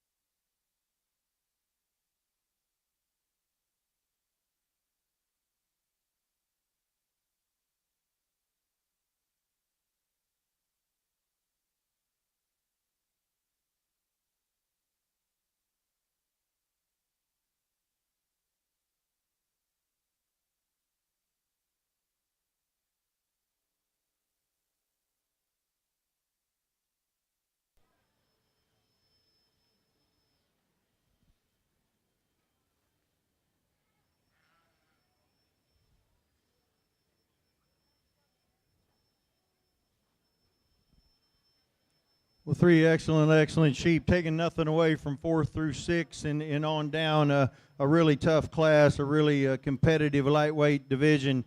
Enjoyed sorting through them, and it's always fun when they bring you good ones. Believe me, it makes a lot of difference to be able to sort through this kind of quality. When we look at the one that wins, I think he just does it on all areas. He's really structurally sound and skeletally correct. He moves around the ring and covers his track nicely. He's balanced both on the stand and on the move. He's got plenty of muscle, and it's in the right places. It gets wider as he goes back. Really good from his loin and transitioning into his hip.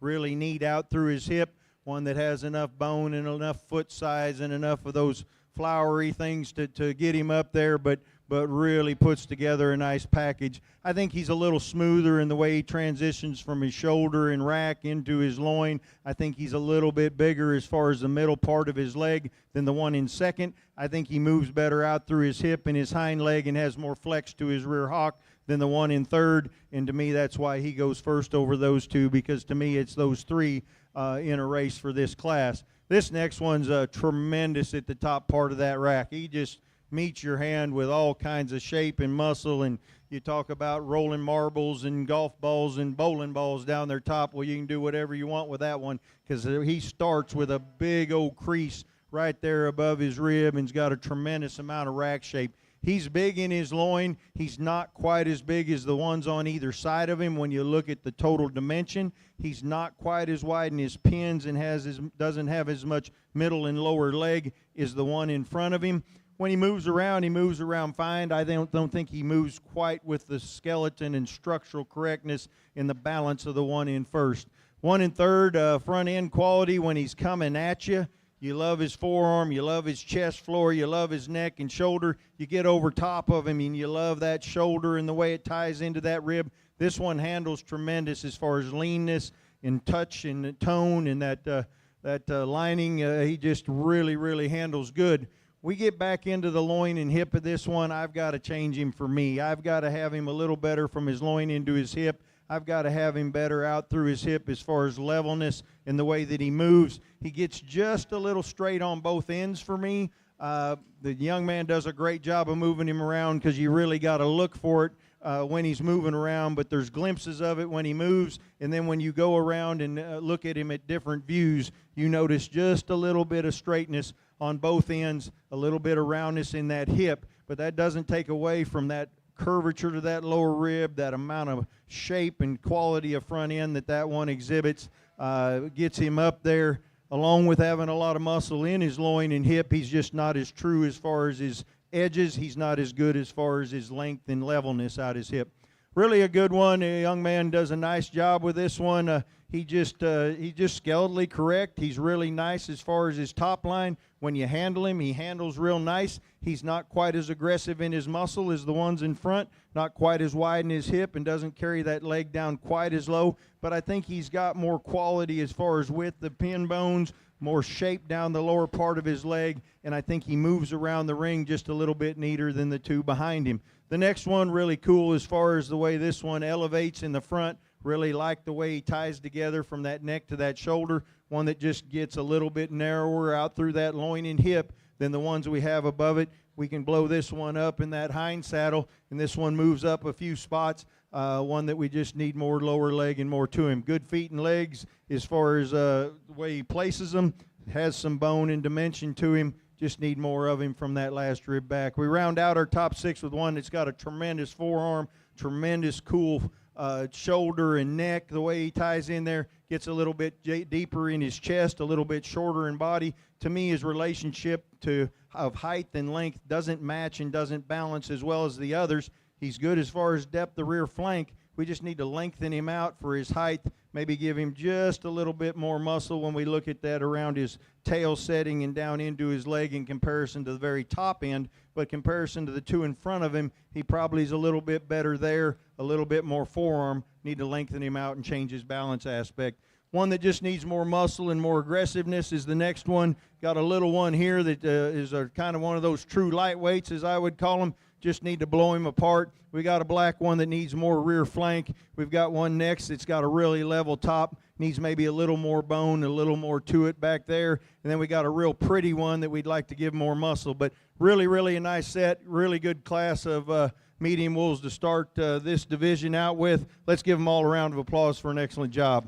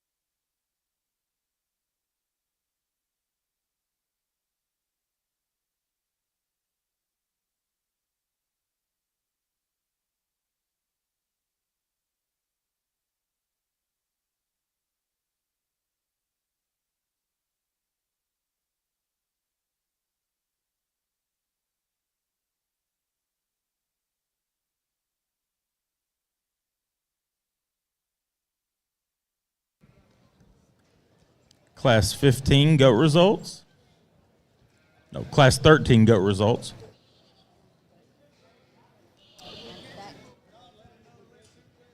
Tenth place, Hadley Blandford, Poth FFA. Breeder is Jade Livestock.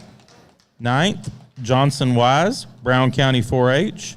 Breeder was Richardson Livestock. Eighth, Brindley Williams, McLennan County 4-H. breeder was Fry Show Goats.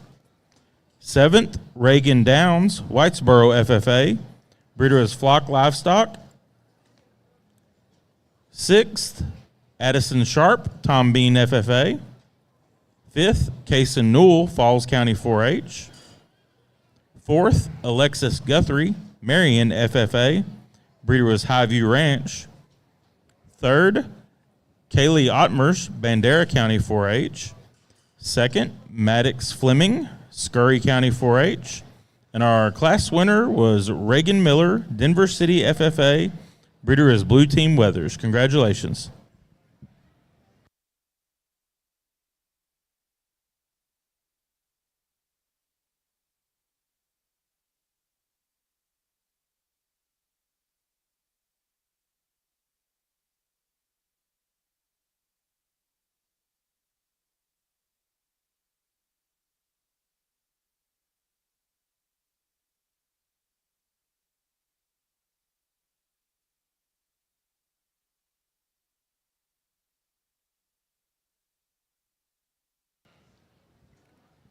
Class 14 goats are in the ring, weighing 112 to 115. Class 15 goats will be the next group to check in.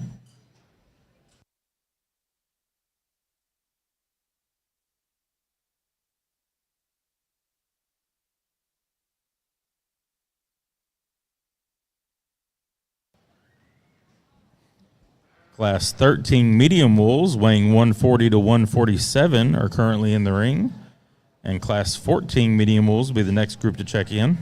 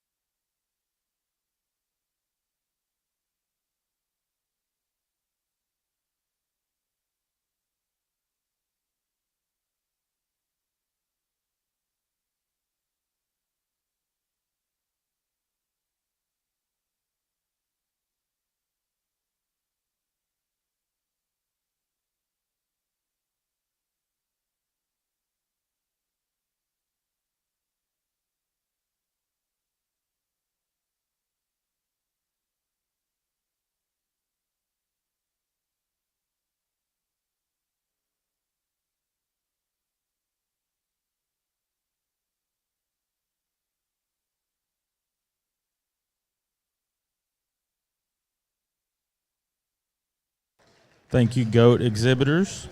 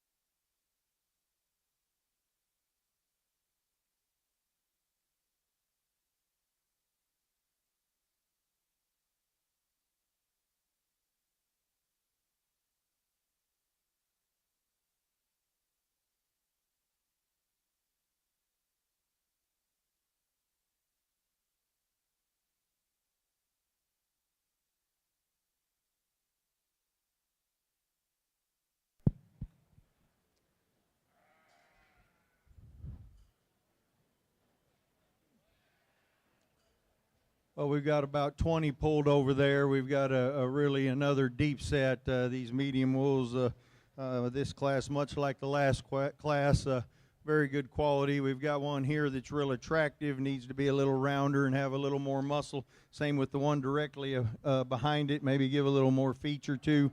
We've got 3 in a row here that have some feature and have some bone to them.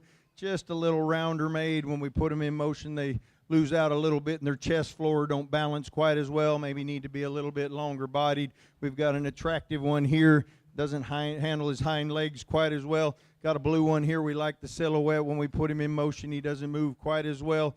And then we've got some down here that just need a little more structural correctness, need a little more muscle. Another attractive blue one here that needs some more muscle. It's same thing as the class before and the classes before that. When we got enough muscle in some of these and enough bone and enough stoutness, we're lacking a little bit of look and a little bit of structural and skeletal quality. When we got the structural and skeletal quality, a lot of times we're missing the mass and the extra roundness and the dimension. But really, really a nice class. These kids have done an awesome job. Again, I appreciate their smiles. I appreciate them talking to me as I go through the classes. They do an excellent job, and they'll keep on showing as long as they keep on having y'all's support. Let's give them a round of applause for that support as they leave the ring.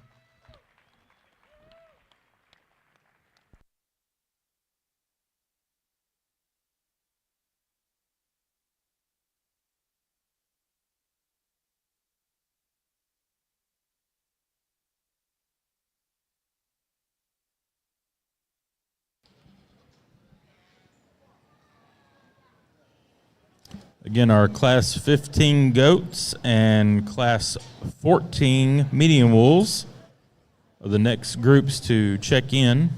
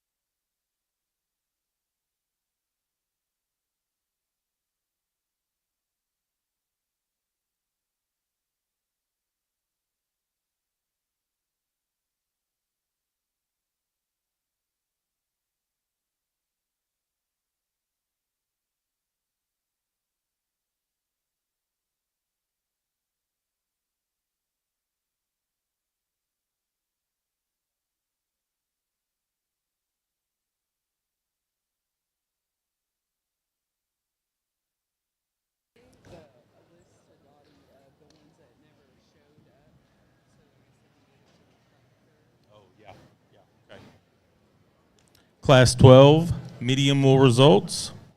10th place, Laura Frenzel, Lavernia FFA. 9th, Hunter Rocheski, Dawson County 4-H. 8th, Braxton Anderson, Splendora FFA. 7th, Claire Bland, Leon County 4-H. 6th, Brayson Birch, Stephenville FFA.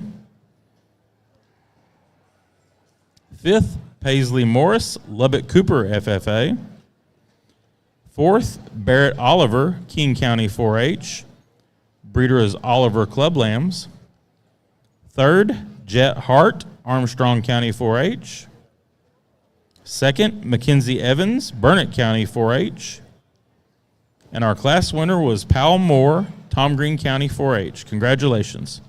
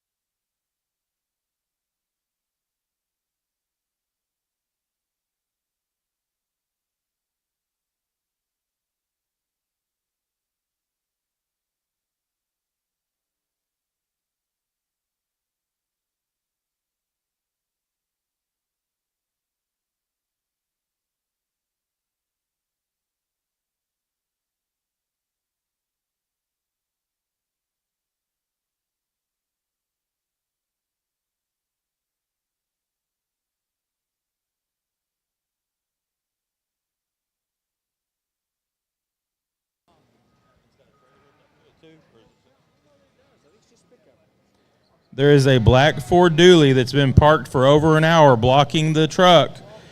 It will be towed if it does not get moved immediately. License plate TNZ 3531. TNZ 3531. Black Ford Dually needs to be moved immediately.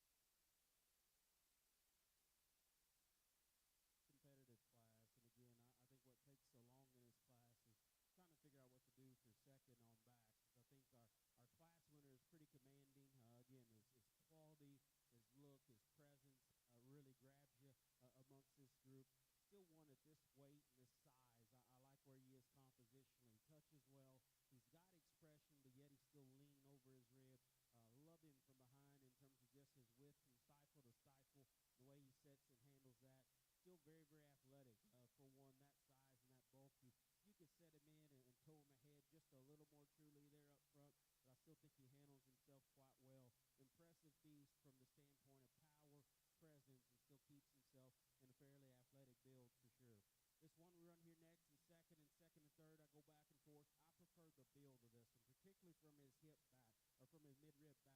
He's so much better and longer out of his hip. I think he utilizes his rear skeleton with just more reach and more correctness. My hesitation on him, he could use just a little more bone, but more so for me, compositionally, I probably question him the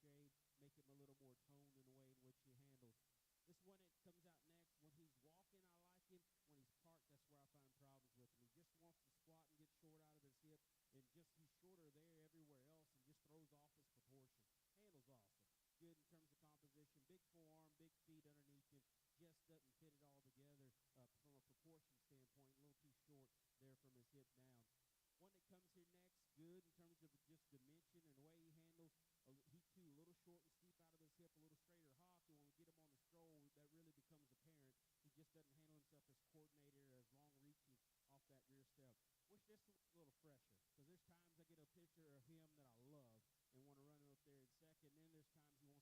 Handles awesome. Good in terms of composition. Big forearm, big feet underneath him. Just doesn't fit it all together from a proportion standpoint. A little too short there from his hip down. One that comes here next, good in terms of just dimension and the way he handles. He too, a little short and steep out of his hip, a little straighter hop. And when we get him on the stroll, that really becomes apparent. He just doesn't handle himself as coordinated or as long reaching off that rear step. Wish this was a little fresher, because there's times I get a picture of him that I love and want to run him up there in second. Then there's times he wants to fall apart. When he gets on the move, he comes down behind his shoulder. He gets up in his jump muscle. He's not as fresh right there over his loin and his back as well. He does a good job of getting this one gathered, though, and showing the most of it out of him, because his initial quality I'm a big fan of. Just finding it, thought he ran out of freshness and didn't keep it as collected as he needed to. Kind of the opposite here. I think this one's fresh. I think he's good in terms of his back shape and his boldness. You get to this vantage point, he's a little frailer, maybe wants to run up into his flank just a shade more, just doesn't grab you maybe as attractively on the move or standing maybe as some of these others. And same thing can be said as we went down the line, some differences in the way those goats are built, some differences in muscle. But let's give these kids a big hand, another impressive class. On the Lamb side, missing tag 747639. 747639.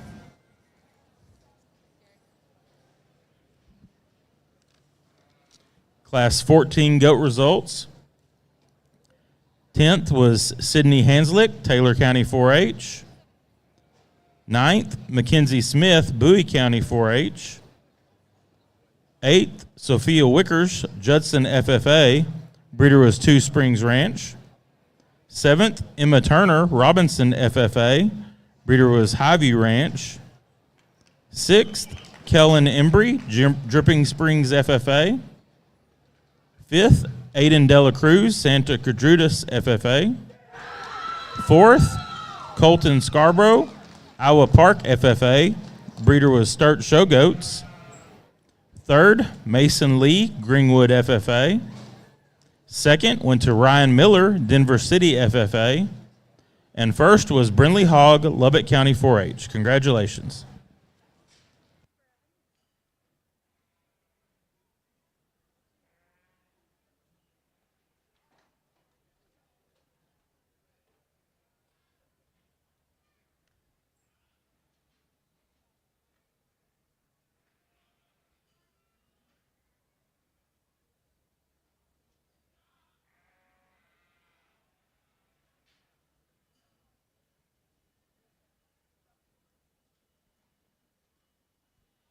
Well, on our second class of medium wolves, what a really good set. If you made the sale here, you've done something really deep set, really nice set. And I don't know, it probably doesn't show on my face or when I'm judging them how much excitement and fun this is, because it is. It's when you're serious about trying to place them how you like them and go through the criteria, it may not show, but I can promise you this is fun. The only one could be having this much fun is Brandon over there if he's doing the quality of goats I'm doing over here in the sheep barn, because it is fun to sort good sheep, and it's fun to get them to the top, and it's fun to pick them apart. And I think we've got 3 up here that do a lot of good things and have some differences in them, but are all high quality. We're going to start with one, to me, that comes at you wide again, has a big old forearm, tremendous foot size, one that you get off to the side, and it doesn't matter what angle you get to. He's smooth and he's symmetrical.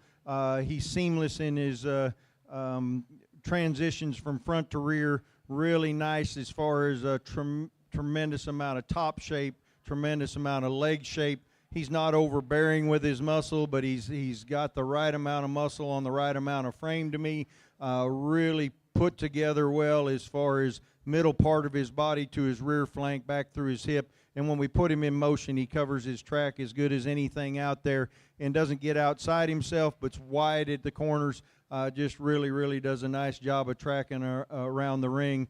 And then you go to handle him, and you talk about handling characteristics, and this one's fresh but firm to the touch, really good touch and tone, really good body wall thickness.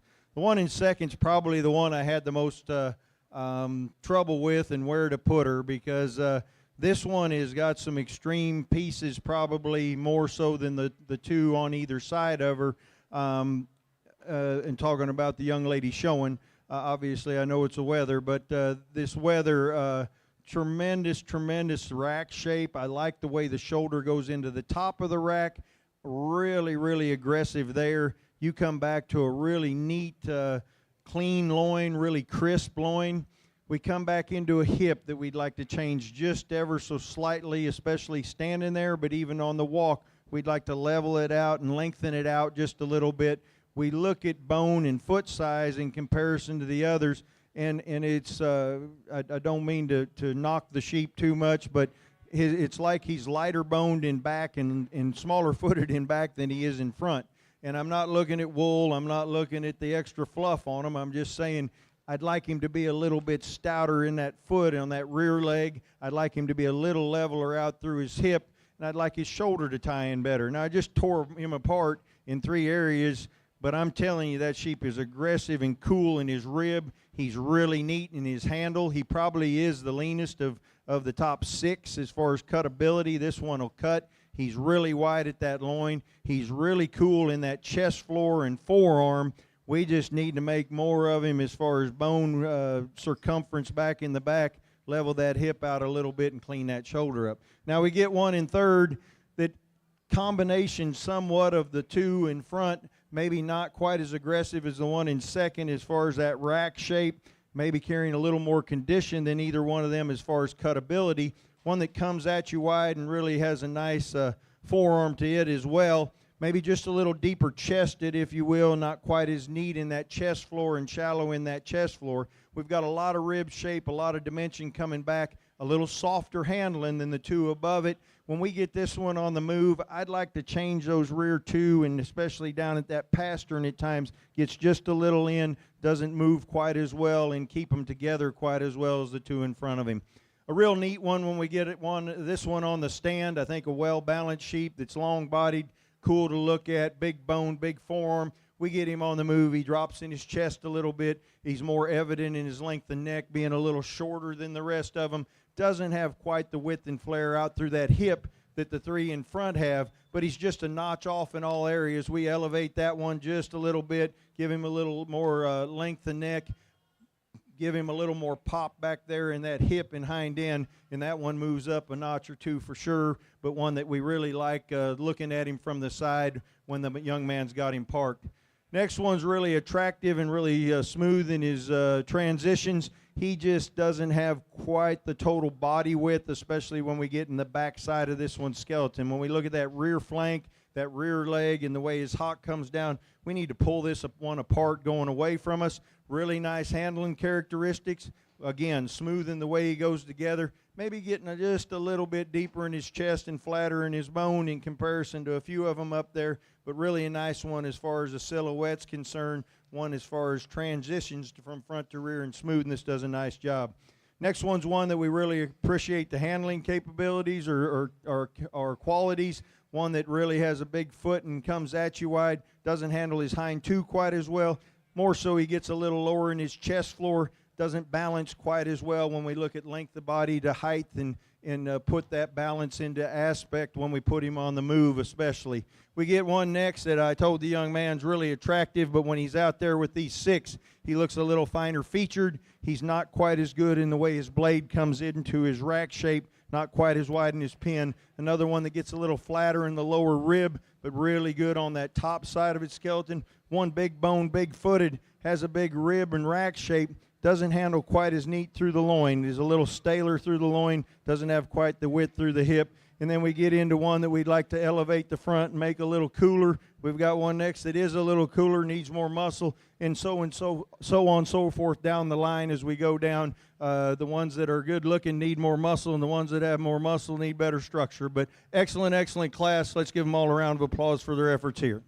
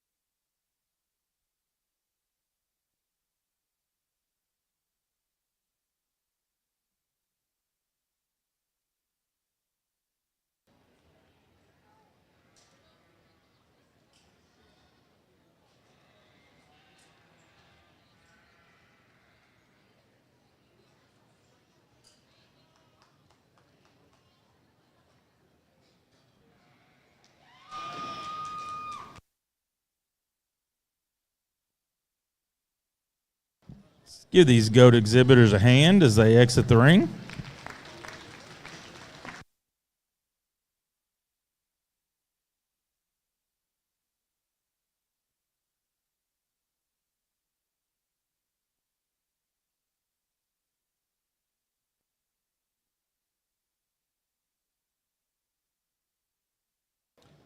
We will need our first and second place GOATs from classes 11 through 14 for our Division III drive.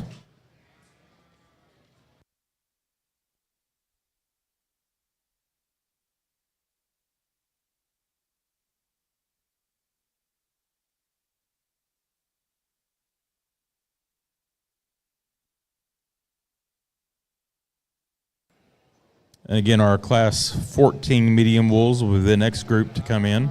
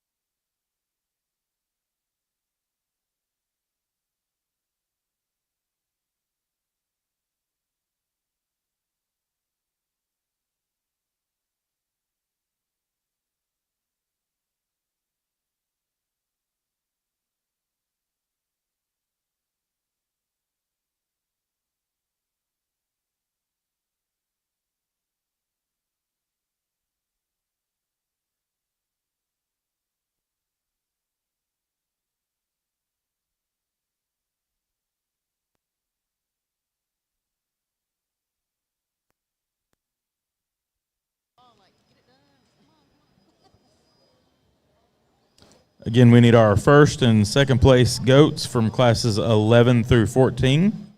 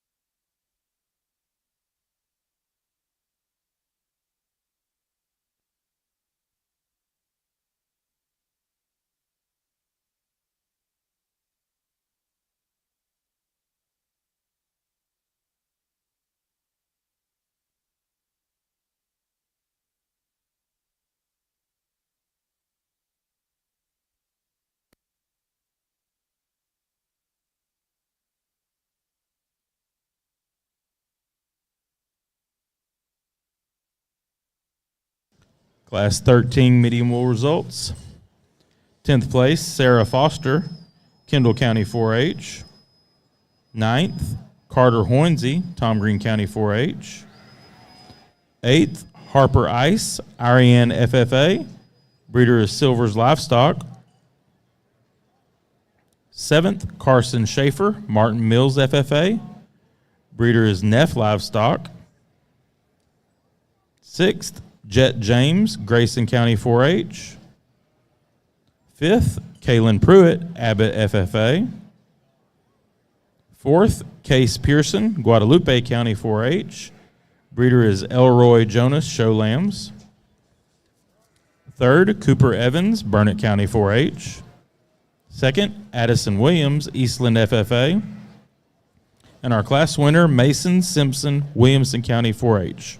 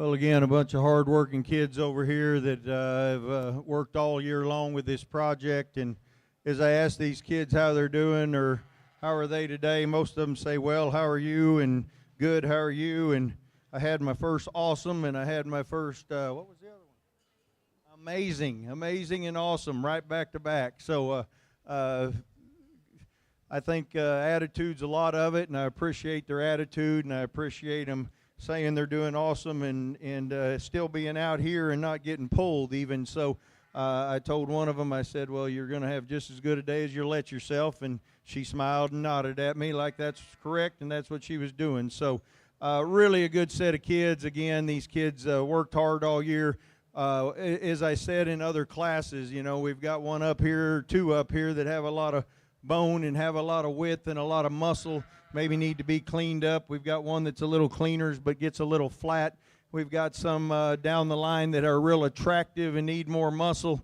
Young man's got one right there, just like to see a little more muscle, maybe a little smoother out through that loin. We got a blue sheep that's attractive. We've got a sheep here, right here, that's a young man does a nice job with, bold and's got a lot to him. Same with the one behind him, just maybe not quite constructed as well. Same with this sheep here, maybe getting just a little older, a little bit staler as far as the way they look and handle. We've got one here that's real attractive that just needs more time.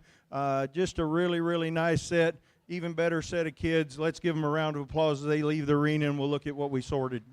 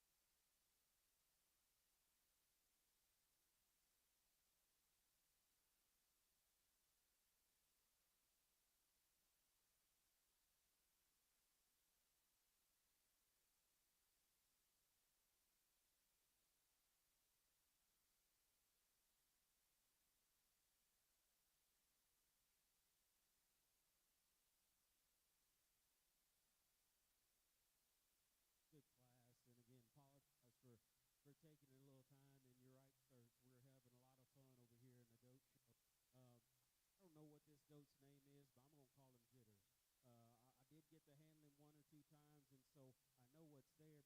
But boy, he's scared of something. I don't know if it's me, and never seen a guy this tan before.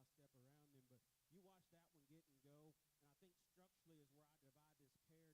But you watch that one get and go, and I think structurally is where I divide this pair, and it's out of their rear skeleton.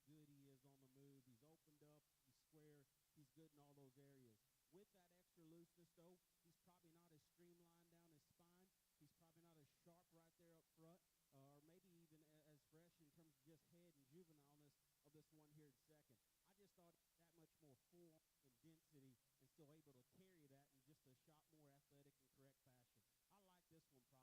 how good he is on the move.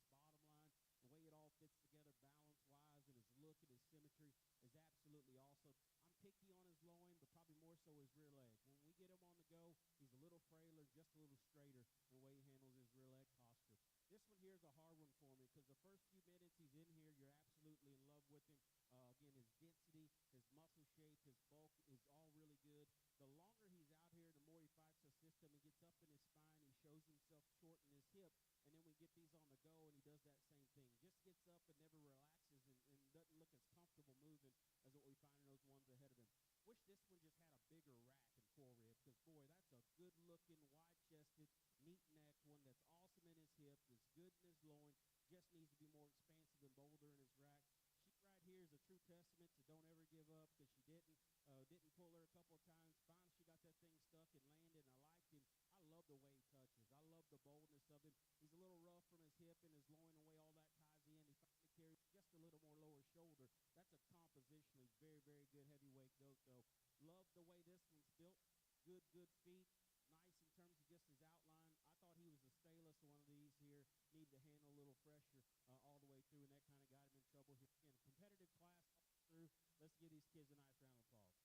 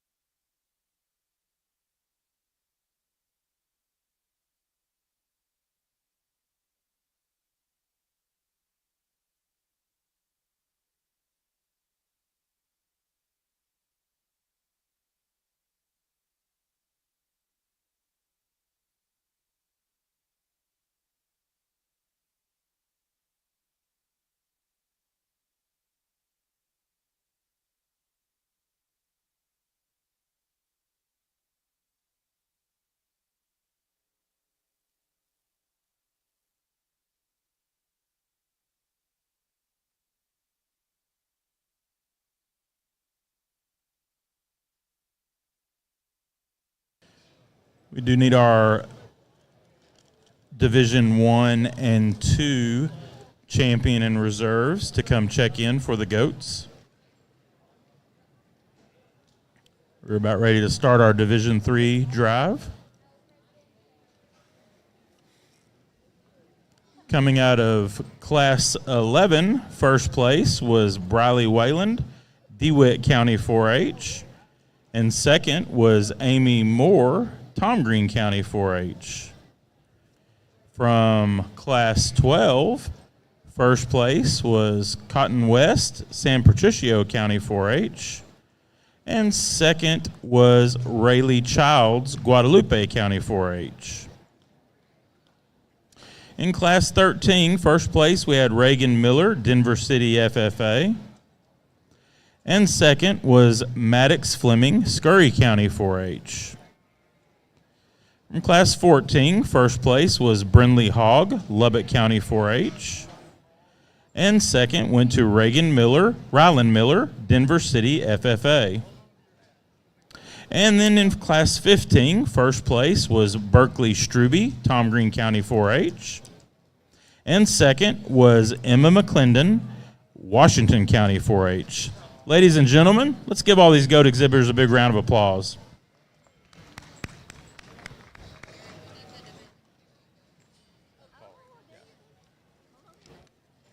Again, we do need our Division I and Division II champion and reserves to come check in. We'll do Class 15 results. 10th place was Addison Hahn, Gillespie County 4-H. Breeder was Luke Livestock. Correction, Sandra Showgoats. 9th was Andrea Ruiz, Maverick County 4-H. Breeder was Lacopa Showgoats. 8th, David Alfaro, Webb County 4-H. 7th, Tyson Hicks, Comanche County 4-H. 6th, Coy Alexander, Walker County 4-H. Breeder was Blue Team Weathers. 5th, Emery Work, Nacogdoches County 4-H. Breeder was Kiefer Livestock. 4th, Brazos Blue, Hill County 4-H. Breeder was Holt Farms. 3rd, Kendall Peterson, Erath County 4-H. 2nd, Emma McClendon, Washington County 4-H. Breeder was Thurman Livestock. And our class winner was Berkeley Struby, Tom Green County 4-H. Congratulations.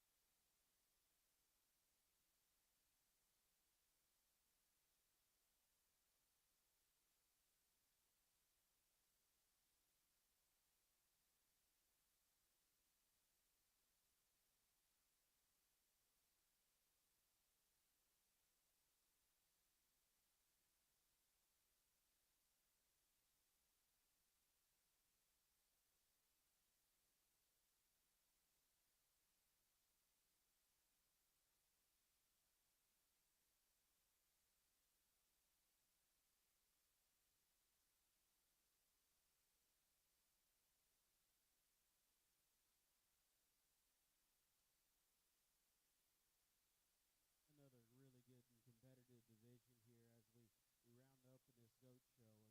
Again, it's been very, very fun getting to work all the way through this particular division. I left in a rush yesterday about 4 o'clock from OIE.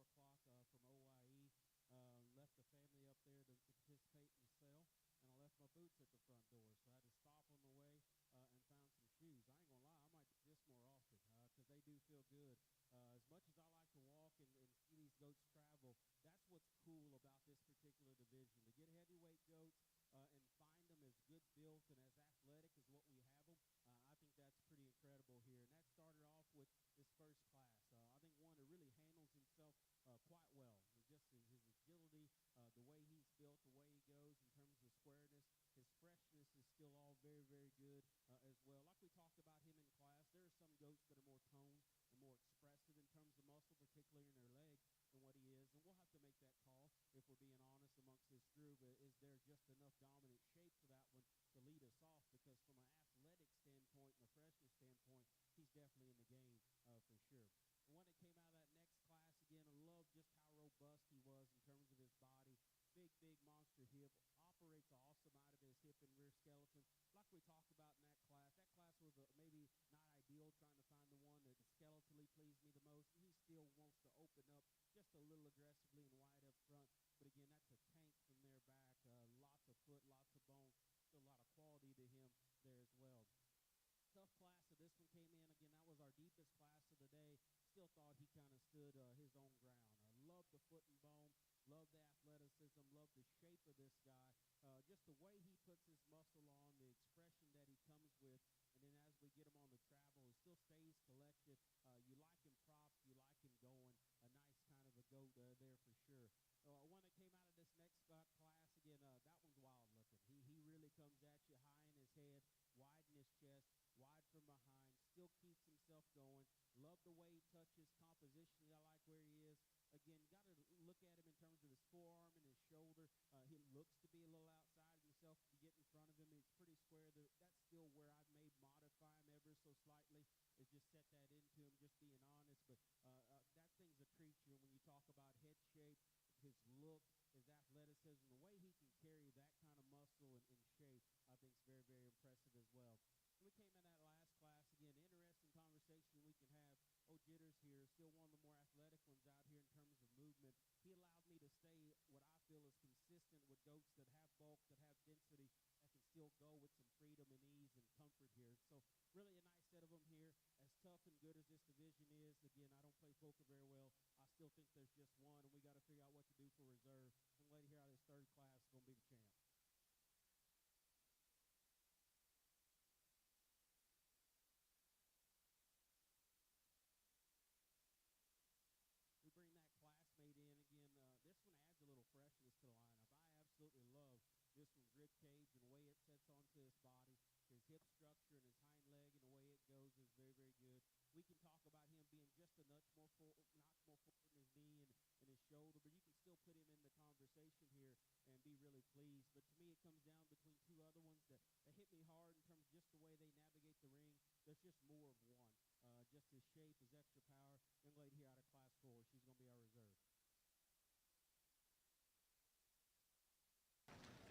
our reserve.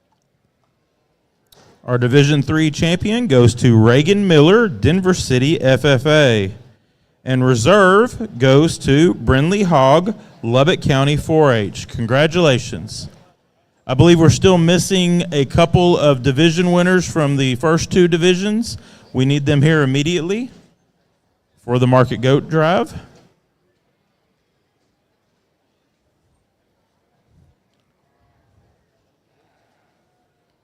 Class 14 is going on the medium wool side. We do need our Class 15 exhibitors checked in.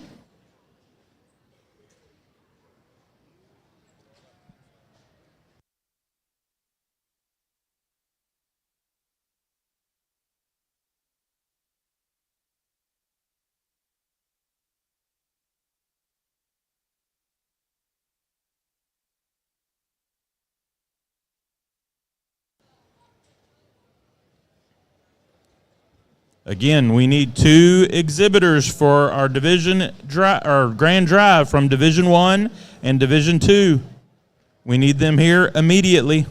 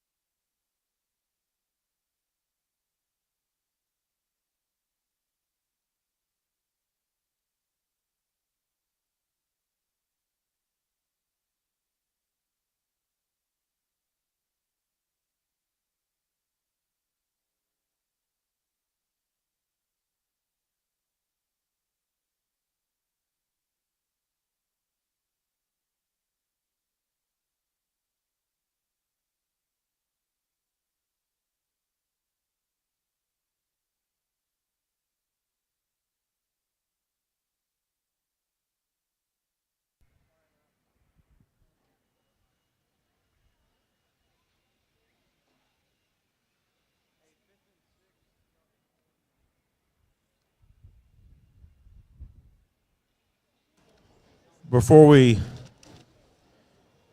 do our final goat drive, now some showmanship winners on the Market Goat side. We have showmanship buckle to our champion showman, donated by the Hawkins and Jennings family. It is the Lauren Julig Memorial Showmanship Buckle.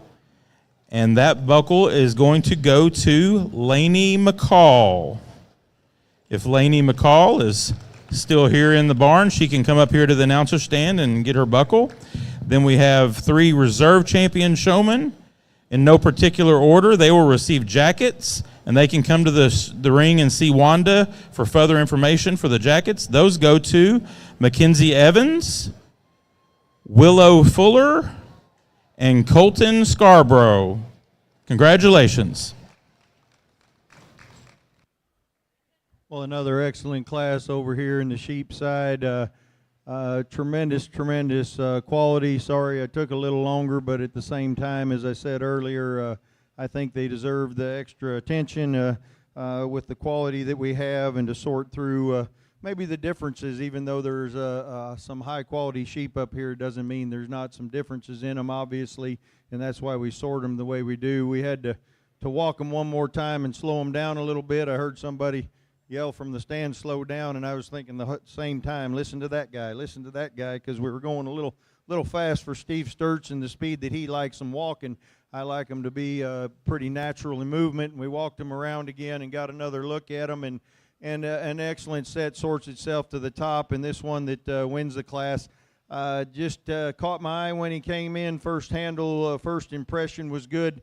I guess the only thing I saw on him right away is I thought, well, he could be bigger boned and bigger footed, but maybe we put too much emphasis as judges on that at some times. And when you look at him and you look at his body composition and you look at his skeletal quality, that one's got to go in the front. I don't think he's fine-featured or fine-boned. I just don't think he's huge-footed and huge-boned. He's not like an elephant. He's a sheep. He's not supposed to be like an elephant. So when we look at him, we look at that rib shape. We look at that dimension down his top, really wide through his loin, through his hip. It's the same old song and dance. When this one gets out and walks, boys, he's athletic. He's really neat in the way he moves. He's really neat in the way he covers his track. He's athletic and muscular, yet he's lean. Handles real good, wins the class nicely to me. Probably the easiest thing to do in the class for me was that, except for the fact that I fought my head for just a minute on the bone and foot size. When we get into second, one that I really appreciate, up over that loin and back through that hip. This one's square hipped. He's square loined, really nice to the touch as far as uniformity of finish from front to rear. One that does have some big feet and some big legs on him. One that doesn't balance together quite as good as the one in front of him. We'd like to see him a little bit smoother in that front of that shoulder blade.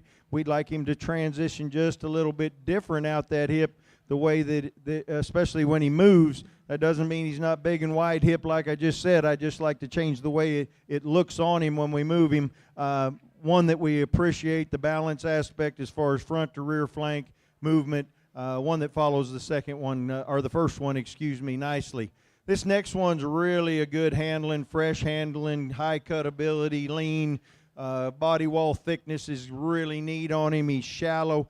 He handles really, really good as far as those characteristics, and as far as looking at him, you really love him when you start to move him. When you get around to the back end, you'd like to change the rear hock set on him just a tad bit. We'd like to change the way he looks and deepen him and soften him just ever so slightly in comparison to our top two. But one we really like when he comes at you. We really like that front end quality, transitions and smooth from the front to the rear.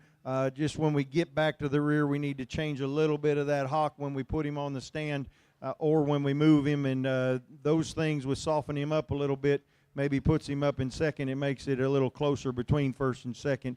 One next, I really like the outline. I like the balance. I like the rear flank depth. I like the depth this one brings down into his twist and down into the outside of his legs. Another big furry-legged one. There is some bone and foot size under there for sure. Gets just a little deeper chested. This one just handles just a little plainer than the others, a little flatter, not quite the bounce, not quite the muscle and expression and aggressiveness that the three in front of him have. We make this one a little more aggressive in that muscle, clean that breastplate up just a tad bit, and this one moves up and right next to that one in first, and we've got a real horse race.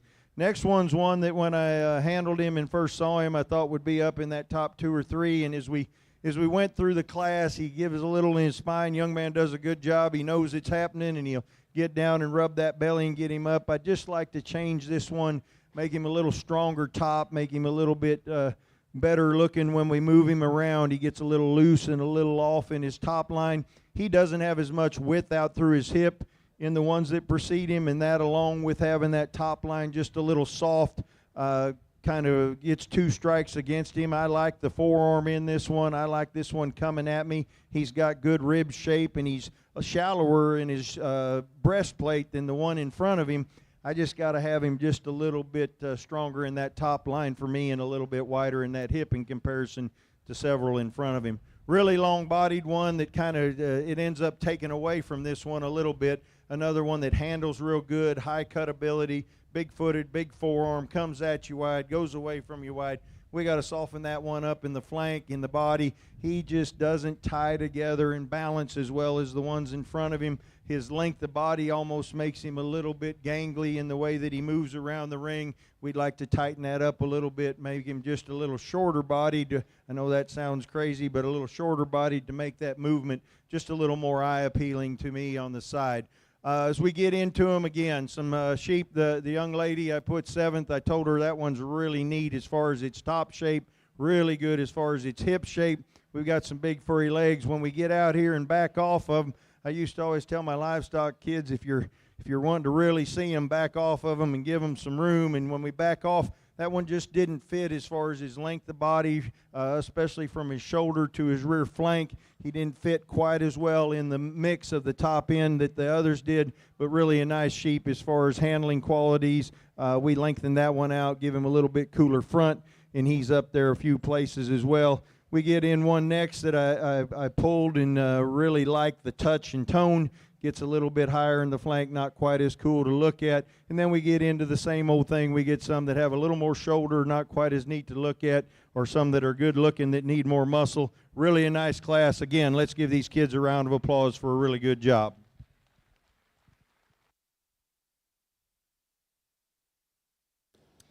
Okay, we are ready for our grand drive on the market goat side. Beginning with our Division I champion, brought to us by Sam Gustin, 13 years old from Dalhart, Texas, member of Dallam County 4-H. Sam enjoys showing goats and playing golf, wants to attend Texas Tech University and major in business. Our Division I reserve champion was exhibited by Holden Wise, 13 years old from Brownwood, Texas, member of Brown County 4-H. Holden enjoys cheerleading, playing basketball, and showing with her brothers. She wants to attend Texas A&M and become a veterinarian. Our Division II champion was exhibited by Hazen Hoffman, 10 years old from Garden City, Texas, member of Glasscock County 4-H. Hazen says she doesn't have hobbies, she has animals. She wants to attend OSU or Texas Tech and major in animal science. Our Division II reserve champion was exhibited by Madden Wise, 18 years old from Brownwood, Texas, member of Brown County 4-H. Madden enjoys showing and working with animals with his siblings. He plans on attending OSU in the fall to pursue studying law. Our Division III champion was exhibited by Reagan Miller, 12 years old from Seagraves, Texas, member of Denver City FFA. Reagan enjoys swimming and playing with her sister, enjoys showing livestock, wants to attend Texas Tech University and become an EMT. And our Division III reserve champion was brought to us by Brindley Hogg, 18 years old from Lubbock, Texas, member of Lubbock County 4-H. Brindley enjoys playing softball and showing livestock, wants to attend Texas A&M and major in animal science. Brandon, you've got an outstanding set of goats out there and an outstanding group of kids showing them. Folks, let's give them all a big round of applause.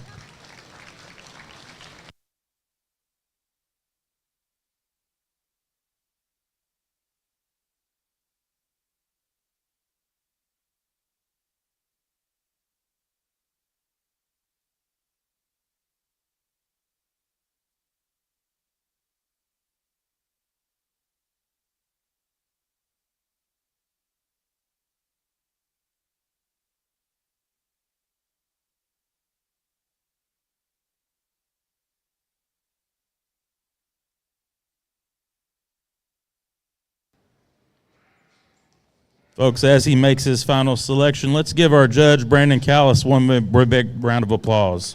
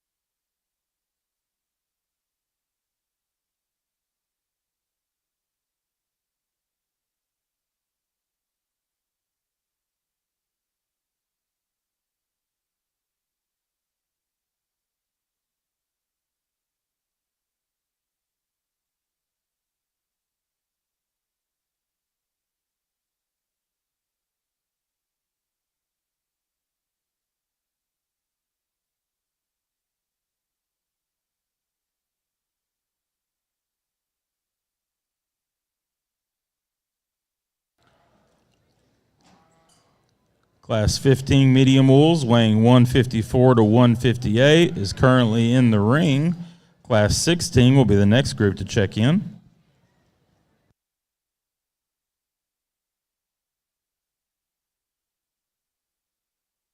Been an awesome goat show here, and again, I tend to get a little scatterbrained towards the end, especially since we started showing there at OIE on the 10th of this month and finished yesterday, and so hadn't had a whole lot of breaks. Was thoroughly looking forward to this. I did have to ask my wife when they called if I could be gone, and she knows my addiction is not drugs or alcohol; it's judging livestock shows, and she said, "Go ahead, and I can hold it down." So first, I got to thank the family back home. My dad and mom went just to help out because I was going to be down here, and so forever thankful for them. Thanks to Laurel. Thank you, Dottie. Even though seeing Dottie here in this capacity makes me feel old because I knew her at a younger point. But it's been awesome working with you guys. As always, when I get the chance to come down here, I relish it. I usually do not say no. I jump in the vehicle wherever it is because sorting stock down here is just different. It just means more, and the quality's good. I thank you breeders and exhibitors for trusting me with the quality y'all brought today. In fact, let's give all the kids that showed today a big, big round of applause.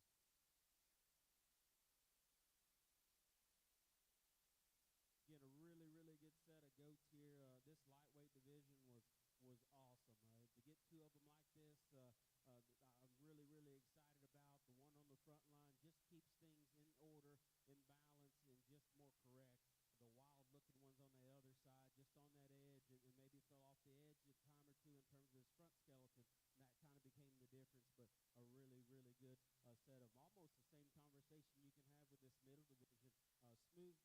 Smooth-made cat right here. Love his width, love his density. Again, his looseness of skeleton really intrigues me there as well. He's going to get on the nitty-gritty like we talked about him and his division mate there. They're not as heavy bone probably there. He can hit you just a little chubby at times. And boy, that's a massive wide one that can still get and go for sure. And the division mate over there, again, wild looking, wild pieces. Just wish we could keep the wheels on the bus a little more accurately, and that would have been interesting to see as well. Then that last division, again, same kind of conversation here as far as two really, really neat looking ones that start to have some of them extras but still keep it athletic. This guy on the front line takes shape and takes cutability and takes presence and puts it together, still handles himself. If I'm going to pick on him any, and it is probably twofold. Like, the reason he's so loose and flexible is because he's comfortable in his spine, but at times he can be just a little lower right there behind his shoulder. That's being awfully picky. That one here behind him, again, wild looking, big hip. Impressed to be that heavy and that good in your composition. Just want to see him just a little different there in terms of his elbow, but boy, in extreme pieces here. As always, guys, I do believe this is a great way to raise your kids and grow them. I think it's a great way to teach them how to handle success, but also how to handle failure. I got to experience that this week. Daughter made the sale. Son was one out of making a sale. And those of you who know my son, that did not go well, that conversation. And so I love passionate kids. I didn't see just a whole lot of disrespect at all today. I love seeing passionate kids, though, that it means something to them. The tears, maybe the anguish, maybe the feeling of disgust just a little bit.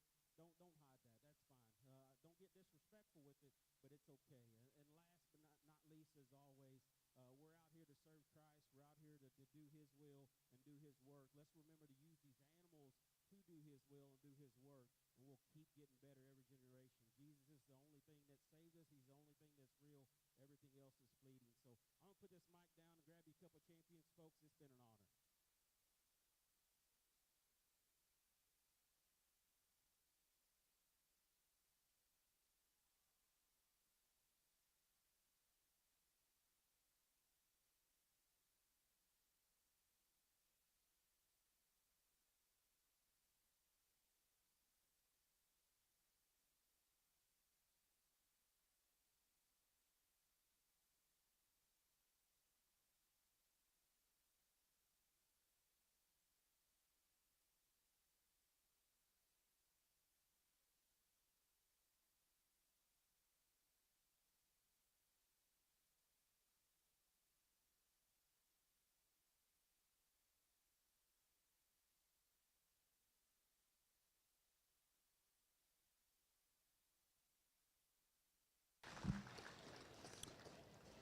Our grand champion goat goes to Reagan Miller, Denver City FFA.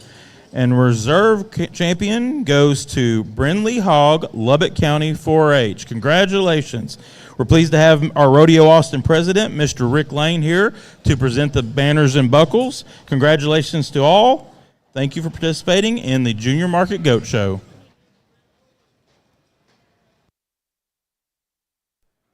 Well, over on the sheep side, we've got a really competitive class. Once again, we've got 24 pulled over there.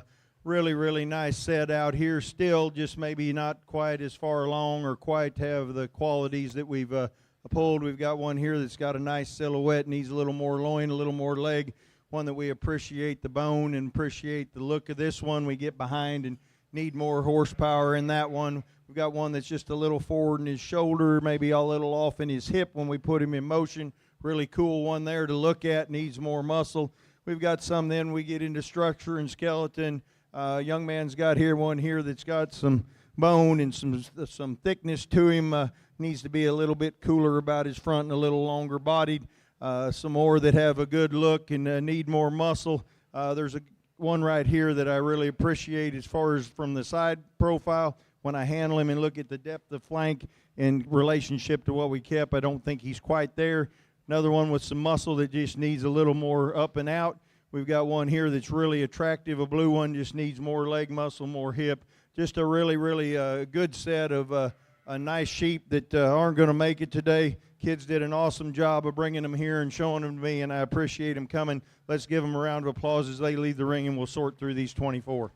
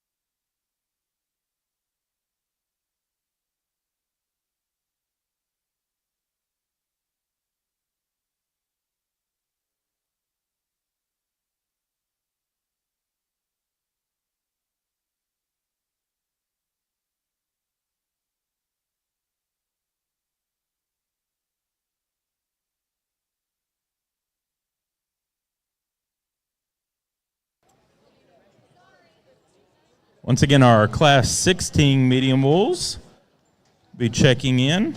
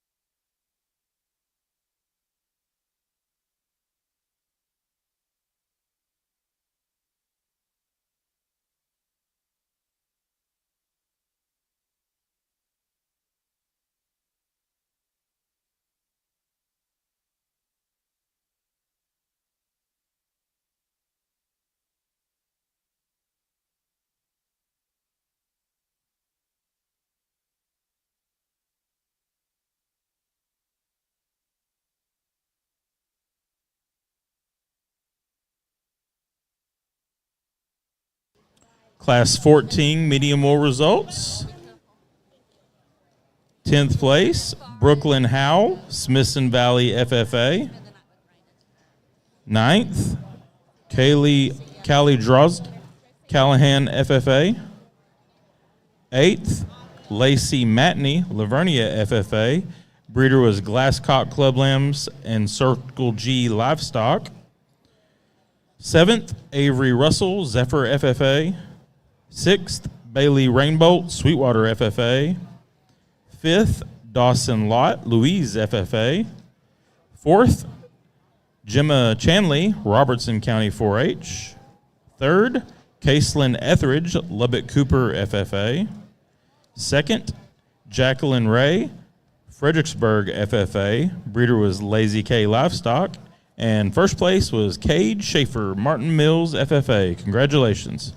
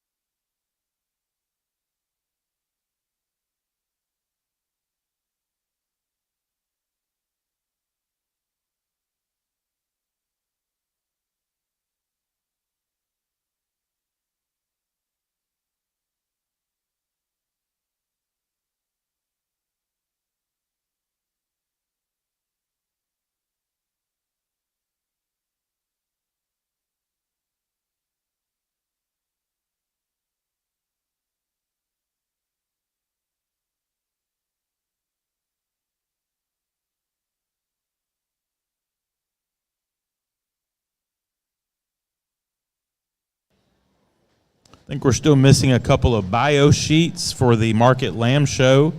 If you were a breed champion or reserve breed champion and you still have your bio sheet, we need those turned in.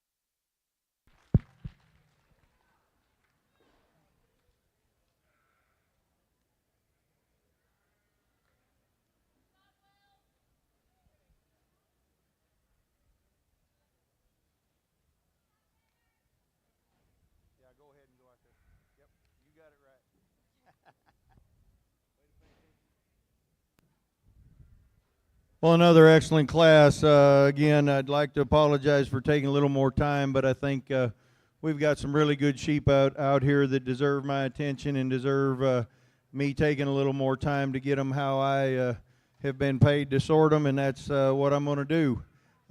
We've got two up here that remind me a lot of each other as far as the way they move around the ring, as far as the amount of dimension of muscle they have, as far as the way that they handle. I think the one that wins the class is a little bit leaner over his rib, a little bit cleaner, and a little bit higher cutability.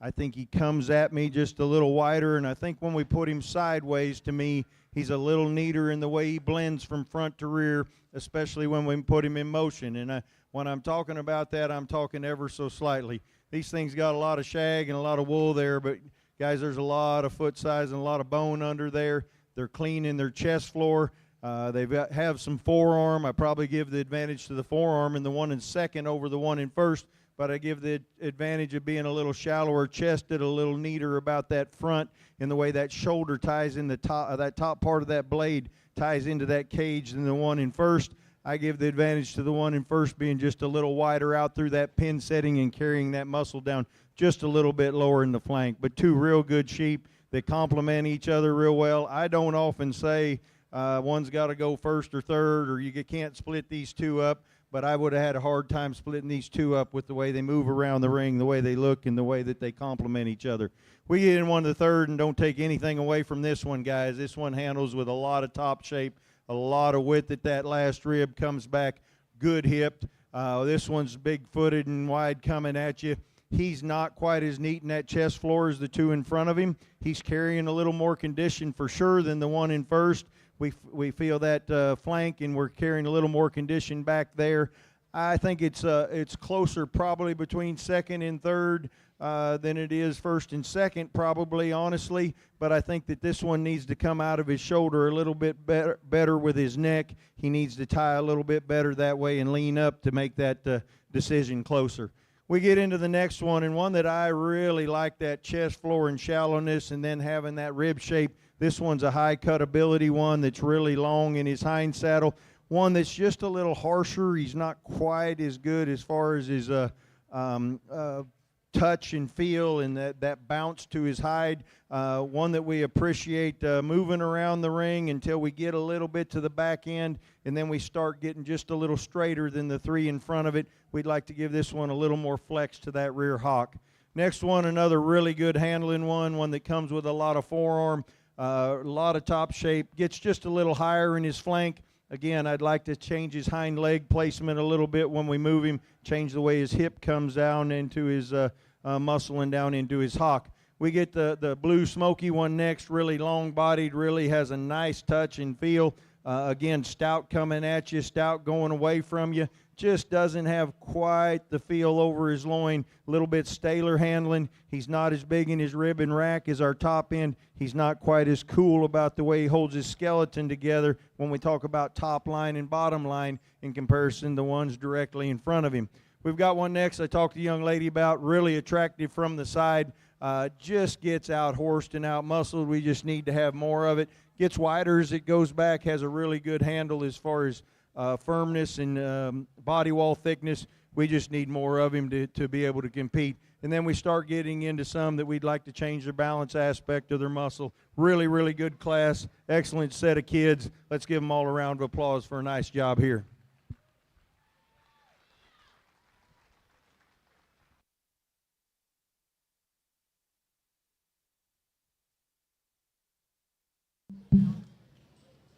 We have a white GMC Yukon, license plate VPM 1955. It's been parked on the north side of the barn for 2 hours. It needs to be moved. White GMC Yukon, VPM 1955, needs to be moved immediately.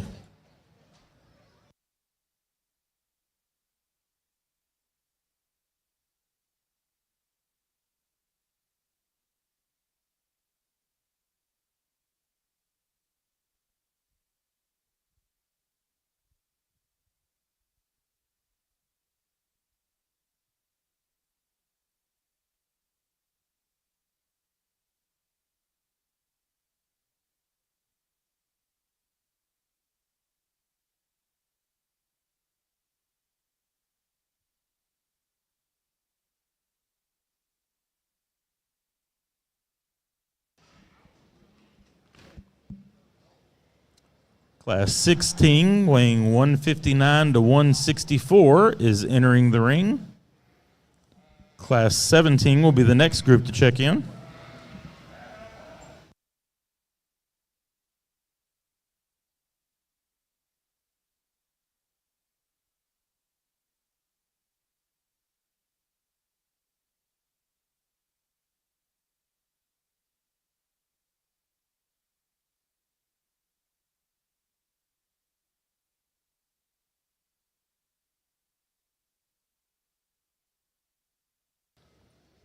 Still missing both the bio sheets for the Fine Wolves and one of the bio sheets for the South Downs. If you have those, please come turn them in.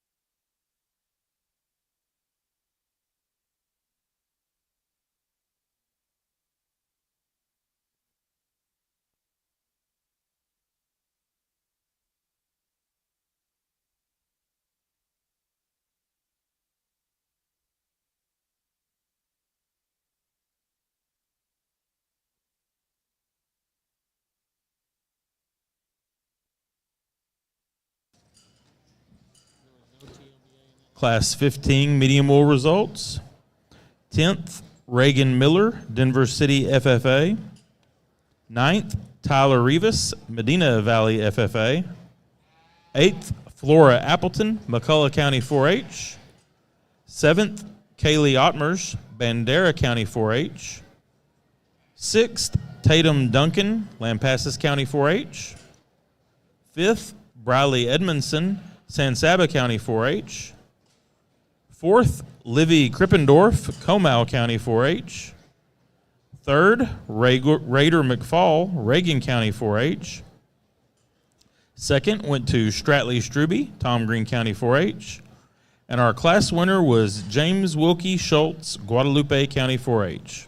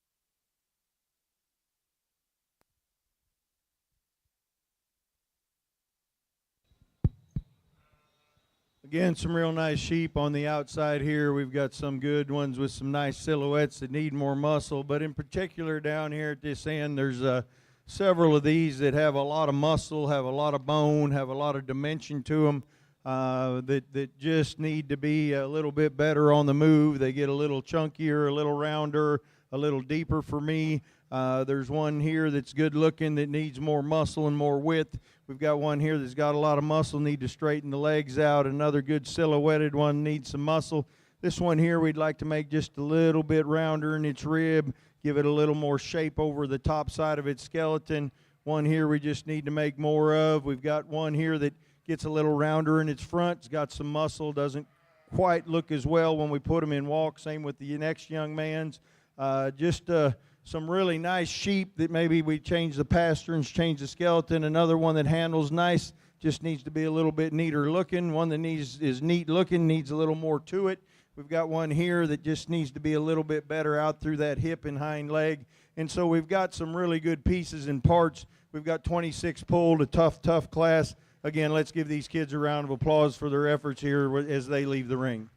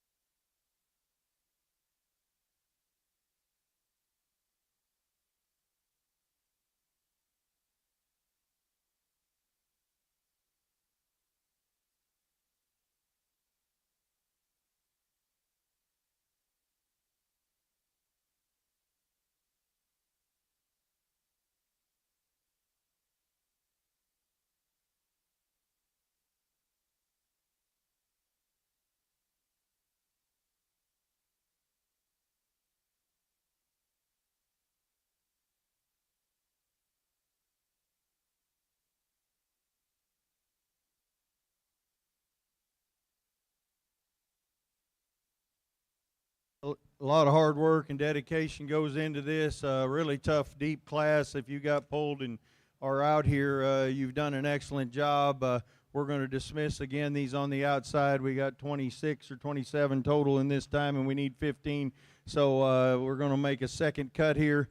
Really a nice set. Again, there's some sheep out here that can really be competitive or probably were competitive either at county fairs or at some other shows, and we get them out here and we get them up against the elite in Texas in the last show of the year, and there's some real good competition. Really nice set. Let's give these youth a round of applause as they leave the ring, and we'll look at these 15.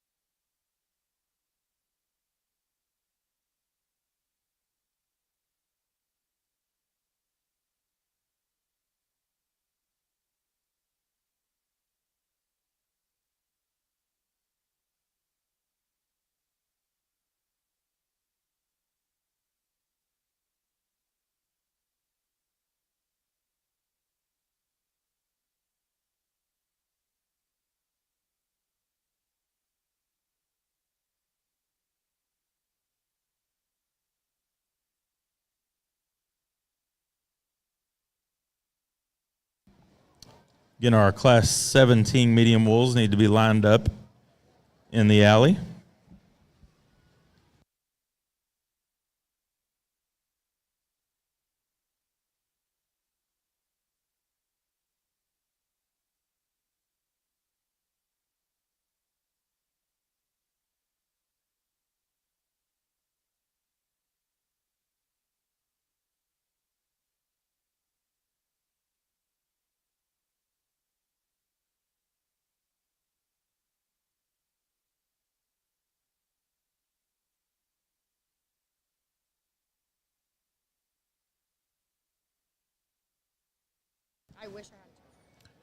The white GMC Yukon license plate VPM 1955 is still parked outside, has been for several hours. The tow truck is coming. White GMC Yukon VPM 1955. You better get it moved.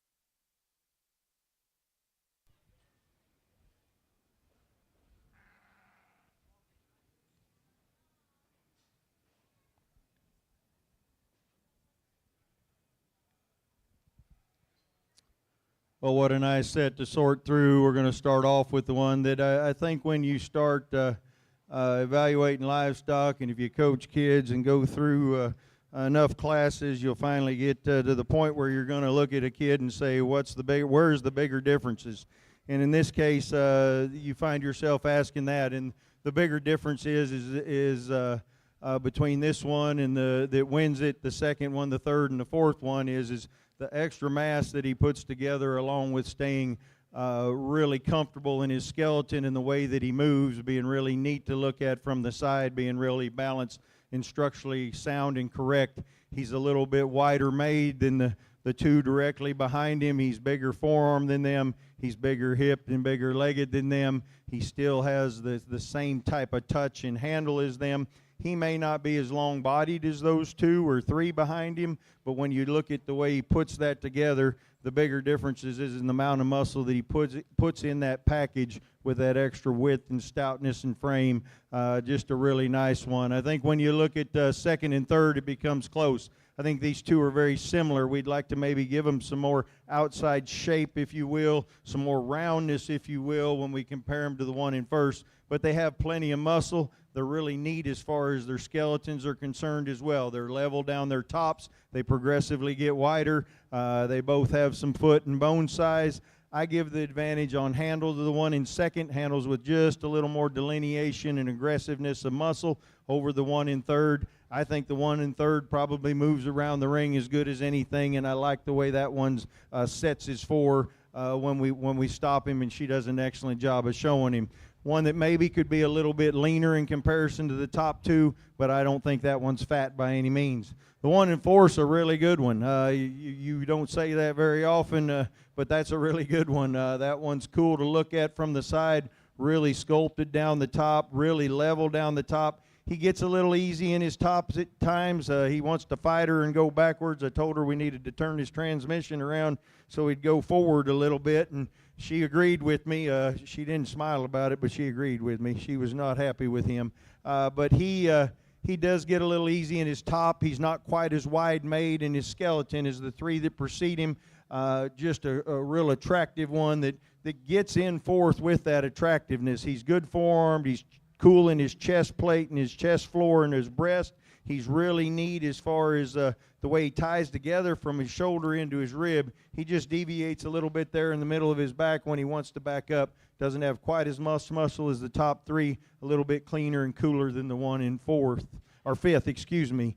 We get into the one in fifth, really a lot of top side shape, not as descript in his muscle, especially when we get back into that hip. Just gets a little flatter in that lower rib, starting to show his age maybe a little bit, a little more mature, a little flatter in his bone, not quite as cool about his neck and shoulder set as the ones is in front of him, much like the one next. The one next is a little bit the same way, starting to get just a little mature. This one, when we put him on the move, he gets a little down-fronted, a little shorter-fronted, doesn't hold himself together quite as good in that front end as the one that's directly in front of him, and that's why he's in the last hole of the sale in sixth today. We talked to the young man about the seventh, one that had fever when he was young, had a little bit of staleness down his top, really attractive to look at. Just need to have more of him in comparison to the ones above. Another one that's really cool as far as muscle shape, need to just change the way it's designed on his frame. And then we get into some that roll off a little bit, maybe could use a little better feet and legs. But really, really a nice set. Again, a very competitive set. Let's give these kids a round of applause for a nice job.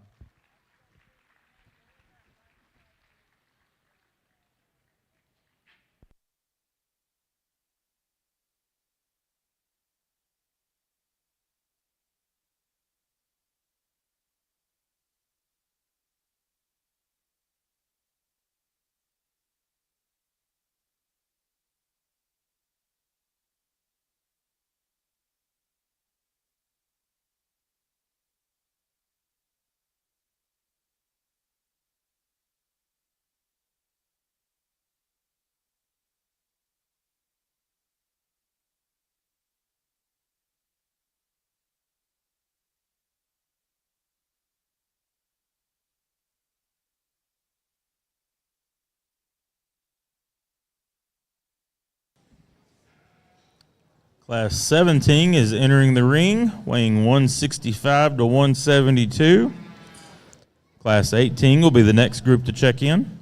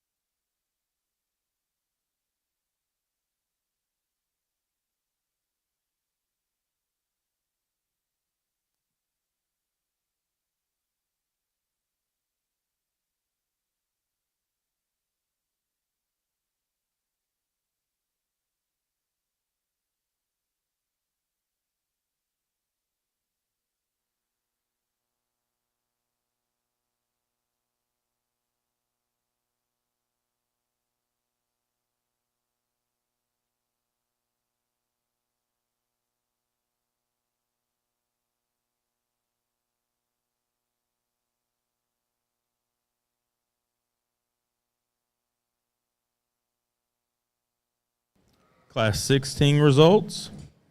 10th was Luke Krippendorf, Comal County 4-H. 9th, Chandler Kirksey, Bell County 4-H. 8th, Pacey Hamer, Pearland FFA. 7th, Michael Heinrich, Tahoka FFA. 6th, Cooper Edwards, Sudan FFA. 5th, Ramsey McFall, Reagan County 4-H. 4th, Chloe Clem, New Home FFA. Breeder is Rockin' Sea Farms. 3rd, Hazen Hoffman, Glasscock County 4-H. Breeder was Neff Livestock. 2nd went to Kaysen Newell, Falls County 4-H.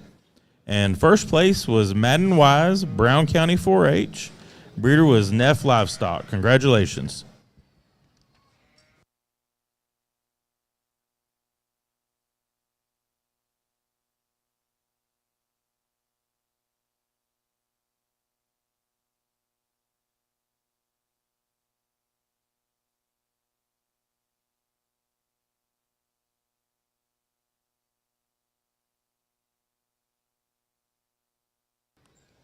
Again, Class 18 should be checking in.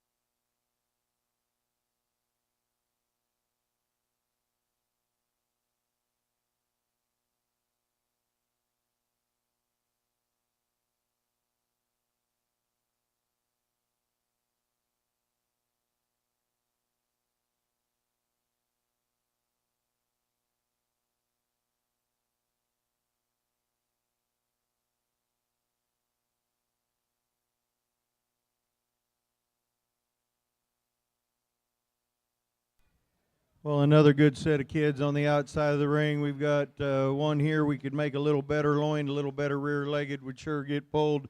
We've got a good silhouette, needs to drop its flank. Another one that's really neat as far as levelness, needs more muscle. Some blue ones that just need more to them. We've got, there's one down here I wanted to specifically mention. This one's really nice as far as bone and foot. Did a nice job of getting him ready. Not quite as smooth in his junction from loin to hip and hip down to hind leg. A nice looking one, needs more muscle. A good handling one that just doesn't balance quite as well, is a little bit shorter in its body and neck. Another one pretty similar, really cool looking one, needs more to it dimension wise and body wise. We've got one here that's got some muscle in it, handles good, needs more rear leg muscle. Another one here, two in a row here that they handle nicely as far as muscles concerned. They get a little round in their shoulder, a little round when they move. Like to change them there. Good looking one there. Two more right here, handle really nice, good. They got a little more finish when we look at them. They're a little shorter neck, don't have quite the pattern that the ones we pulled have. A really good set. These kids have done a nice job. Again, the reward they're going to get for this last show of the day is your hand of applause or your round of applause. They've done an excellent job. Let's do that for them as they leave the ring.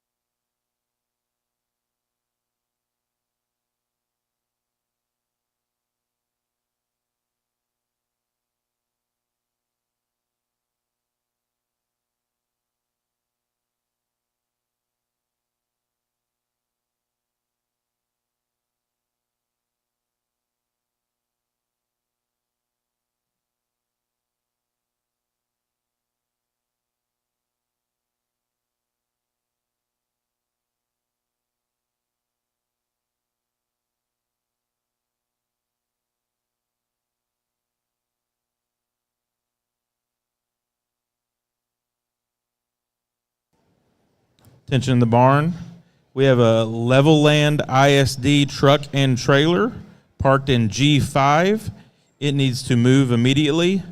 Level Land ISD truck and trailer parked in G5 needs to be moved immediately.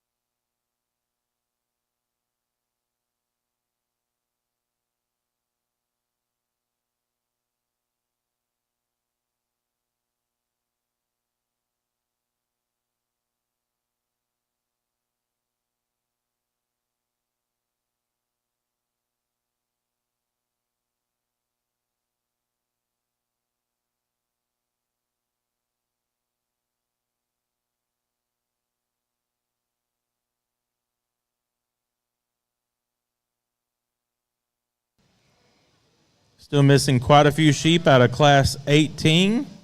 If you have a Class 18, you need to be checked in.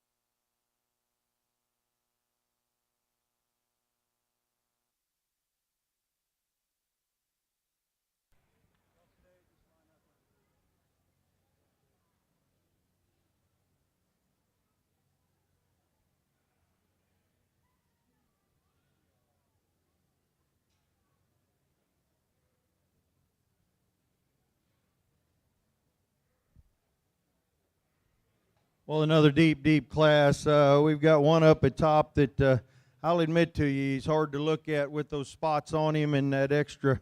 The spots kind of makes him not maybe look as fresh and look as good a handling as he is. But when you get your hands on him and you move this one around the ring, I think you don't have any choice but to use him. This one's big forearm really comes at you nicely.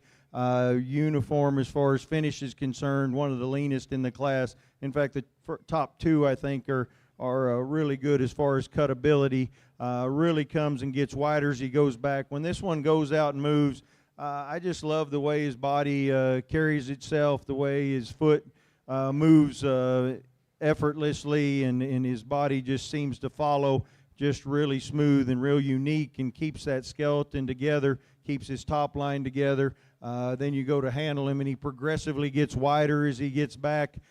Tremendous shape to that rear leg and muscle. Maybe not quite as massive in that rear leg as some of them behind him, but I think when you look at the way his blade ties into his shoulder, the way he ties back through his top, the way he moves, he wins the class nicely. This one in second moves real good. Also gets a little bit easier in his top, but he really takes a long stride and sets his feet and legs in the right place. If we could get him to just keep his top line up a little bit, it'd make it even closer between these two. I'd like to see him keep that top line up on the move, and when he stands there, sometimes he wants to just get a little easy. One that's really fresh. Another one, again, when you talk about body wall thickness, when you talk about cutability, really a nice one. Comes at you wide with a big forearm, leaves you with a real impressive hind leg and rear quarter, just really good there. As I said, we take this one and make that top not quite as easy when we look at him from the side. I think it makes it even closer between these two. Next one's hard to evaluate. This one's pushing a little more condition than I would like, and I contemplated him between third and fourth because of that. I don't like saying one's too fat, and I don't like one traiting one, so I put him third because of that. This one's really good in his body, really fresh down his top, really neat out through his hip. I think that he moves just a little bit nicer than the one in fourth as far as just picking him up and putting him down. He does narrow up a little bit behind when we look at him walk away from us. But when I look at his flank and I look at his body shape and the amount of dimension he has from that midline back, I think he's just got more product than the one we have in fourth.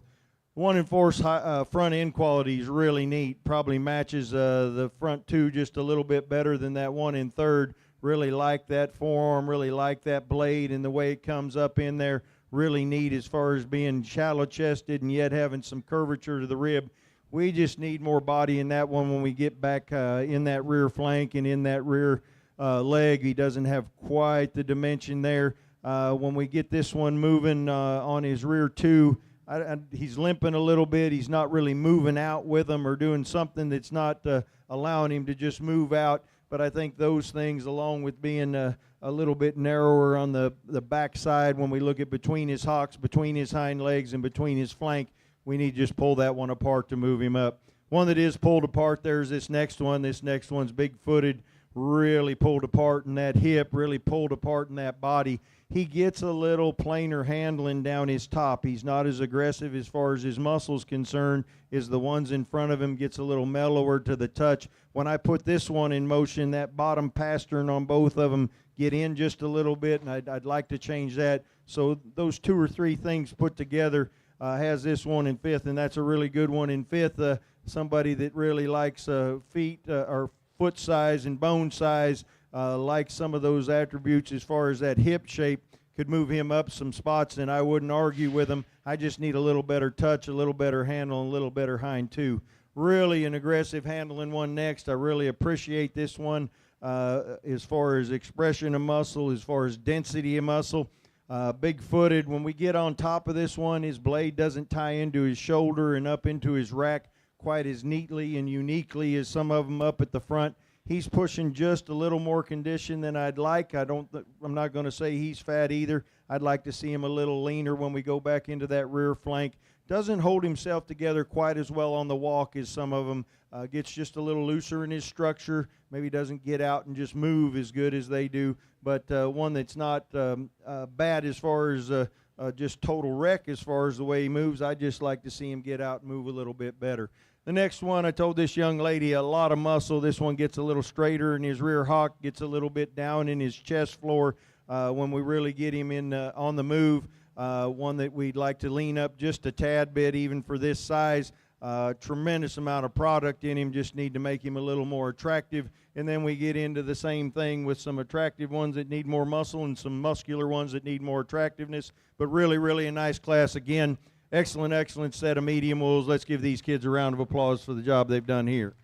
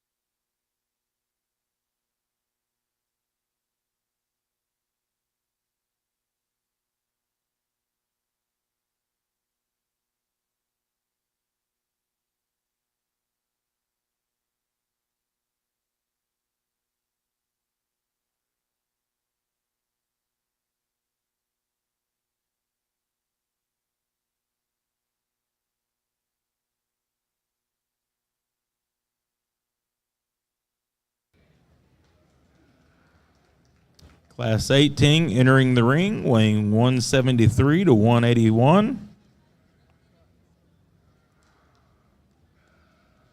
Class 19 will be the next group to check in.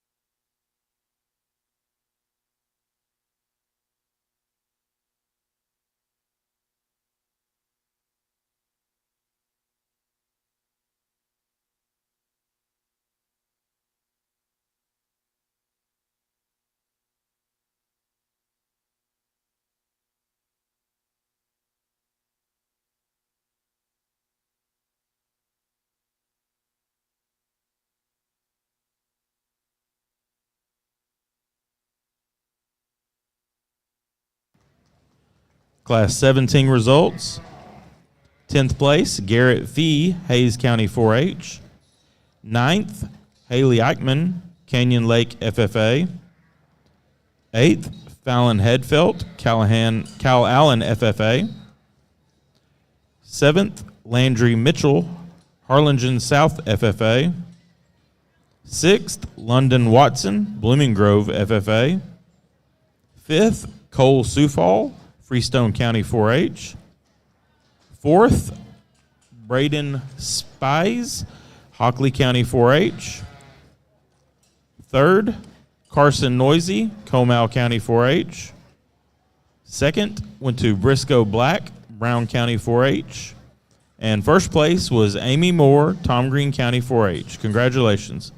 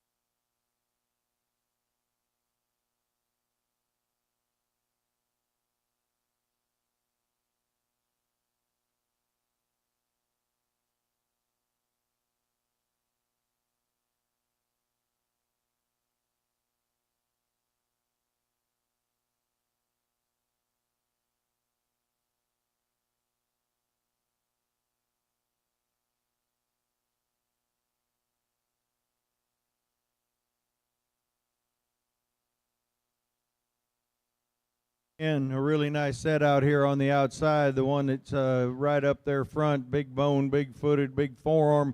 Get him in the move, he gets a little bit round, gets a little off on his hind two, and doesn't have quite the quality maybe that some of them that we pulled have. We've got some nice looking ones from the side, particularly down here. We've got a few that handle real good. We've got one right here that handles real good.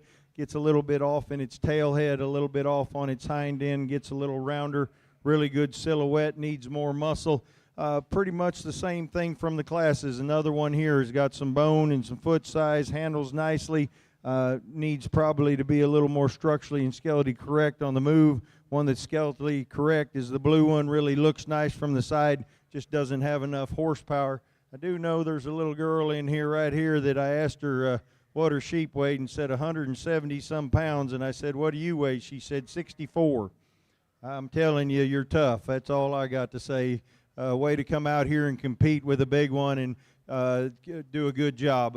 Really nice set. Appreciate these kids once again bringing me a nice set of sheep. Let's give them a round of applause as they leave the ring.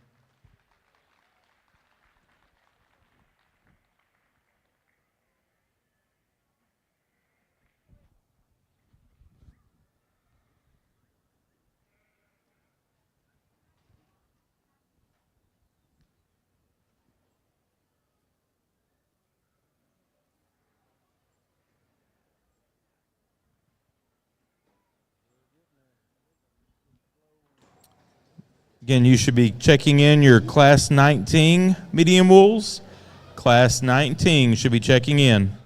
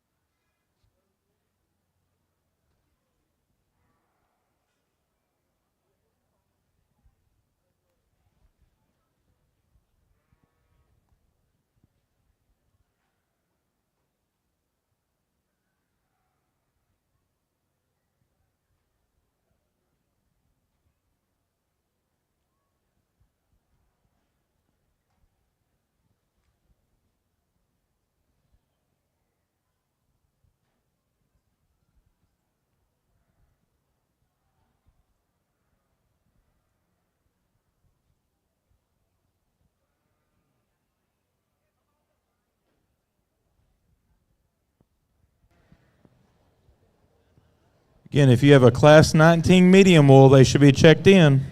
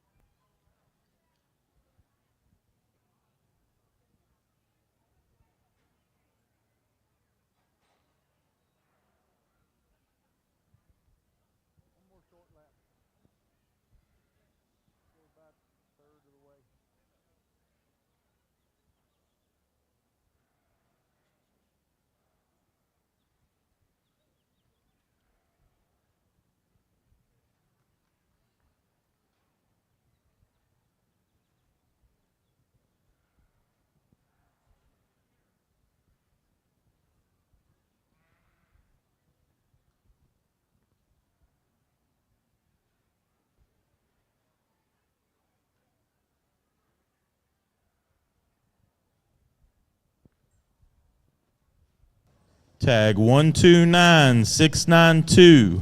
129692. You are needed at check-in for Class 19 medium wools.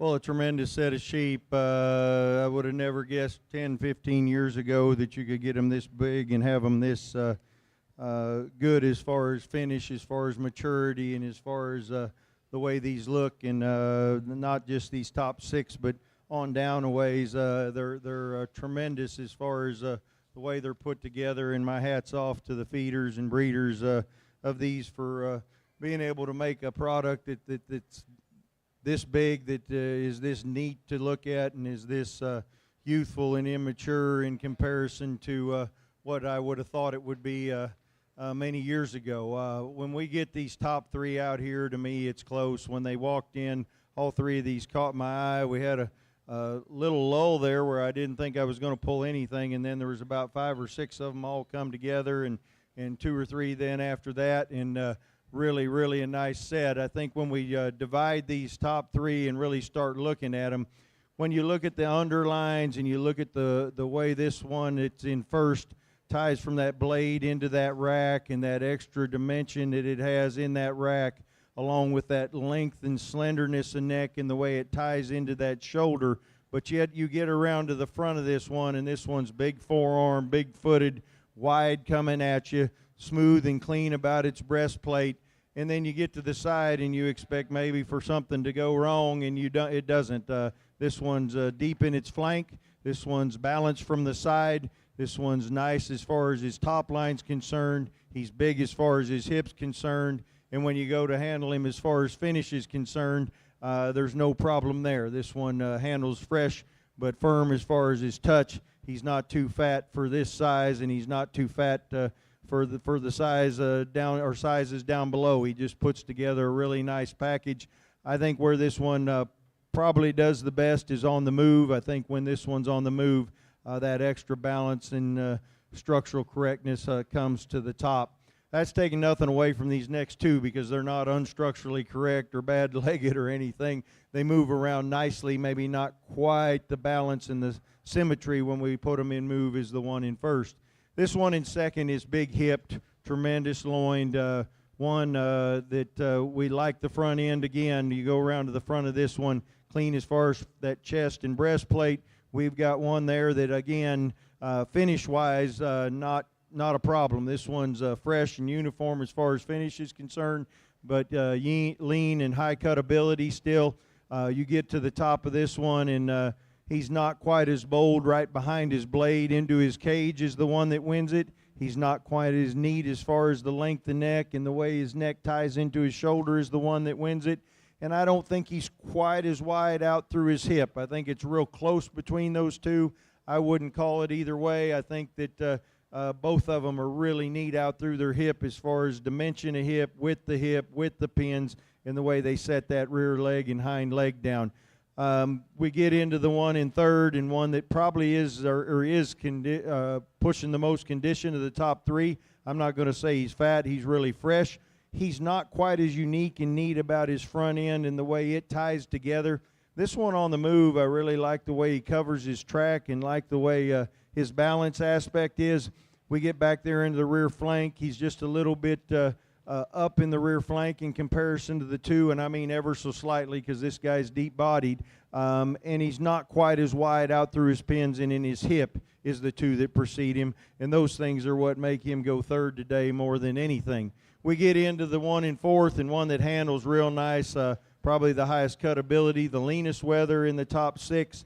One that, again, we'd like to drop that flank a little bit, maybe add a little dimension to that hip in comparison to our top three, but one that handles real nicely as far as condition-wise and muscle-wise, and putting that in a package. Really, really neat as far as that front end and the way that chest floor is. We could make him just a little bit more symmetrical and a little bit neater as far as the way he ties down his back a little bit. He gets a little rough in spots probably from being just a little bit leaner in comparison to the rest of them in this top six.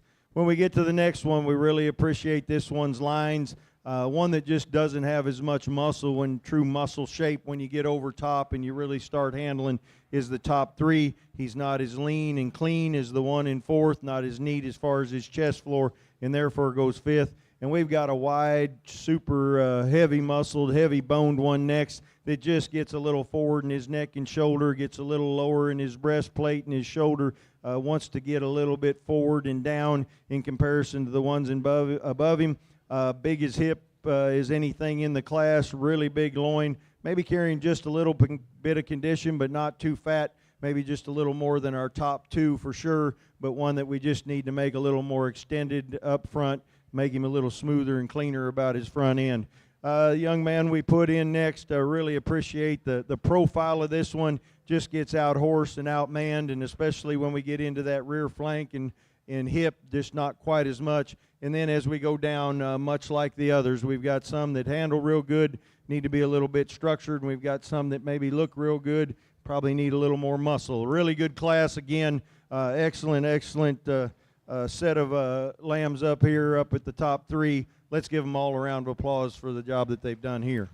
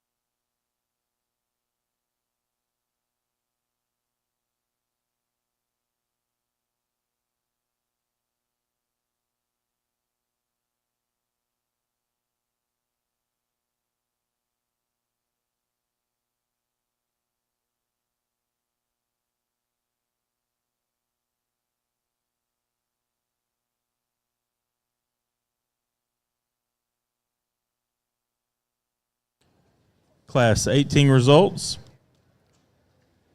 10th place, Reed Drummond, Williamson County 4-H.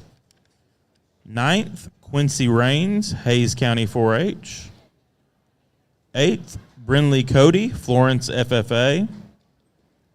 7th went to Nash Sanders, Armstrong County 4-H. 6th went to Cole Miller, Blanco County 4-H. 5th, Claire Graves, Munster FFA. 4th was Sydney Hanslick, Taylor County 4-H. Breeder was Moore Livestock.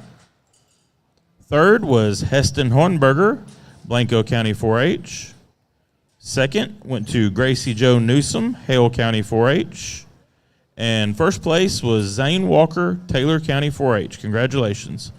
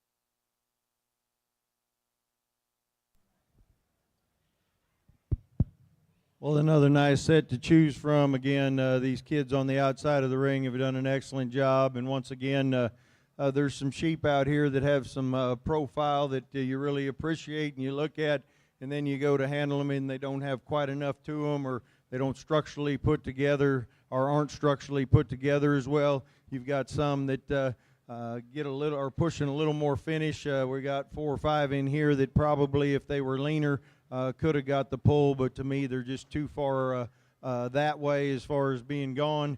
Some of them maturity patterns just getting a little bit old and a little bit flat. But we've got some sheep in here that has some nice profiles that need a little more muscle. We've got a sheep over here that's got some muscle, needs to be leaner and have a little bit better look from the side. We've got a really nice looking front here, needs to be better off its hind too. We've got a nice silhouette here that just needs more muscle, and same with the end. But really a nice set. These kids have worked hard. Let's give them a round of applause for their efforts here as they leave the ring.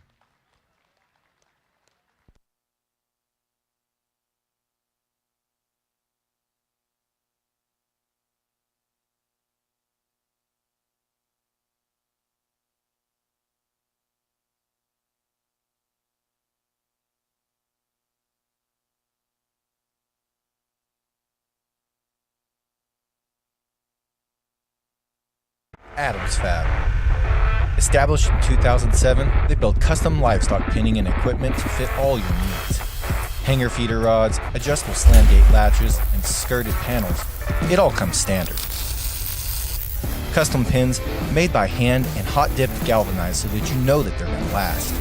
Adams Fab is a certified TIPS vendor and can design, fabricate, and install equipment to fit all your needs. Visit adamsfablivestock.com to get started today.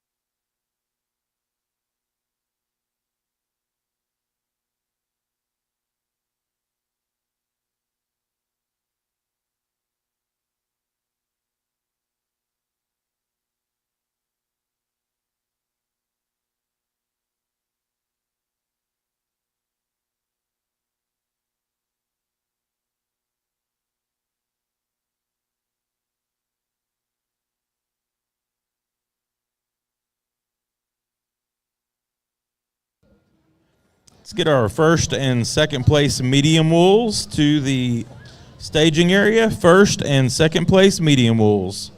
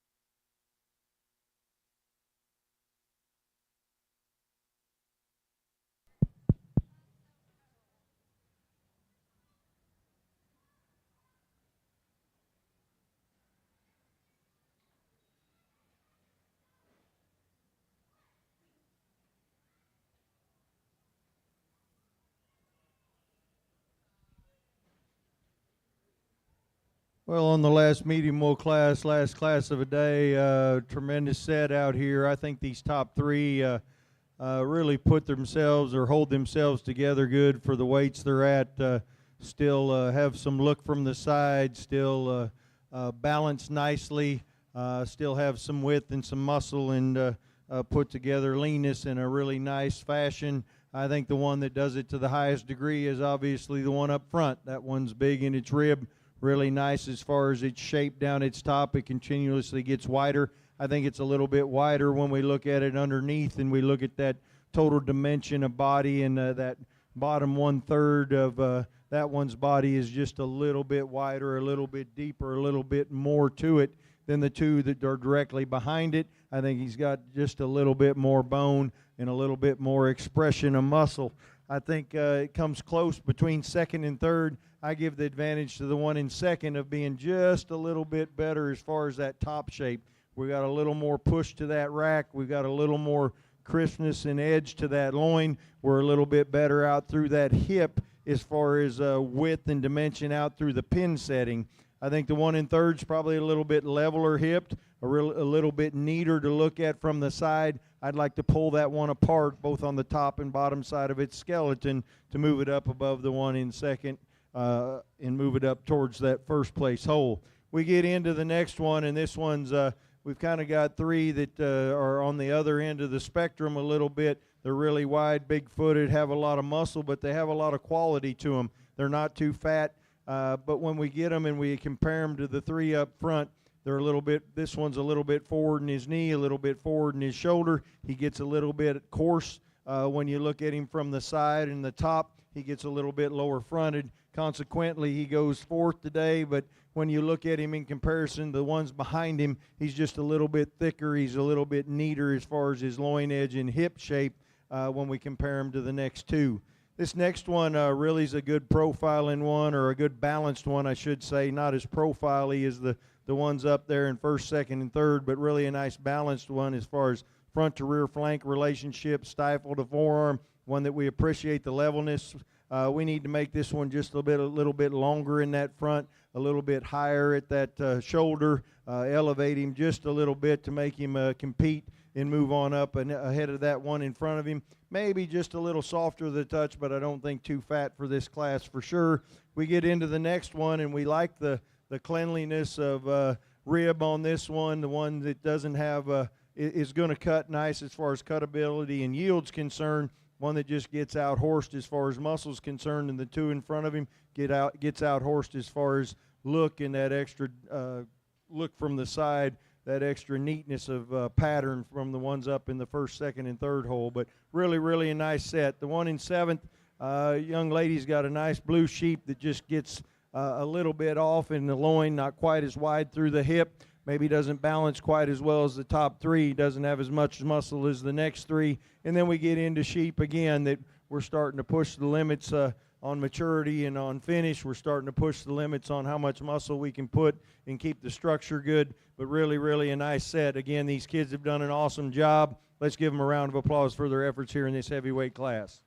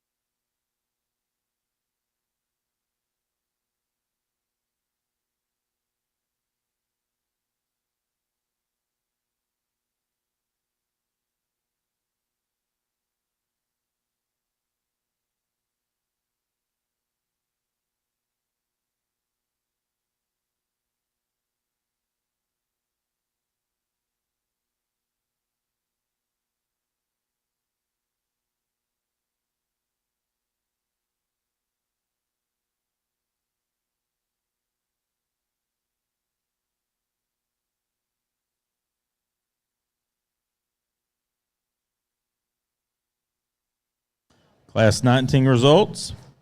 10th place, Kylie Altum, Springtown FFA. 9th, Abigail Groan, Harris County 4-H. 8th, Savannah Elizondo, Travis County 4-H. 7th, Emily Bynum, West Rusk FFA. 6th, Kellen Embry, Dripping Springs FFA. 5th, Laramie Drury, Runnels County 4-H, breeder is Moore Livestock.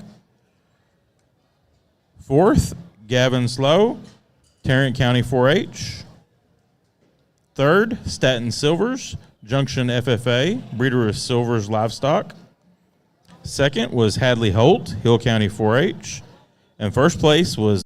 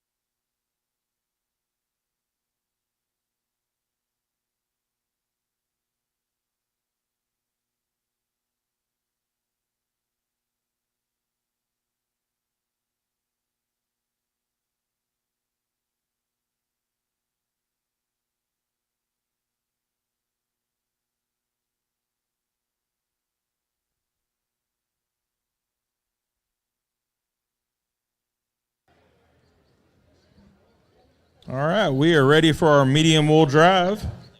Class 12, first place was Pal Moore, Tom Green County 4-H. And second was Mackenzie Evans, Burnett County 4-H. Class 13, first place was Mason Simpson, Williamson County 4-H. And second place was Addison Williams, Eastland FFA. From Class 14, first place was Cade Schaefer, Martin Mills FFA. And second was Jacqueline Ray, Fredericksburg FFA. Out of Class 15, first place was James Wilkie Schultz of Guadalupe County 4-H. And second was Stratley Struby, Tom Green County 4-H. Class 16, first place was Madden Wise, Brown County 4-H. And second was Kaysen Newell, Falls County 4-H. Class 17, first place was Amy Moore, Tom Green County 4-H. And second went to Briscoe Black, Brown County 4-H. Class 18, first place was Zane Walker, Taylor County 4-H. And second went to Gracie Joe Newsom, Hale County 4-H. And Class 19, first place was Brindley Hogg, Lubbock County 4-H. And second went to Hadley Holt, Hill County 4-H. Ladies and gentlemen, let's give all these lamb exhibitors one big round of applause.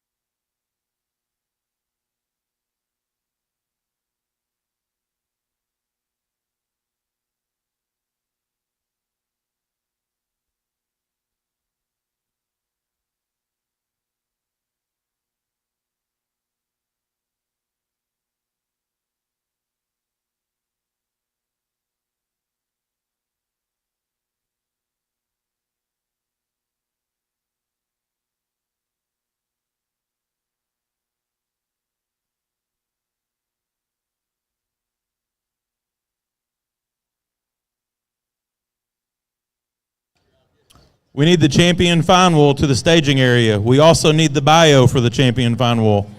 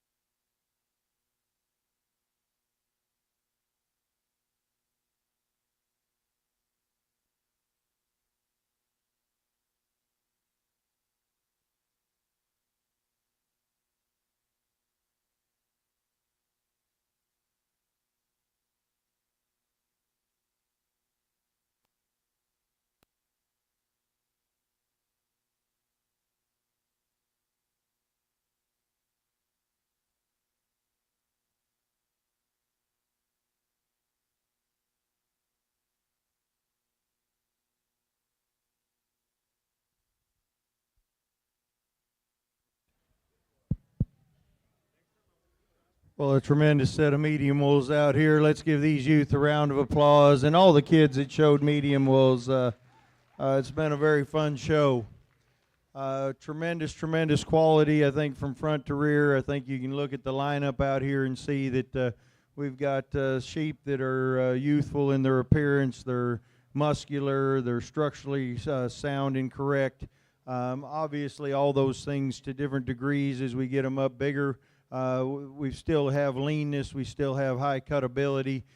We've got the right kind of muscle and the right kind of frame as far as I'm concerned, and I like the way they look both in motion and when they stand, and appreciate the quality that they brought me in both of these lines and on down the line. There were some classes today that were very tough and very challenging, and I'm sorry that I took a little more time. I thought I'd get you all out of here a little earlier, but the facts are is I'd rather take the time and do a good job and feel good about the ones I'm using and give every kid a fair shake. And especially I hope that as hard as it is to go talk to that kid that's one out of the sail hole, I tried to talk to every one of them and tell the differences and why they were there. And there were some tears shed and nearly made me cry because those kids worked hard, and it's hard to tell a kid that, but I think they deserve that. And so we tried to work on that and make sure that that was an emphasis, not any more than anything else, but as much as it was to get this lineup of champions and reserves. When you talk about sheep that can move and that put together this kind of muscle and this kind of a touch and handle and look, it's amazing to me the numbers and the quality and how many of them were getting to look like this and getting to handle like this.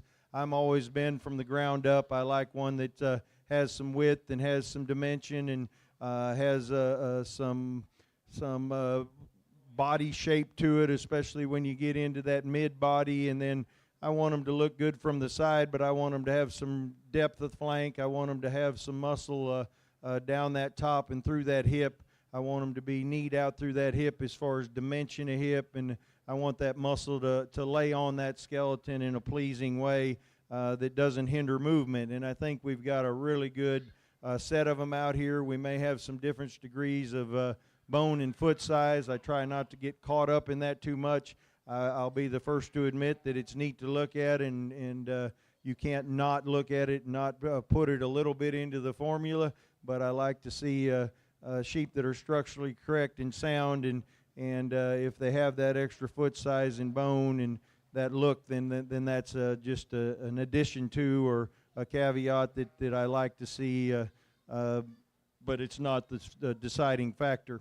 As we get them and we start handling them and we look at size, and I guess y'all figured out early on the day or after the breeds that it doesn't matter to me if they're a lightweight, a heavyweight, or a middleweight. I think I used a little bit of everything within the breeds and went to first and second, so that doesn't concern me. I don't worry about that. I think they're all big enough to win. That lightweight's a good little sheep, and he's big enough to win. And that heavyweight's in this contest, and he's not too big to win. So I think that they're all quality, and it's all down to that quality and looking at those that I like. And I realize we have a champion drive, but I want to give these blacks and medium wolves just a little more love today, because I really do think the quality was way up in these things, and I appreciate that. As we look for our champion, to me, there's one that's just a little bit, he fits the mold, but maybe a little bit of an outlier as far as doing some of those things that maybe no other one does in this class or in this division. Maybe just a little more out there as far as bigger differences and having some things that are cool that the others maybe don't have, but still puts together things good. And then I think for reserve, the second in that class is going to come up and make a run for reserve. And I'm going to look at them one more time when we do that, because it's easier and better for me to be able to do it that way and bring him up into that line to be able to look and see how he fits with these other first place. In saying that, I'm going to go shake the hand of your individual with your champion in reserve. I thoroughly enjoyed the medium wolves. Look forward to the champion drive. Again, a super set of sheep. better set of kids in this medium wool thing. Let's congratulate them one more time and give them a round of applause as we go pick our champion.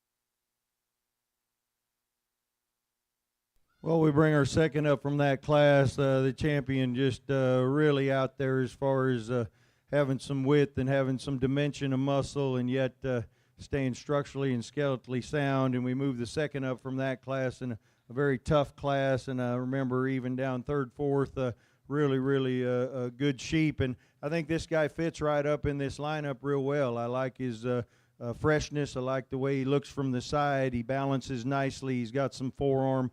Another one that comes at you wide, goes away with you wide. Maybe didn't from you wide. Maybe didn't have those bigger differences and wasn't quite as out there as our champion in the one that wins the class. But real close behind, and really appreciate the quality of that one. I think when we look at the one that fits mostly with what we use to win with, as far as that hip shape and that extra dimension of muscle, that extra boldness to the rib, that extra amount of body shape that he has, along with being really cool about the neck and front end. I'm going to go shake the hand of your individual with your reserve champion again. Congratulations to all these kids. One heck of a set of sheep. Let's give them one more round of applause.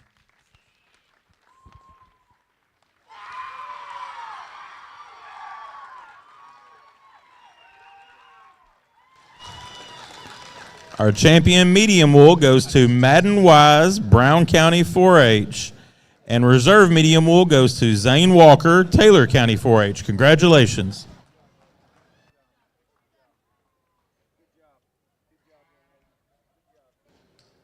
Ladies and gentlemen, as we prepare for our final drive, let's give our judge, Mr. Steve Sturts, one more big round of applause for coming and judging these lambs today and spending all this good time with these kids. Done an outstanding job. One other thing we're going to do before our final drive is announce our Lamb Show Showmanship Award. The Tommy Dodd Memorial is honored to be presenting sponsor of the 2025 Rodeo Austin Lamb Showmanship Award. The selected individual will be receiving a champion buckle from Creative Awards of Fredericksburg. Thank you to the Rodeo family for their continued support. In addition to the buckle, the individual will be receiving a $1,000 educational assistance check to help with their continuing their education. The 2025 recipient will be Mackenzie Evans of Burnett County 4-H. Mackenzie is a great example of an amazing young show person that exemplifies the type of individual that we love to support. Let's put our hands together for Mackenzie Evans.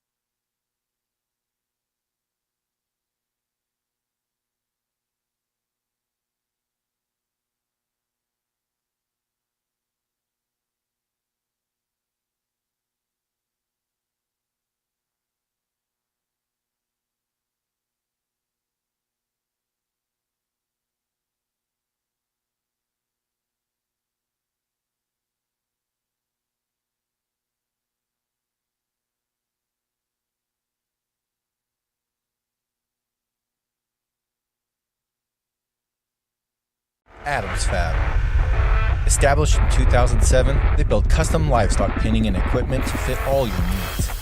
Hanger feeder rods, adjustable slam gate latches, and skirted panels. It all comes standard. Custom pins made by hand and hot dipped galvanized so that you know that they're going to last. Adams Fab is a certified TIPS vendor and can design, fabricate, and install equipment to fit all your needs. Visit adamsfablivestock.com to get started today.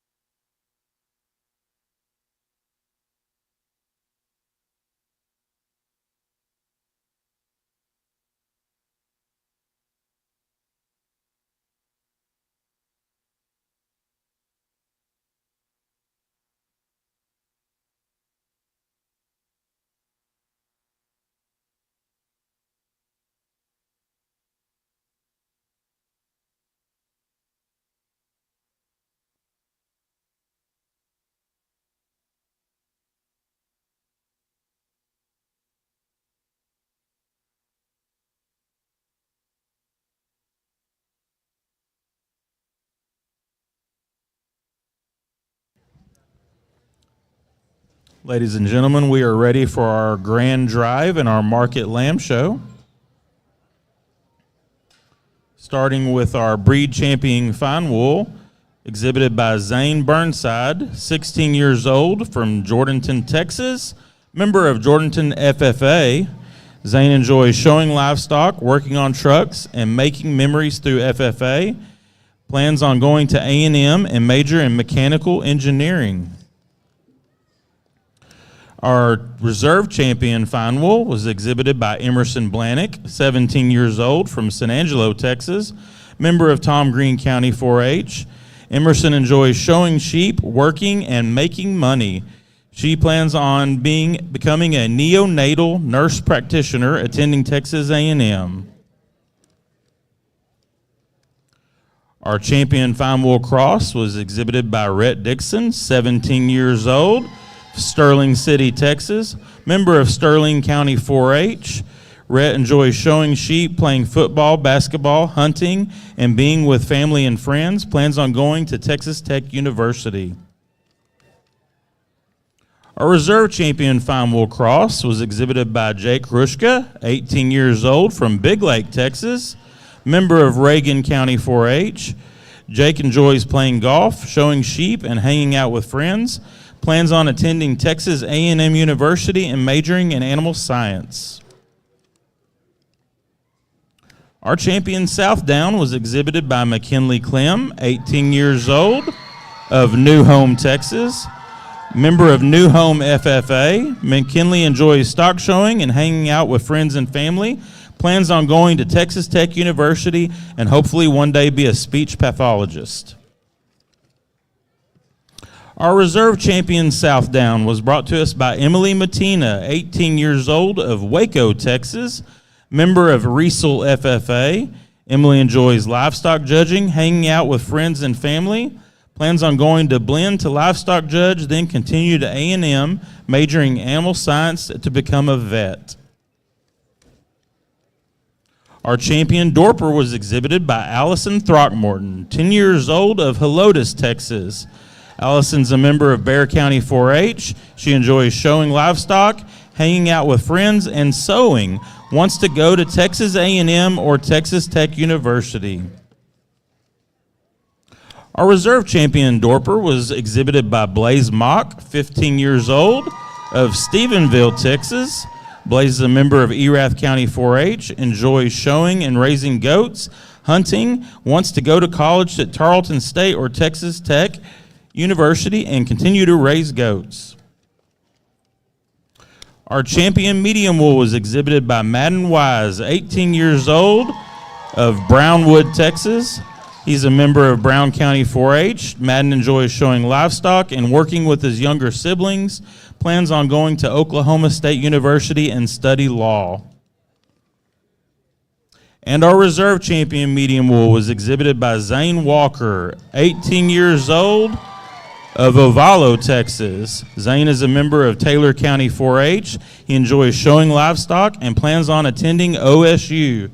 Steve, you got a great set of lambs and a great set of kids. It's all yours.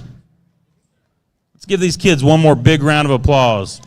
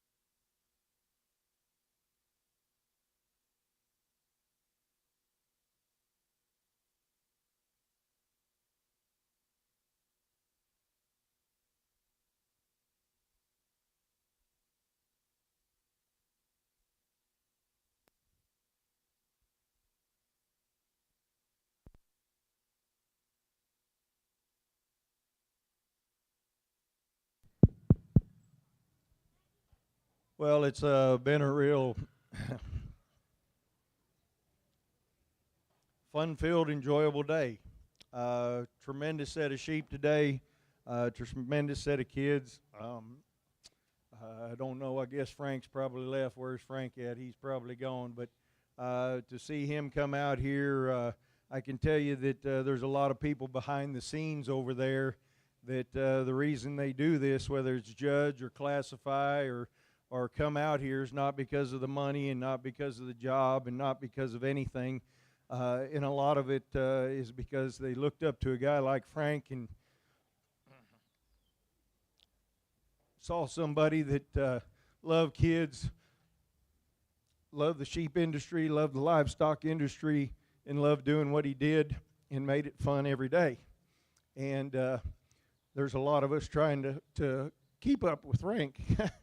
And it's not easy to do because he's a good guy, And I can tell you that every one of these people behind here, I know most of them very well, and I can promise you that they do it for the same reasons Frank do it. They do it the same reasons I do it, is because we believe in the program, we believe in these youth, we believe in these kids,